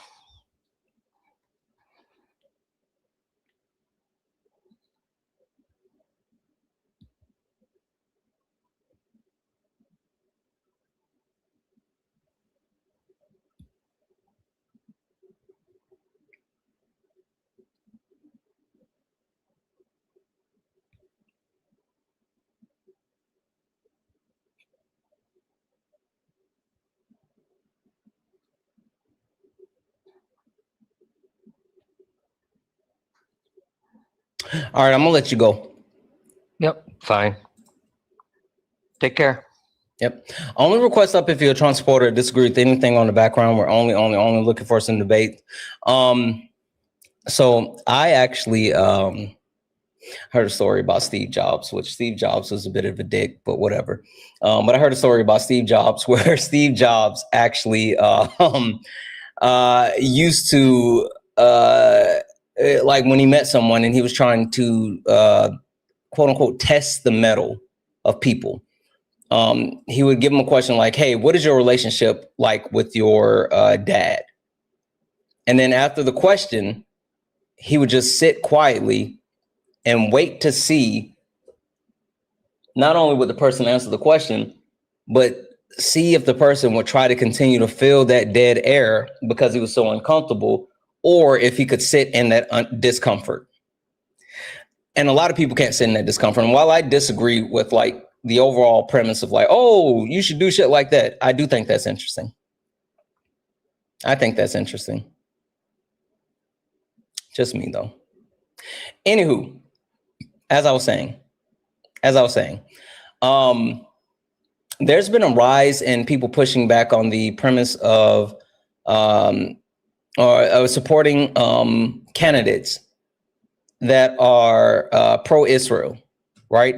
And even you see the reason why a lot of these Trump supporters are trying to talk about, well, Donald Trump is doing this, da-da-da-da-da-da-da-da.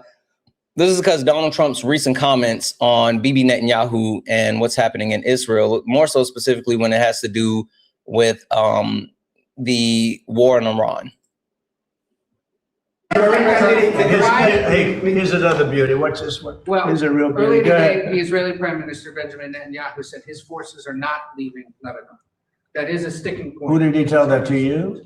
He said it publicly in Israel. Well, we're going to take a look at it. Well, what would you do to make sure that he doesn't? Well, I'm not going to tell you what I'm going to do, but it gets solved. I'm a problem solver. I get problems solved real fast, including with Bibi. Go ahead. So Trump is trying to play tough guy and pretending that he actually has any type of sway and can influence Bibi Netanyahu and Israel. He doesn't. He can't. Right?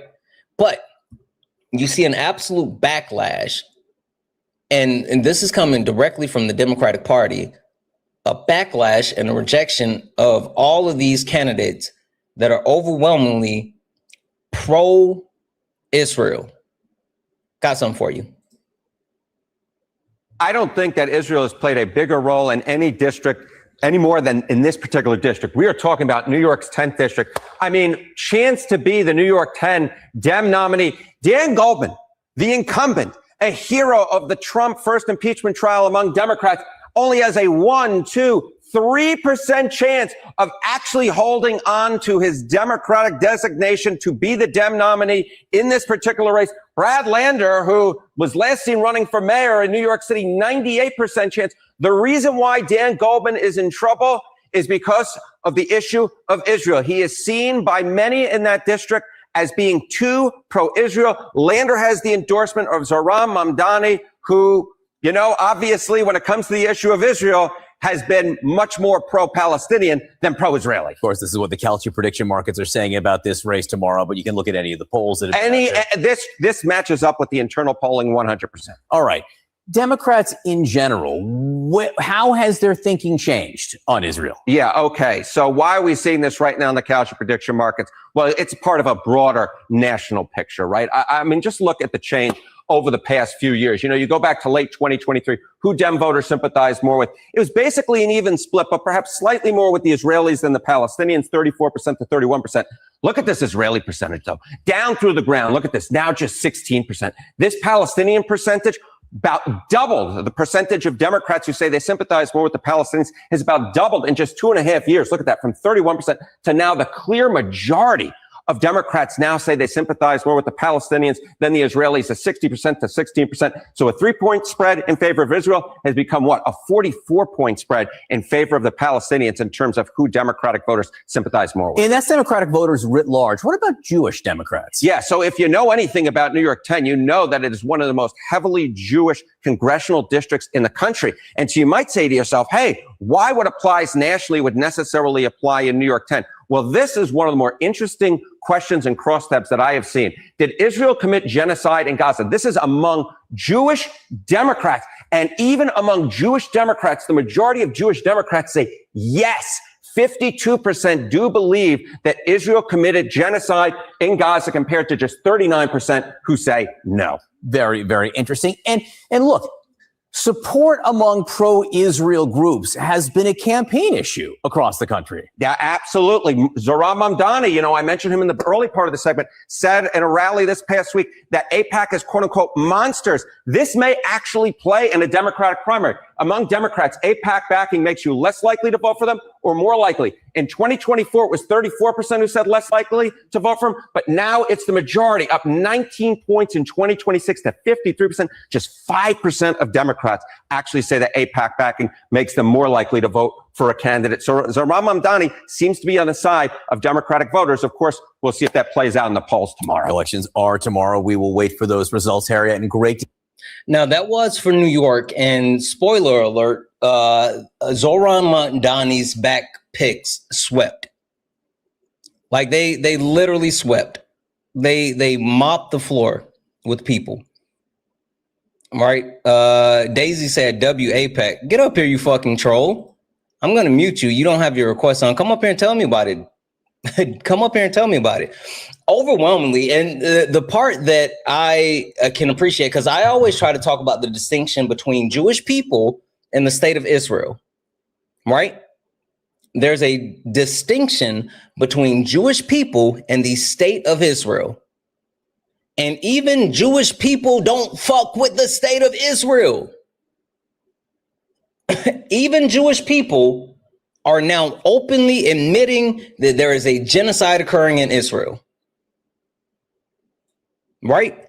And so for anyone to think that, like, especially anyone that wants to run for a position on the left, and you think that you can do anything except distance, disavow, and completely detach yourself from Israel and AIPAC, like, you have no chance of winning.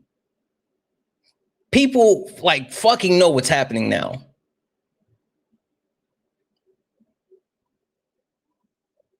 I don't think this person's going to load. People have more, I think, like in 2023, people had like a lack of understanding of the actual genocide that was occurring in Gaza.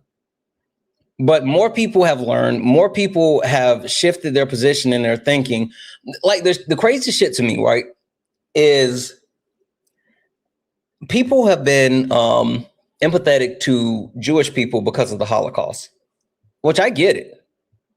Like, as a black person who is literally a descendant of slaves, directly a descendant of people that endured chattel slavery, like, I understand and feel for those people that either suffered through the Holocaust or the descendants of those people that suffered through the Holocaust. But I tell, like, Jewish people this all the time, people that are like Zionists, I have no fucking idea how your family could survive the Holocaust and then you turn around and just agree with the genocide of people. You turn around and you say, you know what? What's happening with the Palestinians in Gaza, that's justified. As someone who is a descendant of slaves and survivors of chattel slavery, I would never, ever, ever, ever, ever, ever, ever, ever want anyone to experience what my ancestors experienced. And then they talk about like, well, we need somewhere to go. This is your fucking country. Like, don't let people run you out of your country. I, again, as a descendant of slaves, understanding that the United States of America has never embraced Black people. The United States of America, since its inception, has never embraced Black people because Black people have never conformed. From pre-chattel slavery to reconciliation to enforcing the slave codes, the pig laws, and to like Jim Crow, segregation, to fucking today, the United States of America has never embraced Black people, ever, ever. They've over-policed, they've killed, they've poisoned, they've stolen, they've hurt, harmed, and degraded Black people at every single opportunity. And I would never say that we need to run and take someone else's land. Because the more that I've been getting into the 1619 Project, I say this with my whole ass chest. Black people are more American than any white person that says, well, my ancestors, they came from Ireland. My ancestors came from Norway. My ancestors came from Britain. I'm more American from you. Because my ancestors didn't choose to come here. They were forced to come here. And this was our country.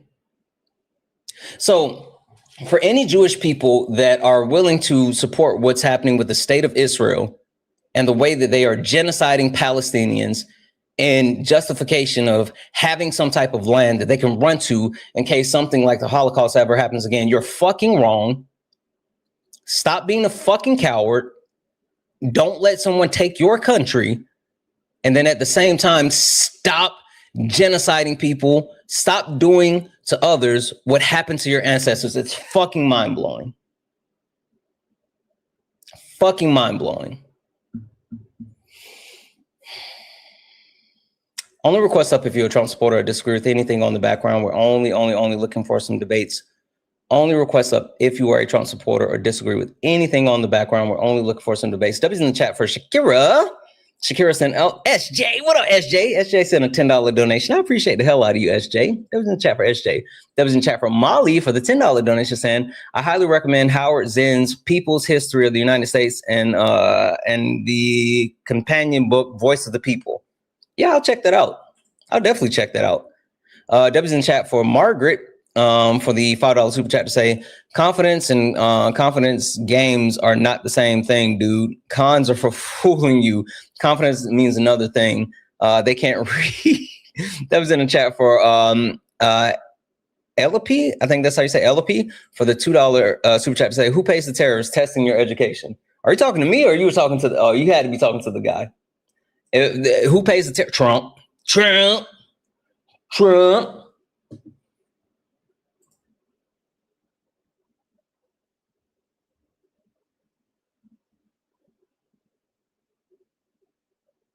K Design Studio, get up here. Are you FBA? K Design Studio, where are you at? Get up here.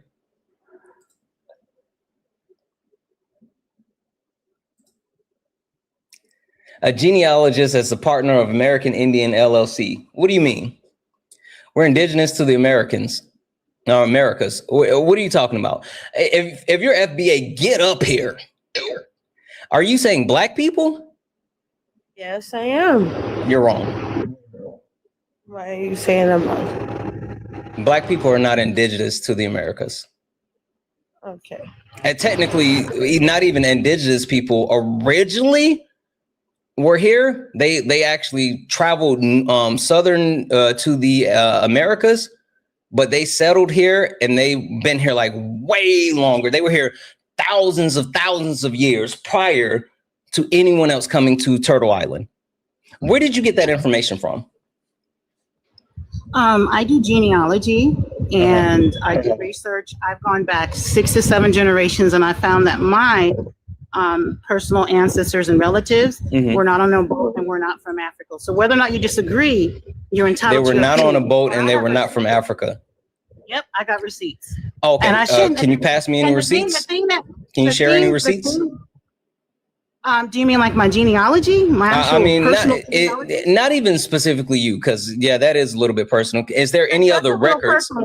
Is there any other records that would uphold what you're stating? Yes, I have them, copies of that information on the Dawes rolls, as well as a military card and service that showed that my family had generations of farmland in Oklahoma. That No. That's not what I'm saying. I'm saying, is there anything else that I can verify that's not personal? Oh.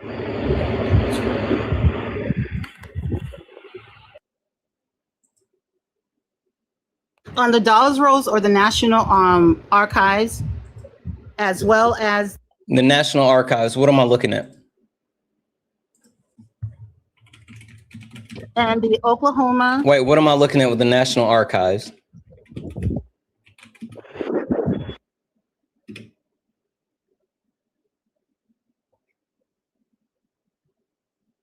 In the National Archives, you will have to pull up the Dawes rolls particularly for the 5 tribal civilized nations. On that rolls, they will have a specific list of our last names, of our ancestors' served last names that have a list of. Wait, the Dawes roll, but that's for indigenous people. But that's what I'm saying. We are based on. Have you heard of the 1924 act with William Plecker? Have you ever heard of that act? The what? And there's a lot of actual wind blowing. I'm sorry. It's the 1924 Legislative Act. I'm sorry. There's a couple of us here. It's the 1924. No, I'm saying there's like wind or something blowing. I can't understand what you're saying. Oh, so sorry. So sorry. I apologize. That's just my fan. We happen to be driving. Sorry. Oh, okay. But I'm holding the phone. It's safe. Okay. So if you want to look in particular research regarding how they classify us through paper genocide, I would definitely advise you to look up William Plecker. William Plecker was the head of the Wait. I mean, like the point that I'm trying to get to, because like you brought up the Dawes rolls, in which that absolutely speaks to blood quantum, right? That's like that's something that's absolutely like blood quantum was actually created by the colonizers in the U.S. when it came to the separation of indigenous people and also black people, and that was literally used. That was literally the tool to ensure that black people were less than. So you like bringing up the Dawes rolls doesn't actually speak to black people being indigenous. Yeah, but the question that was asked specifically was, how can you prove you're indigenous? Do you have receipts without providing personal information? No. No. I'm not saying proving that you're an indigenous person, because you're saying that you're black, but you're not indigenous. You're saying that you were here. That's what we're trying to clarify. No, that's what we're trying to clarify. The term black is a European word which you can actually look up. The term black means unalive or void of color. So we were purposely misclassified as Negro, colored, mulatto, and African American. Yeah, now, I know. It's not about being, just to be clear, it's not about division.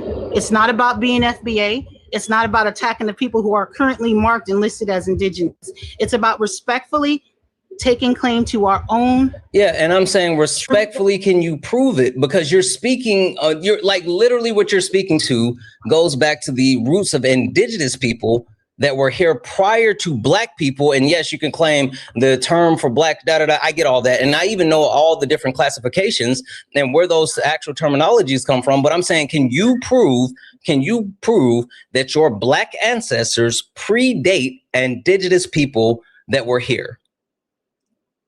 I've gone back 7 generations so far. Can you give me any proof of anyone? Because I like you giving me your personal genealogy is okay. Well, here that's what we're trying to say. That's we what have I'm saying. to give Like you personal. Yeah, I don't want because that's Very simple. DM wait, stop for a second. Just listen to me. I'm not requesting your personal genealogy because I don't want to do that. I'm just saying, is there any type of documented proof that proves any Black people predate the indigenous people of this land? Any proof?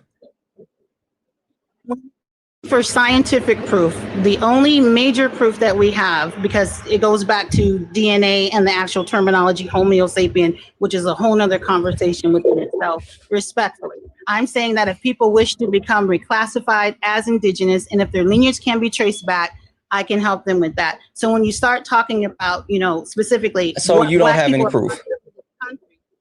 Yes, I do. Okay, so what's the proof? Okay. I'm not trying to be called out on your live. You just asked me to come up and ask a question. Because you made the claim that Black people predated indigenous people on Turtle Island. No. You made that claim. The claim that I made saying was that's the statement. that Black people are indigenous to the Americas. And I was trying to explain the definition of the term Black and what the term Black means. You said you already knew that. So I'm not trying to argue with you. I can get you, if you want receipts, drop me down. Give me about 10 minutes and I'll give you every receipt that you want. I just happen to be out. I'll drop you down. You can come back in 10 minutes. You can absolutely come back in 10 minutes, I guess. I mean, like, I'm confused because the point that I'm making is that Black people are not indigenous to the Americas. Yes, Black people absolutely, while being brought to the Americas, ended up marrying, procreating with indigenous people, which is like an entire thing. And this was even predating the creation of the United States of America. But there's nothing that says that Black people were here separate from the indigenous people that were already here.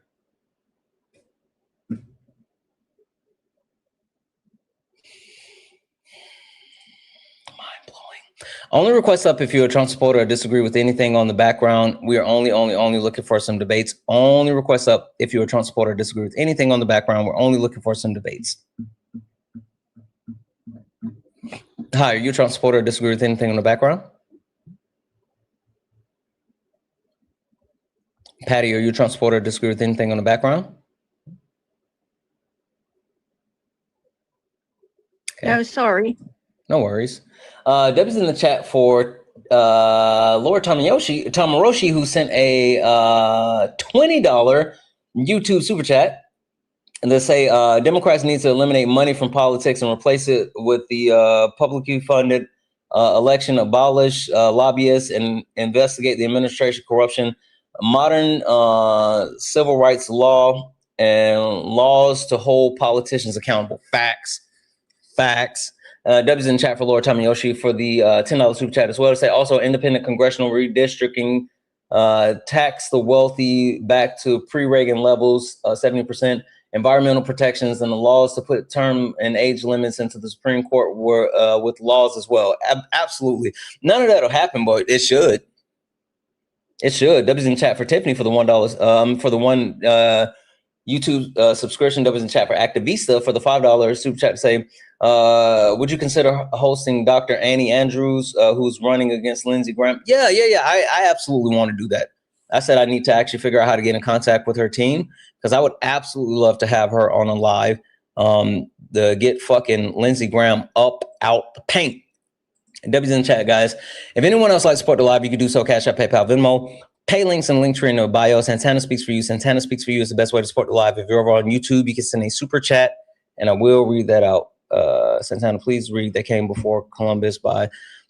Yeah, I know Black people traveled here prior to Columbus, but they traveled here and indigenous people were already here. That's the point. Did you come up here to debate or did you come up here to be weird? I was letting you speak. No, I was speaking directly to you. Did you come up here to debate or did you come up here to be weird? If I interrupt you, then you say, oh, why are you interrupting me? Yeah, but did you come up here to debate or did you come up here to be weird? Have a conversation, man. Did you come up here to Why am I acting weird? No, I didn't say you were. I said, are you coming up to act weird? I never act weird. Yeah, you do. Sometimes you come in here and you'll turn on your camera being like super weird. No, I'm not a weird person.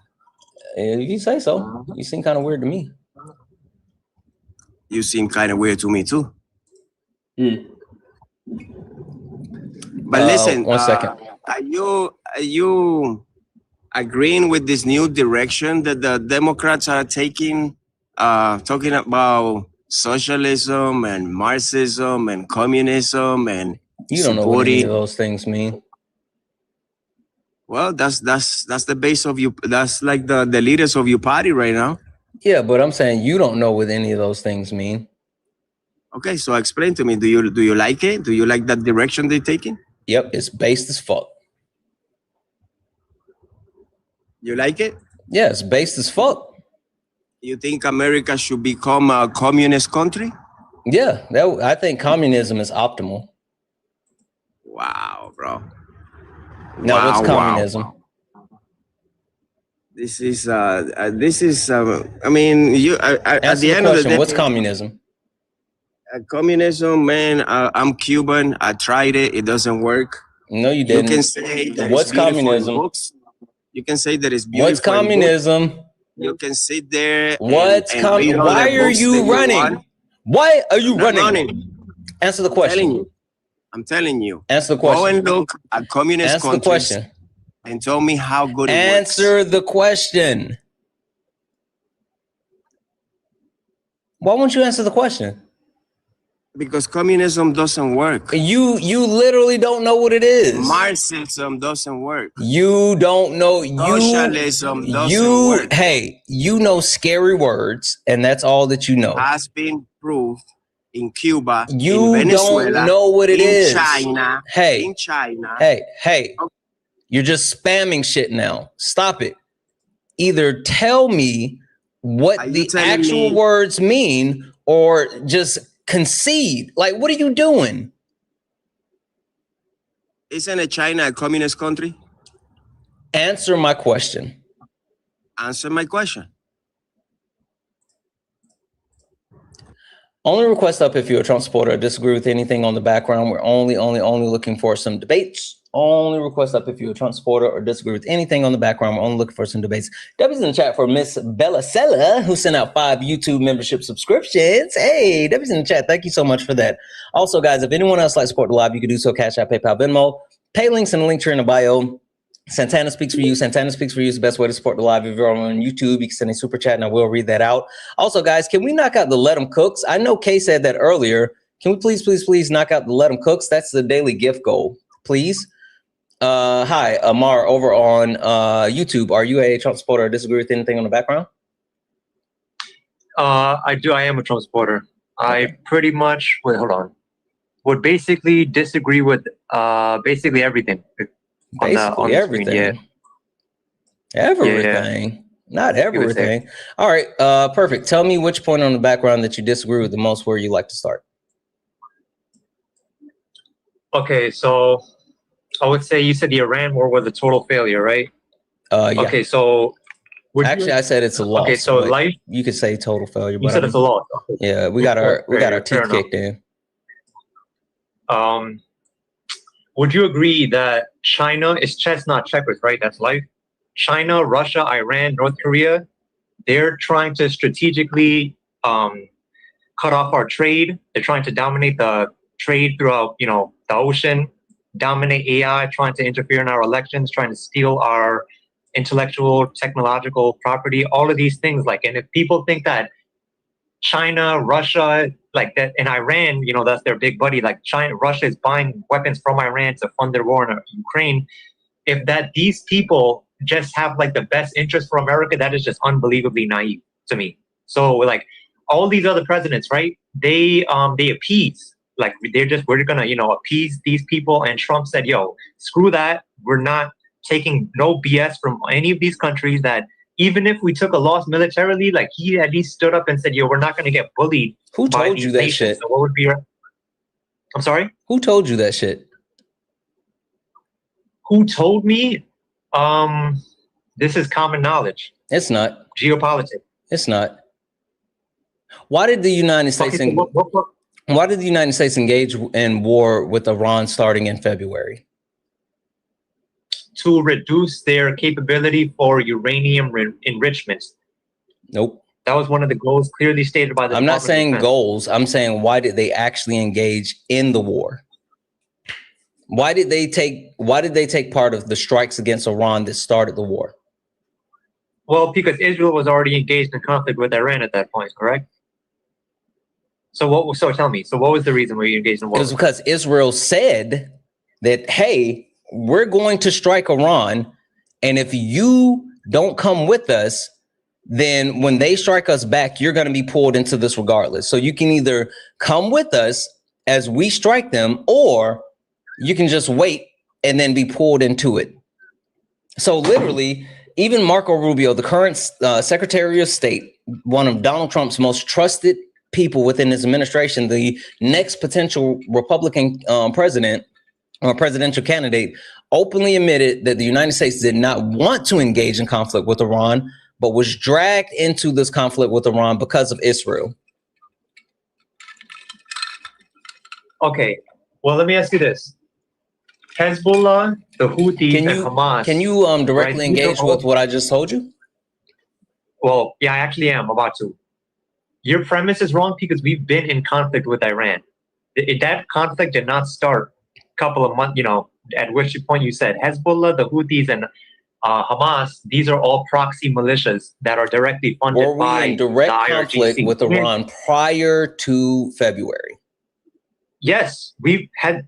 So are you denying that proxy wars are not direct conflicts? Were we in direct conflict with Iran prior to February?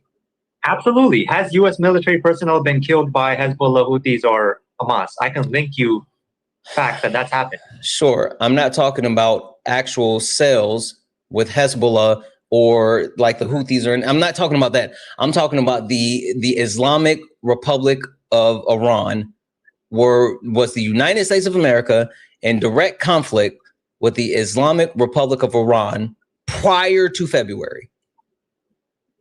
I'll say absolutely, yeah. Tell me where and how. Our troops have been attacked in Syria, in Iraq, in UAE. Tell me, come on now. You're talking about who were they attacked by? Were they attacked by Iran? I mean, Hezbollah is a wing of the Iranian militia. No. You're talking about an actual independent cell. We're not talking about that. I said the Islamic Republic of Iran. That's why I'm not saying proxy wars. I'm not talking about Hezbollah. I'm saying the Islamic Republic of Iran, where we directly, the United States of America, directly in conflict with that country. Absolutely. Was the United States directly in conflict with the Soviet Union when we was in Korea and Vietnam? This is such like low level thinking, and no disrespect to you, sir. I'm telling you, the people in Iran, they've literally been screaming death to America. Now, I don't know if you have any children or family. If you let another grown man say death to your family, you're going to take that as a threat. Bro, and then first and foremost, everyone, hey, why haven't we attacked Russia? Why haven't we attacked Russia? Why haven't we attacked Russia? Because we got nuclear weapons. So they can chant death to America and we won't do shit because they got nukes. Show me video of people in Russian Congress saying that. A multitude has. They're not the only country. What about North Korea? If they didn't have nukes, we would probably It's not about someone chanting death to America. It's literally about who has nukes and who doesn't. Now, I need you to lock the fuck in. I'm not talking about indirect terror groups or organizations or cells or anything like that. I'm talking about the direct country.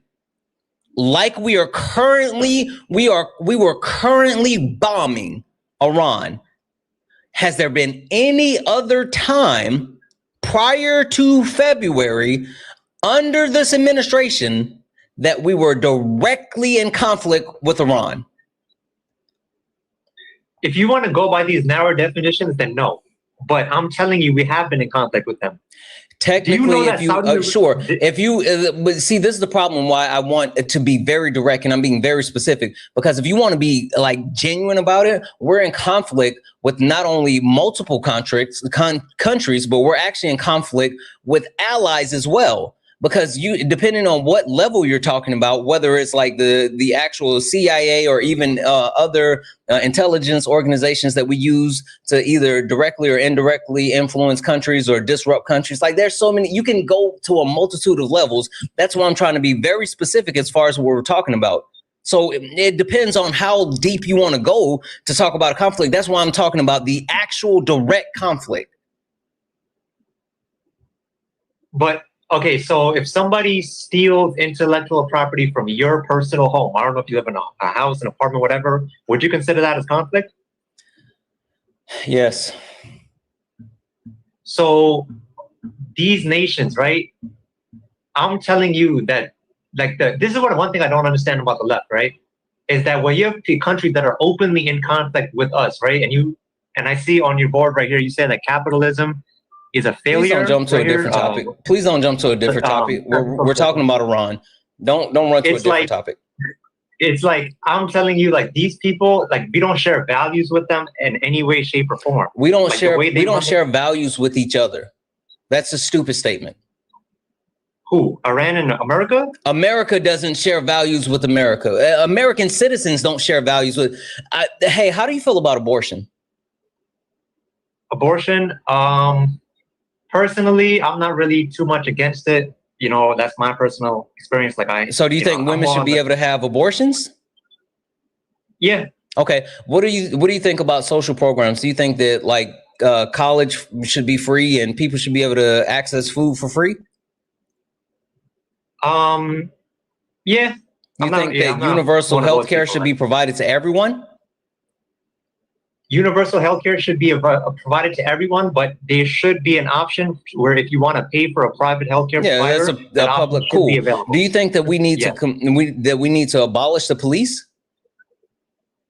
No.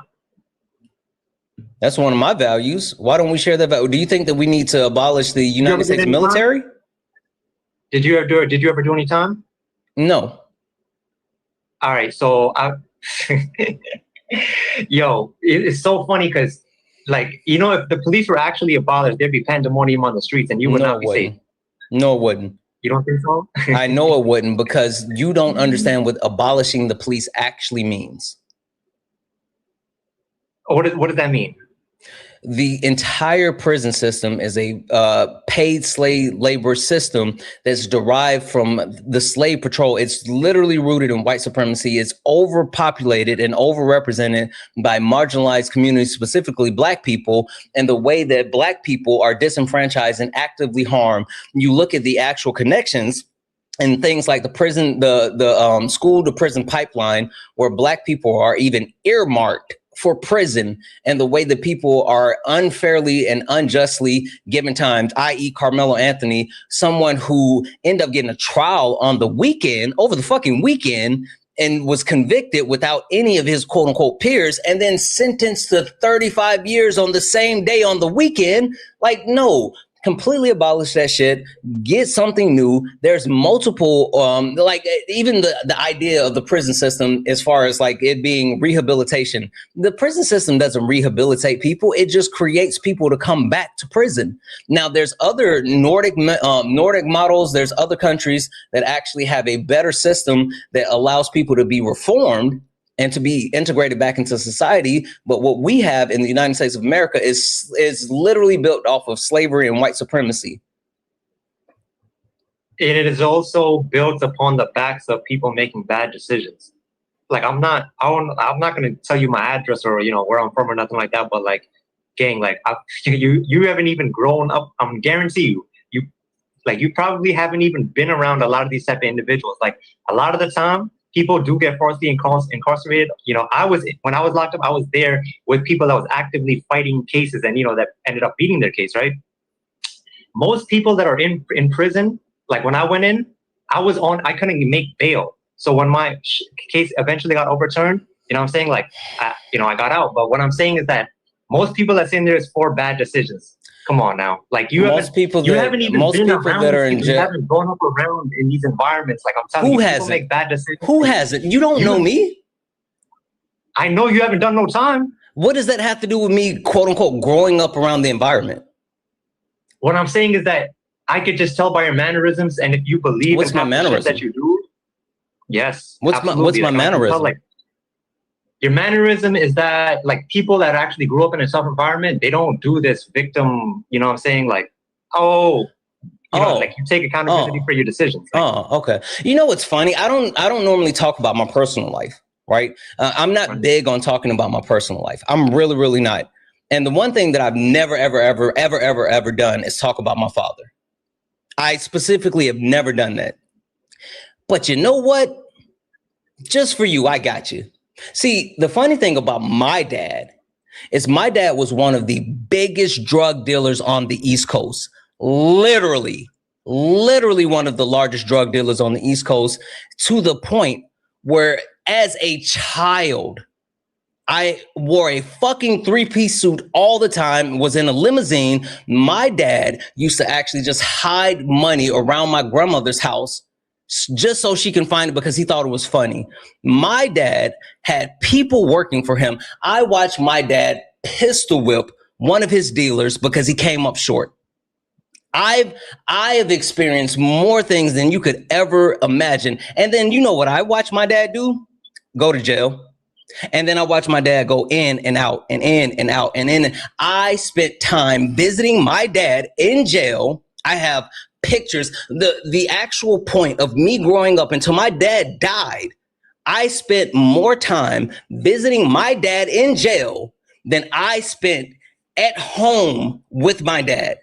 So when you sit here and say, oh, you didn't grow up in that environment, you don't know who the fuck I grew up with, what I grew up around, or what I experienced. So you can sit here and talk about, I don't know. I literally know. And even after my dad died, the area that I grew up in, the place that I came from, I have literally been in drive-bys. One of my best friends, as we were outside one night, his brother got killed in a drive-by in front of us. And the only thing that made sure that we didn't get killed is that we were able to duck behind this big ass tree in front of our apartment. So you can sit here and say, oh, you don't know anything. You don't know that. Not only do I know that, not only has my family been in and out of jail, but I've seen it firsthand. I'm just smart enough to know that, one, I don't want to be a part of that. And two, the shit doesn't work. So stop playing in my face. I could just listen, bro. Just because you've been around shit doesn't mean you just said that I wasn't around anything. You literally said that. No, but did you not say that? Growing. I know. You wait. Did you not just say I didn't grow up around that? You said you didn't grow up around that. You weren't in that environment. Did you not just say that? I mean, just because you're around. You said, but you said that, right? So now you're changing your story, right? No, you haven't been around. Listen, bro. Just because you've been in the vicinity or around certain things doesn't mean you was ever in that lifestyle, my brother. I didn't say shit about being in the lifestyle because I wasn't. I'm smarter than that, you fucking donut. I said, come on now. Like, I'm not that person. Like, you're not gonna do that. This is what we're gonna do. This is what we're gonna do. I need you to shut the fuck up for a second and listen to me. Your original point was that I was not around that. You said I wasn't around it and I didn't grow up in it. And then when I literally brought receipts, now you're saying, well, you didn't actually do it. I never once made the claim that I did. You said, have you ever been to prison? Fuck no. I'm too smart. I've been to college. I didn't go to prison. I answered your question directly, and now you're saying, well, just because you're around it doesn't mean you understand it. You don't understand how fucking stupid that is, that you just moved the goalpost after I just proved you wrong? Can you admit that I proved you wrong and now you're trying to change what you said? Live that. I'm just saying, I'm not saying that you haven't been around it. Like, sure, that's what you said from the beginning. Listen, when we was did you not say that from the beginning? Area, we would be playing basketball, right? Did you not say that from the beginning? Listen to me. But no. Before you give anything else, did you not say that from the beginning? And I'm standing by it, and I'm telling you why you're wrong. When I was growing up, right, we used to all play basketball in a certain area, right? There would be individuals that would come, that would play with us, right? And afterwards, we would see certain things, right? And I could be like, yeah, I'm around these, you know what I'm saying? Like, but I'm not gonna, that's not a, just because you've been around, oh, this happened to my homie, or I had a mutual friend. Gang, you've never lived that lifestyle. You don't know nothing about the street. When did I ever say anything about quote unquote living that lifestyle? Answer the direct question. Hey, lock the fuck in. Hey, answer my fucking question. People get incarcerated for bad decisions. Shut up. No one can hear you now. I need you to answer the question. I'm unmuting you. My question is, when did I say that I participated in that? You didn't. Okay, perfect. Now, when your first statement was, you were never around that, you didn't grow up in that. Did you not say that? Yes. Okay. And you didn't.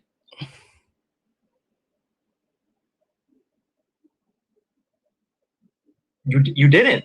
Like, you sound like my little brother, low-key. I have some tough friends. I've been around. I've seen some things like, no.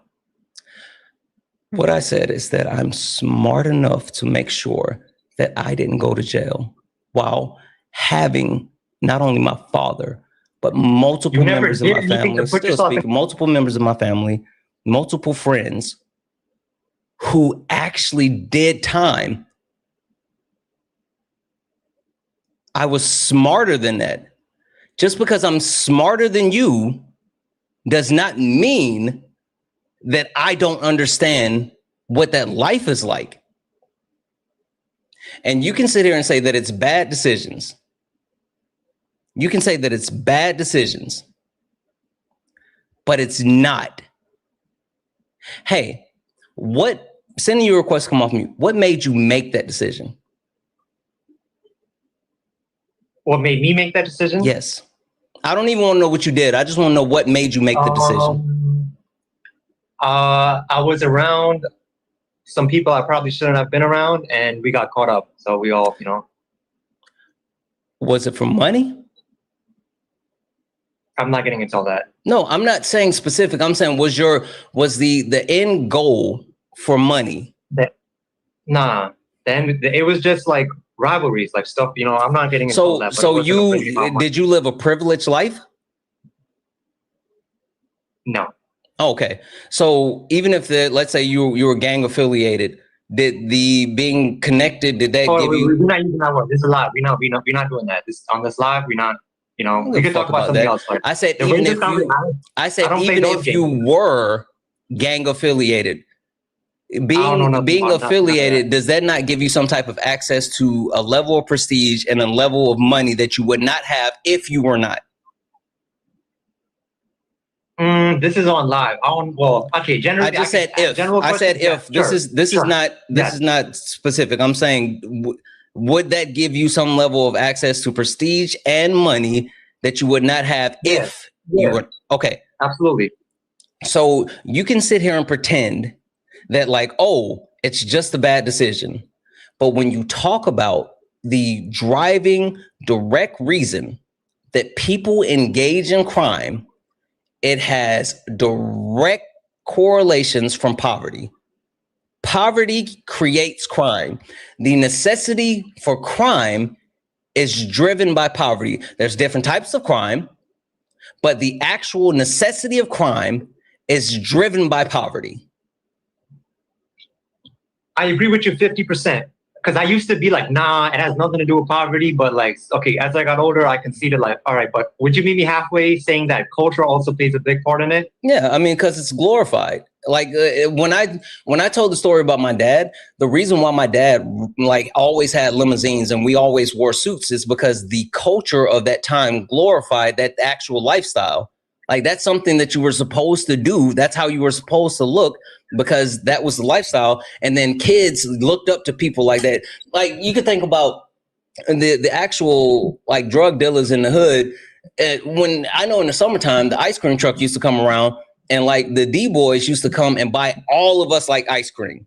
They would say like, everybody come over here and buy it would be about 20 or 30 of us standing out there and they would be at the ice cream truck buying us whatever we want. And then the thing that we would say is, oh man, they're so fucking cool. They got money. They can like do whatever they want. And then that actual lifestyle is something that people grow up into. And then they want to be a part of because of the access to power and money, because those same drug dealers also have respect. You don't fuck with this person because you know they're actually about it. Like, that's what I'm saying. Yes, but it's driven by poverty. It's driven by poverty, but it's also heavily driven by culture. Okay. I'm not even disagreeing with that one. Okay, I think want to move past this because I think want to talk more about Iran. Like, I'm not even saying a lot of what you said is wrong, but I will say that I know this 100% to be true. I don't need to Google this like for my personal own life.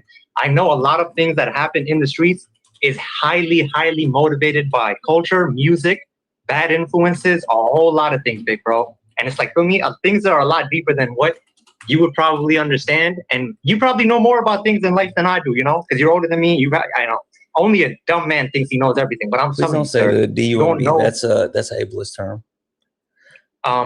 So boom. As far as the Iran, I just want to say the Iran. Question for you, really quickly. Question for you. When you talk about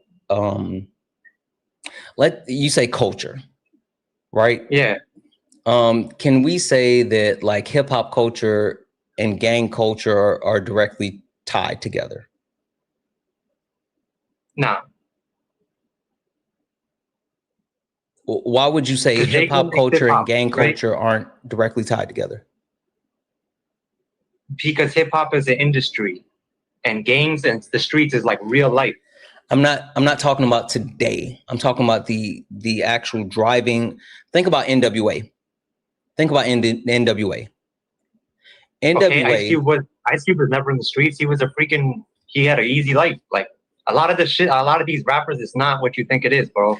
It's I'm like not a lot of it saying, never mind. You know what? Fuck I'm it. answering your question directly. I don't want to talk about this anymore. Go back to Iran. Okay. You're ranting, right? Would you agree that there are adversaries? Are there adversaries? If the world is a chessboard, are they our adversaries? Are they on our side? I don't think so.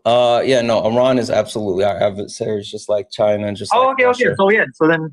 So then if Iran is our adversary, so why do you have a problem with Trump taking a stand against them? I don't have an issue with Trump taking stand against them. I'm saying that Donald Trump and his administration had no real course of action, and they end up conceding to the point where we took a major loss that supersedes what the standings were prior to engaging in this war.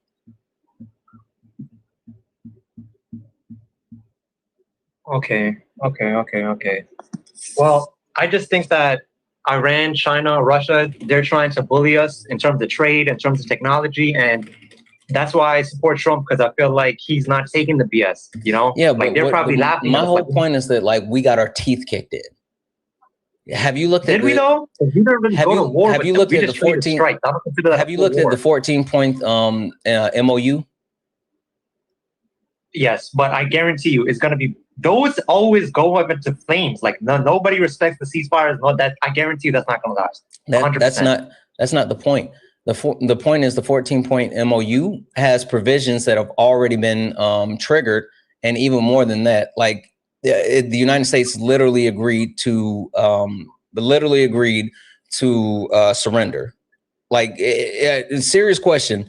Did you actually look at those 14 points? Do you know those 14 points? I can run through them with you really quickly.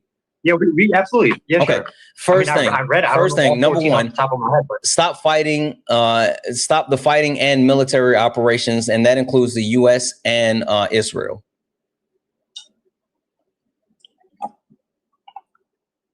Okay. So that was number one. And also, when I say the fighting specifically, they have to stop fighting in Lebanon. Number two, they have to respect the sovereignty of each country. That's pretty standard. Number three, this is a 60-day deal.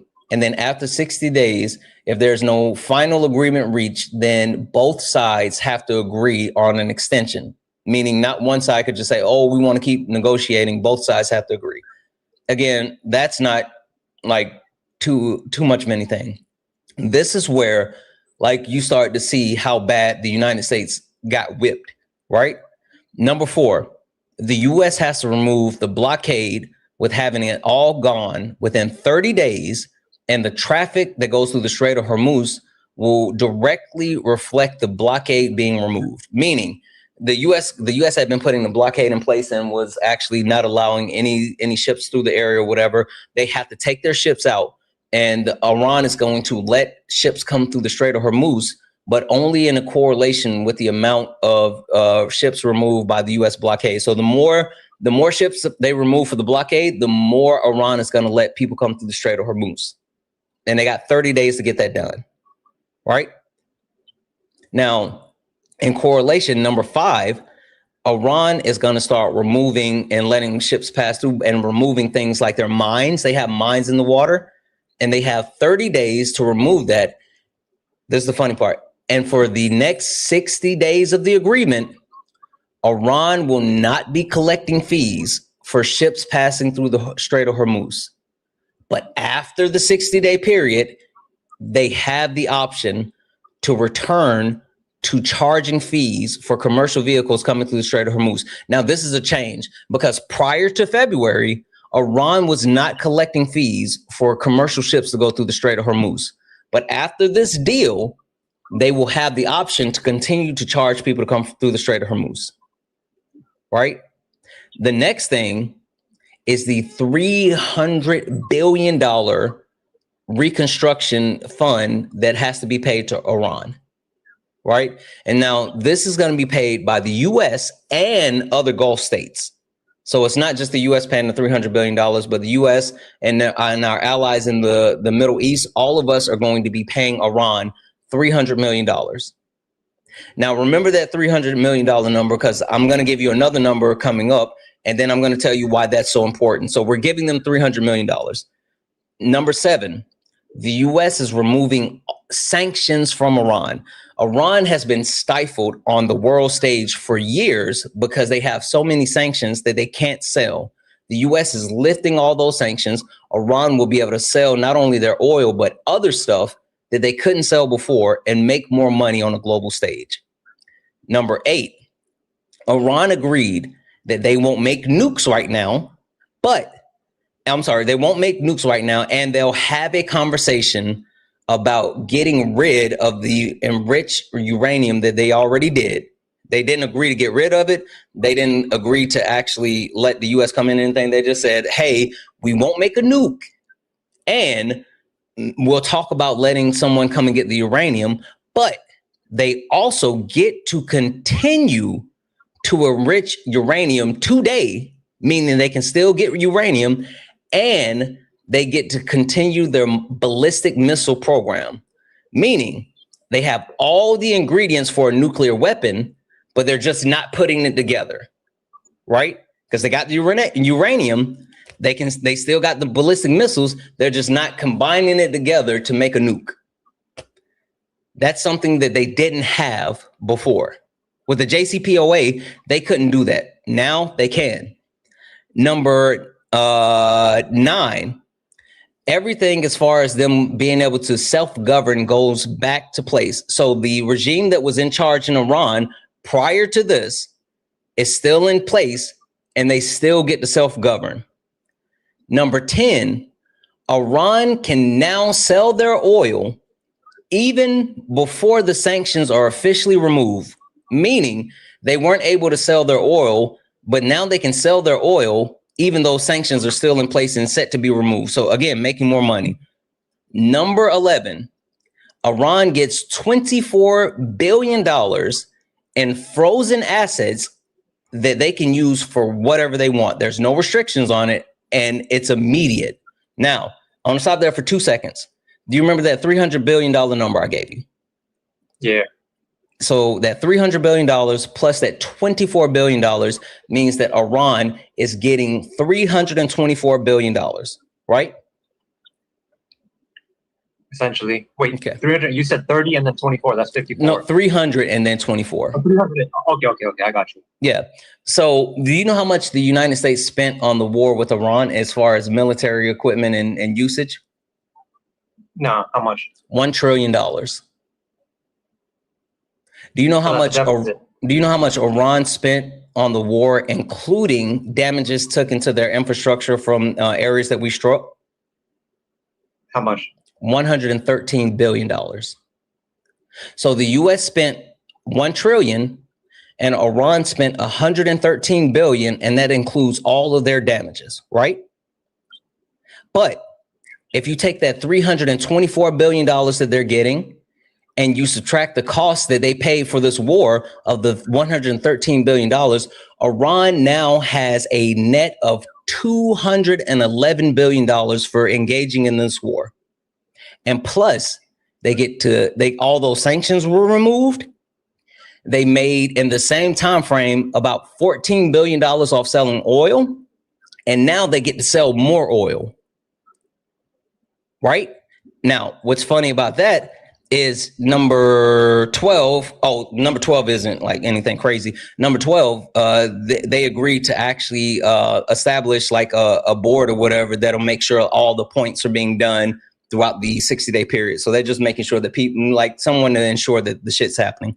But number 13, this is the important part, because even though Israel has already struck Lebanon, which caused an issue which made Iran shut down the Strait of Hormuz, number 13 states that point number 1, 4, 5, 10, and 11 goes into effect as soon as they sign the deal. So as soon as the U.S. signed the deal, they immediately got a multitude of things. Stopping the fighting, that's already, whatever. The U.S. blockade, they already started removing the U.S. blockade. Number 5, which them removing the actual, fucking bombs in the water. What is it called? Mines, the mines in the water. But also, they start the clock on the actual fees for the Strait of Hormuz. Number 10, which is being able to sell oil. So they're already making money off of oil. And number 11, they immediately got that $24 billion, right? So even if you say that the peace agreement that we have with them is not going to last, which it's already been violated, they've already gotten so much more than they had before we started fighting. So can you tell me, and number 14 is just the UN is going to recognize the peace agreement between both countries. Can you tell me, after hearing everything that was included in that 14-point agreement that the United States signed off on, that Donald Trump said that this is the deal that we're going to make, can you tell me how that's a good thing and we're in a better position now than we were prior to February? Okay, multiple points. I feel like they cannot be trusted when it comes to uranium enrichment. So they can say that they'll fall back on it, but I feel like it's probably just a safer bet to just destroy their sites. And but Trump agreed to let them continue to enrich. Like that's in the agreement. They get to keep doing it. Yeah. Yes, it is. And I'm telling you, like, I think personally that I don't think we should be negotiating with terrorists at all. So I'm not even for the agreement at all. Like I still think we should have just kept on battering them and fighting until we made them submit. Do you know why we didn't though? Like, serious question. Do you know why we didn't? I don't think we did for real, because we never launched a land invasion. Like, no, but you know why we couldn't do that. Thank you. Land invasion? Right. No, why we couldn't just keep like bombing the shit out of them. Why? How much money did I say we spent? I mean, look at it like this. The U.S. has multiple. Answer the question directly. What's the question? How much did we spend on that conflict? You said we spent $1 trillion. $1 trillion. You know what our current military budget is? What is it? $1 trillion. In the span from February until June, we spent our entire military budget on one war. And they spent $113 billion with older missiles and drones, right? The reason why we couldn't do that is because we couldn't afford to keep that up. And our intelligence said that Iran had the ability to last for another 6 months.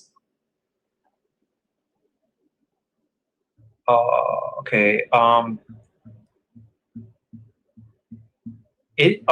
just looked it up. It said that we spent $29 billion, but it said that if we would have continued it, it would have estimated to reach $1 trillion. I don't think we've actually spent $1 trillion. I literally just looked it up. We were spending $2 billion a day.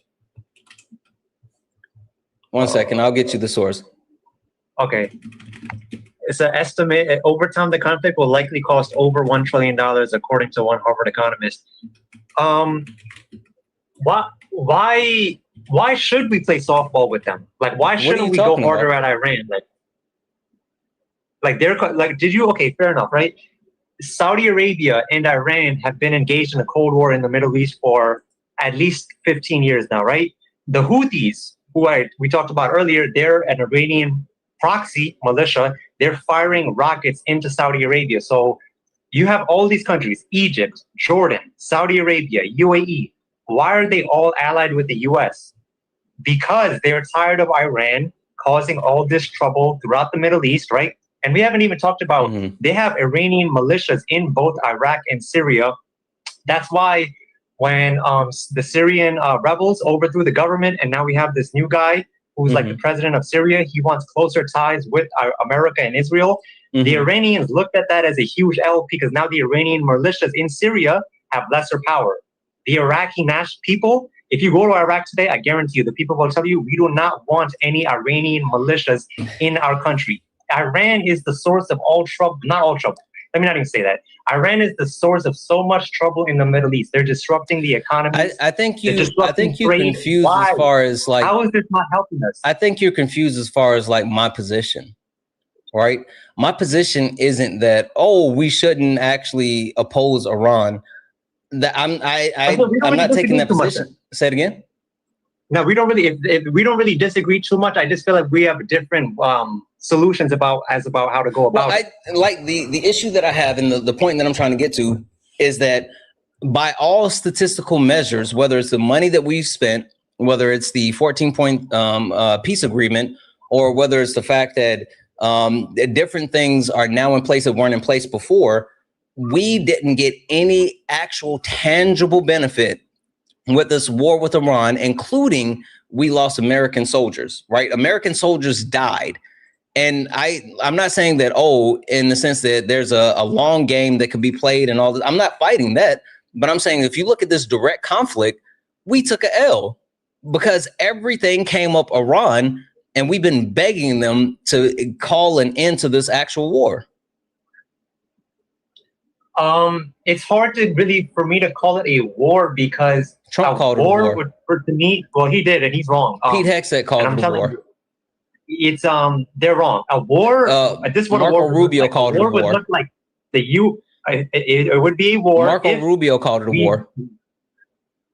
None of them have actually ever fought in a war, but I'm telling you, and I haven't either. I'm just saying, wait, but so you're gonna say so you're gonna say like, oh, they're wrong. It's not a war, but all the people that are actually directly responsible for the conflict, the people that actually have direct control of the conflict, are calling it a war, and you're gonna say that all of them are wrong.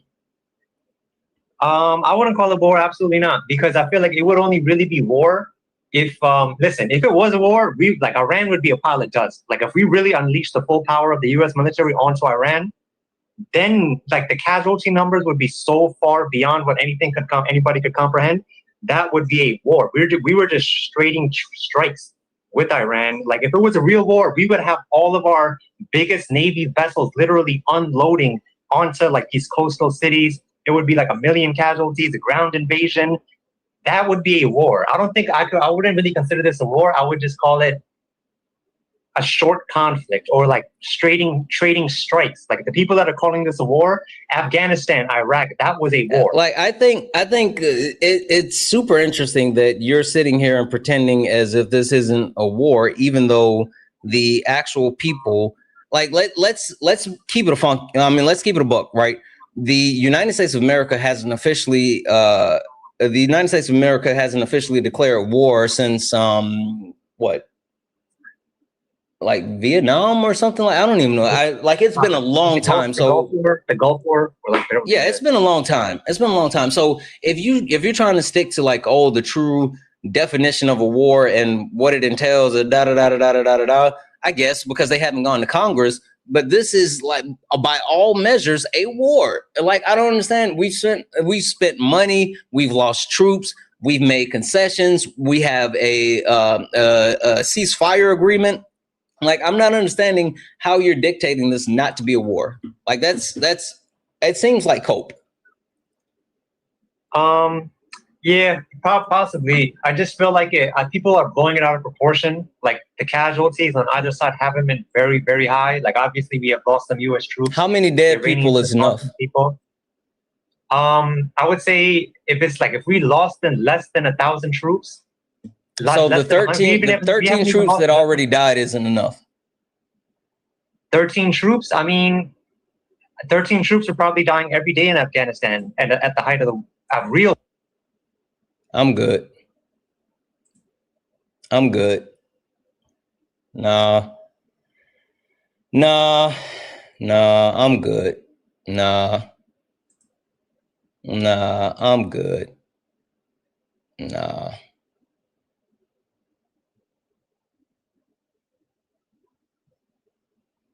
That was a fucking wild statement. I'm good.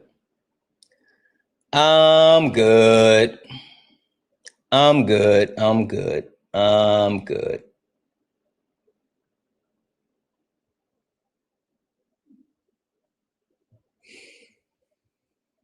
Tell that to the men and women that actually serve our country. Tell them that 13 isn't enough. What the fuck are we doing? Holy shit. Holy fucking shit balls. I'm good. W's in the chat for Amanda for the $15 donation saying this guy's a Muppet and you have the patience of a saint. Also love the hat. Thank you. I appreciate that. W's in the chat as well for David for the $15 donations. You don't have to read this out loud. Yeah. David, like, no bullshit. It literally is. That's fucking crazy. Deb's in chat for David. Like, it literally is. It literally is. Fucking W's in the chat. W's in chat for Ivan for the $1 donation saying, hey, Santana, my cousin ended up in jail after our parents moved from New York to Pennsylvania. I was involved in gang life too, but chose a different path now. I'm pursuing my master's while my cousin is serving 10 years. Life choices matter and poverty can drive desperation. Absolutely. And the one thing I want to call out is I wasn't vilifying people that actually participated in that actual lifestyle. That's not the point. But I think it was such an actual shit talking point to say just because I didn't engage directly in that lifestyle that I didn't understand it, or that I didn't go to jail that I didn't directly understand it. That's fucking stupid. And also that lifestyle overall shouldn't be glorified. People do what they have to do to survive. I will never knock people for doing what they have to do to survive. And that's why I kept going back to the entire point. Like, we have to address poverty. Like, that's the root cause. W's in the chat for Lord Tamar Yoshi for the $10 super chat to say these countries and say whatever they want about America, just like they have freedom of speech, they can say the same thing. Yeah, America caused the problem and Iran from the fucking start. Facts. W's in the chat for Miss Sarabella for the 5. Oh, I already read that out, but W's again for the 5 YouTube membership subscriptions. I always think it's stupid when people are like, well, they chanted death to America. And fucking what? But he admitted like, oh, well, they got nukes. Yeah, that's what it is. They got nukes. Because if they didn't have nukes, then of course you would be Billy Badass. But since they got nukes, you don't want that smoke. W's in chat for Savannah for the $5 donation saying as a service member wife, that guy can F off. Exactly. W's in the chat. Guys, I'm going to call it here. We're going to call it here. But if you get a moment, please go over to YouTube or please go over to Instagram and check the video that I posted. It's about Matt Nuclear. I thought it was funny as fuck. But TikTok apparently said it definitely violates my appeal didn't approve the video. So I had to delete it from my TikTok page. But it's on my YouTube and it's also on my Instagram. Go check it out. Fucking flamed Matt Nuclear, acorn head looking ass boy. But yeah. And I'm pretty sure I'm done for today, but I'll be back tomorrow. We'll get back into this. We also have late nights tomorrow. All right. So that'll be fun. That'll be fun. You saw it? Yeah, fuck that guy. That's it. That's all I got. We're gonna call it. Let's go. You stepped in the box, now you're in the ring. Ain't no hugs here, you better take your best swing. Mike Hot, who wanna step in the flame? This ain't a debate, this a mind game. Facts type lies, get left in chain. One wrong word, you slapped out your name. This ain't TikTok T, this a war zone talk. No script, no filter, no safe walk. Bring stats to get scrambled like a glitch. I got fire in my mouth like I came from the pit. Hey, W's in the chat for the chat. W's in the chat for the chat. Guys, I love you. I love you. I love you. Love you. I love you guys. Thank you all for hanging out with me today. It was a lot of fun. I appreciate the hell out of each and every one of you. Make sure you hit that thumbs up button and hit that follow button before you leave. Please, please, please hit that follow button. Hit the follow button, turn on notifications, hit that thumbs up, turn on notifications. I love you guys. We'll be back at this tomorrow. Thank you, thank you, thank you, thank you for all the guests, the taps, likes, and shares. Thank you all for hanging out. Thank you all for being absolutely amazing. I love you all, and as always, just vibes.